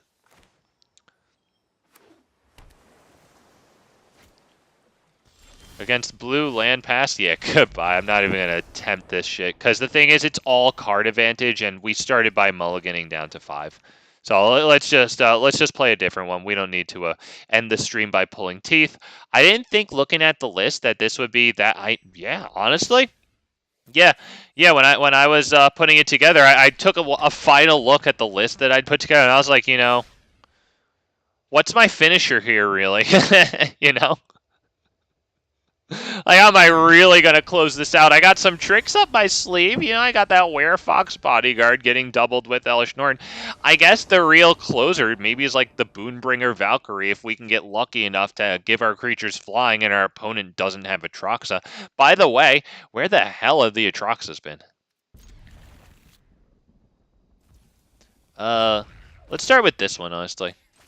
Let's keep the dream open for the Tribute to the World Tree T3. Okay. Let's take a look at this. It could be that that new deck, Invasion of Otawara again. Could not be. Oh, look at that.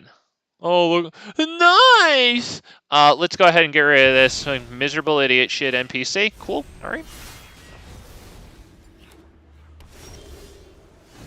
All right, let's get Aether Channeler down and draw the card, I think.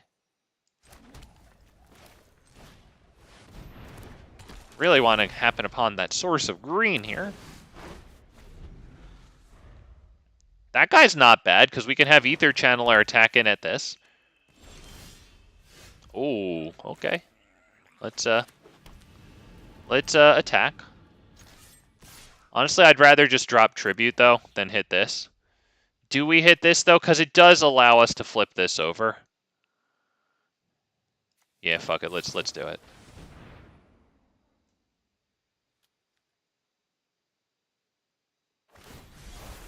Oh, wow. Okay. Well, then. Might be better that we did that instead of Tribute.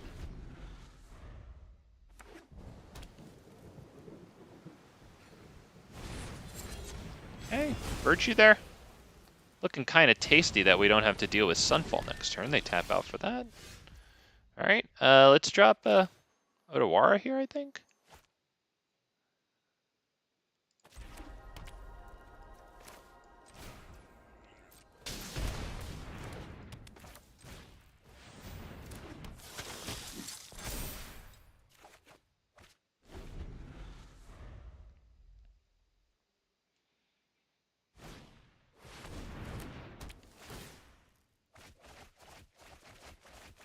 Okay, they're going to get Bramble Familiar here, and then they'll cast the Adventure.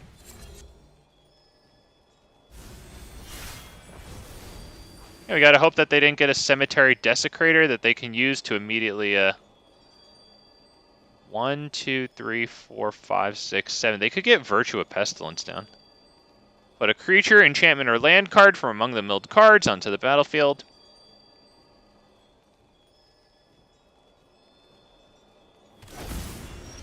Oh, wow. Okay, okay.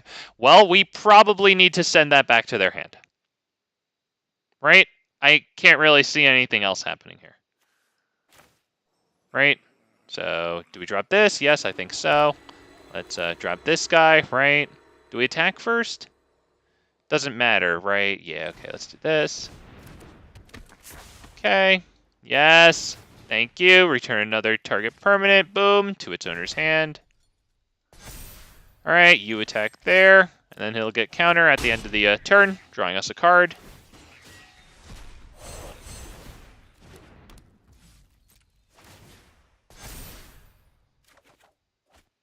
Okay.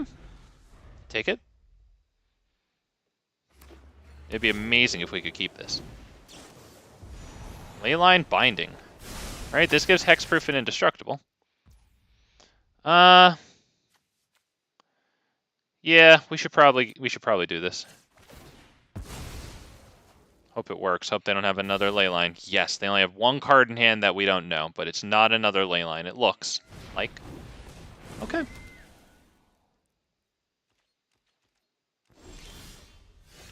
Ooh. With 1, 2, 3, 4, 5, 6, 7, we don't have enough to do Elesh into this. They have both of these out. That could give them Sunfall next turn. I'm almost positive they'll do that if we let them. What do we do here? Here's what we could do. We could attack with both of them. I would assume they just take the damage. At that point, we could depopulate. I don't mind using the Aether Channeler to do what? Send one of these back to their hand? I think we have to, right? We have to hope that they don't have a land, right? We could depopulate, too, because we're going to bring in Elesh Norn, right? It might be better to take them... Because if I get rid of one of these and then they drop an untapped land, they will have 7. They could hit Sunfall. They could hit this, right? I think we have to depopulate her.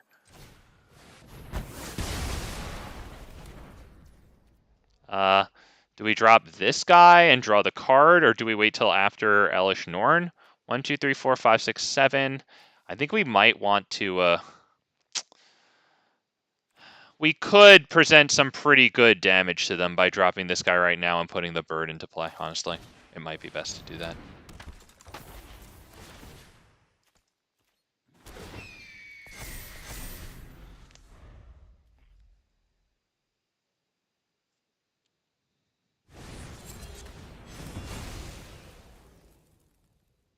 Okay. I would love it if they didn't hit a land here. Okay, they didn't hit a land. I'm okay with that. Elesh.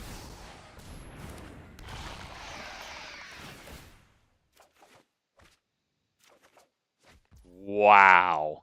Let's drop this and hold the Spara's headquarters cycle for their turn.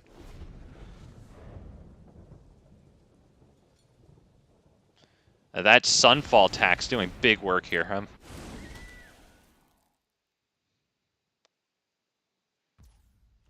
Okay. And we cycle. Come on, give me some... Fuck you, dude. Fuck you. That's shit. That's real shit. Next turn with an untapped land, they could do any of their things. Let's attack. They just take that. I don't see why not. Drop this. God, that's horrible, dude. We actually flooded so hard there, boys. That's terrible. With Elesh Norn and Tribute out. And even a potential second Tribute. So next turn they'll have 7. 7 mana capacity, excuse me. So we need something incredible. Werefox Bodyguard would be good. Okay, what are they playing at by doing this? What are they playing at? Are they going to give it Death Touch?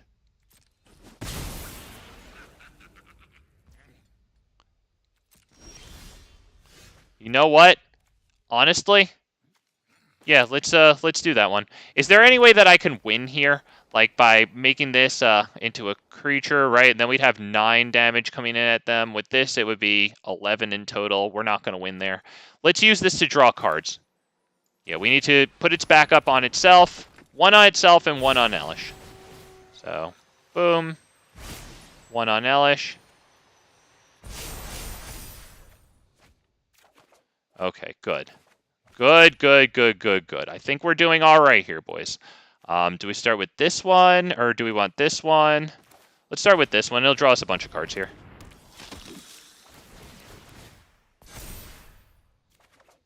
Looking for a Werefox. Another Dusk.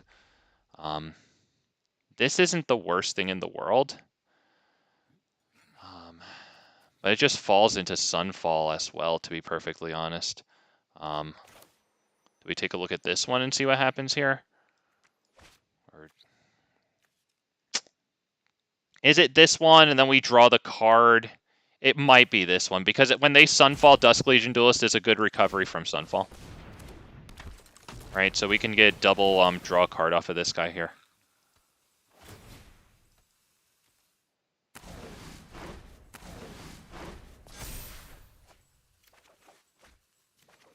Give me the Werefox, dude. Screw you, man. Alright. Is there any way that I can get this up to lethal damage? No.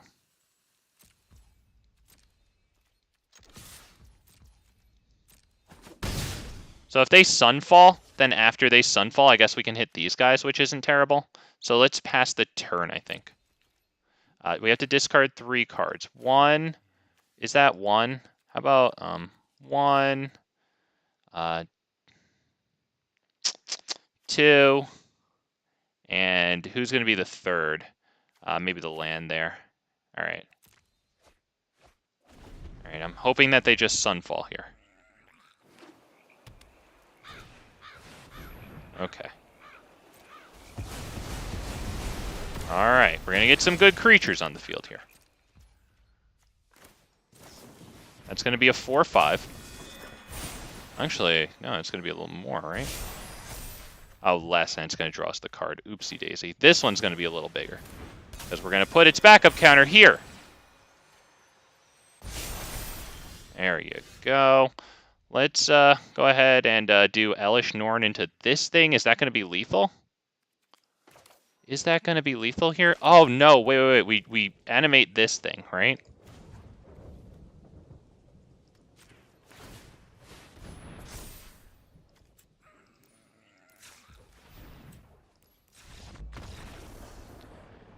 Woo! All right, boys.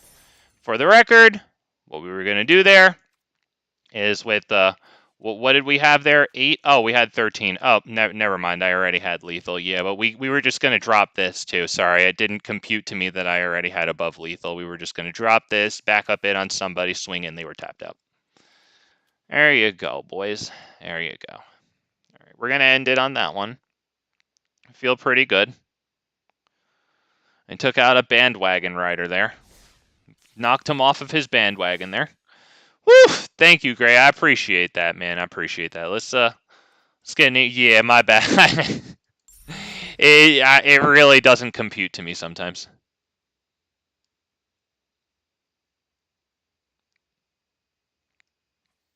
Damn. All right, man. Let's get some packs right fast. With 2 packs, we'll have a golden pack here too. I'm feeling freaking great, man. Let's go ahead and end it. Hell yeah, man. Great. Thank you for the support, man. I really appreciate it. And if everybody, while you're filing out, hit the like button on the stream. I hope you enjoyed tonight. Played a lot of NPCs, man, but hope y'all appreciate it. We did pretty all right, man. Maintained freaking Platinum 1 up against some good decks, man. Not a lot of pushovers tonight. Woof. Sir Ginger? Okay. Ooh, I'd love a Blossoming Tortoise, dude. Oh, that'd be so great. Blossoming Tortoise. Wow, okay, my first Virtue of Courage. Alright.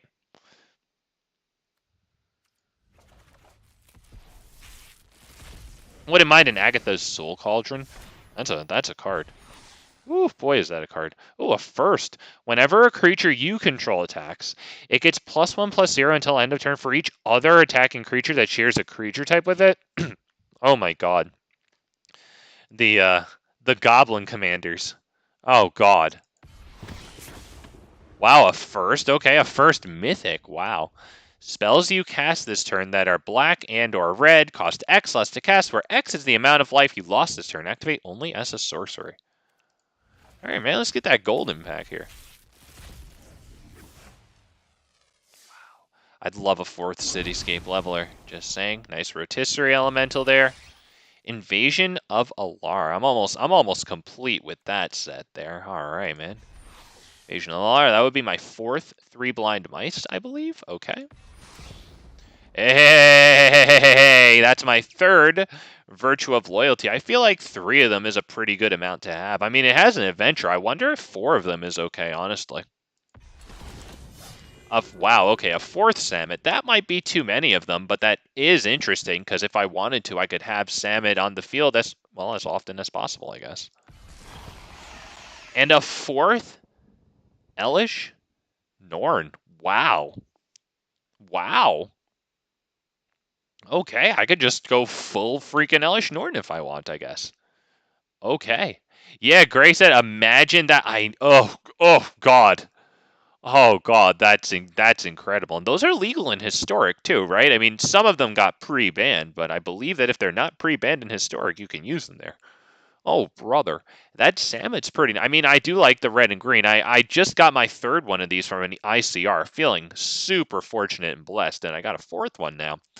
So I could run 4 of these alongside 4, Urbrask Forge and shit. Yeah, that's a solid freaking golden pack. Yeah, man. Well, honestly, overall, probably one of the better ones I've ever had. Got this one, super nice.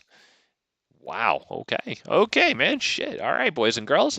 We're gonna end it on that one. I'm feeling pretty all right after that golden pack. After these victories, maintaining freaking platinum 1 with this deck here. So take care of yourselves, boys and girls. Take care of each other. Oh, we'll be back here tomorrow at 6 p.m. Eastern Standard Time, playing more Magic: The Gathering Arena. Please like my stream. Bye bye, everybody.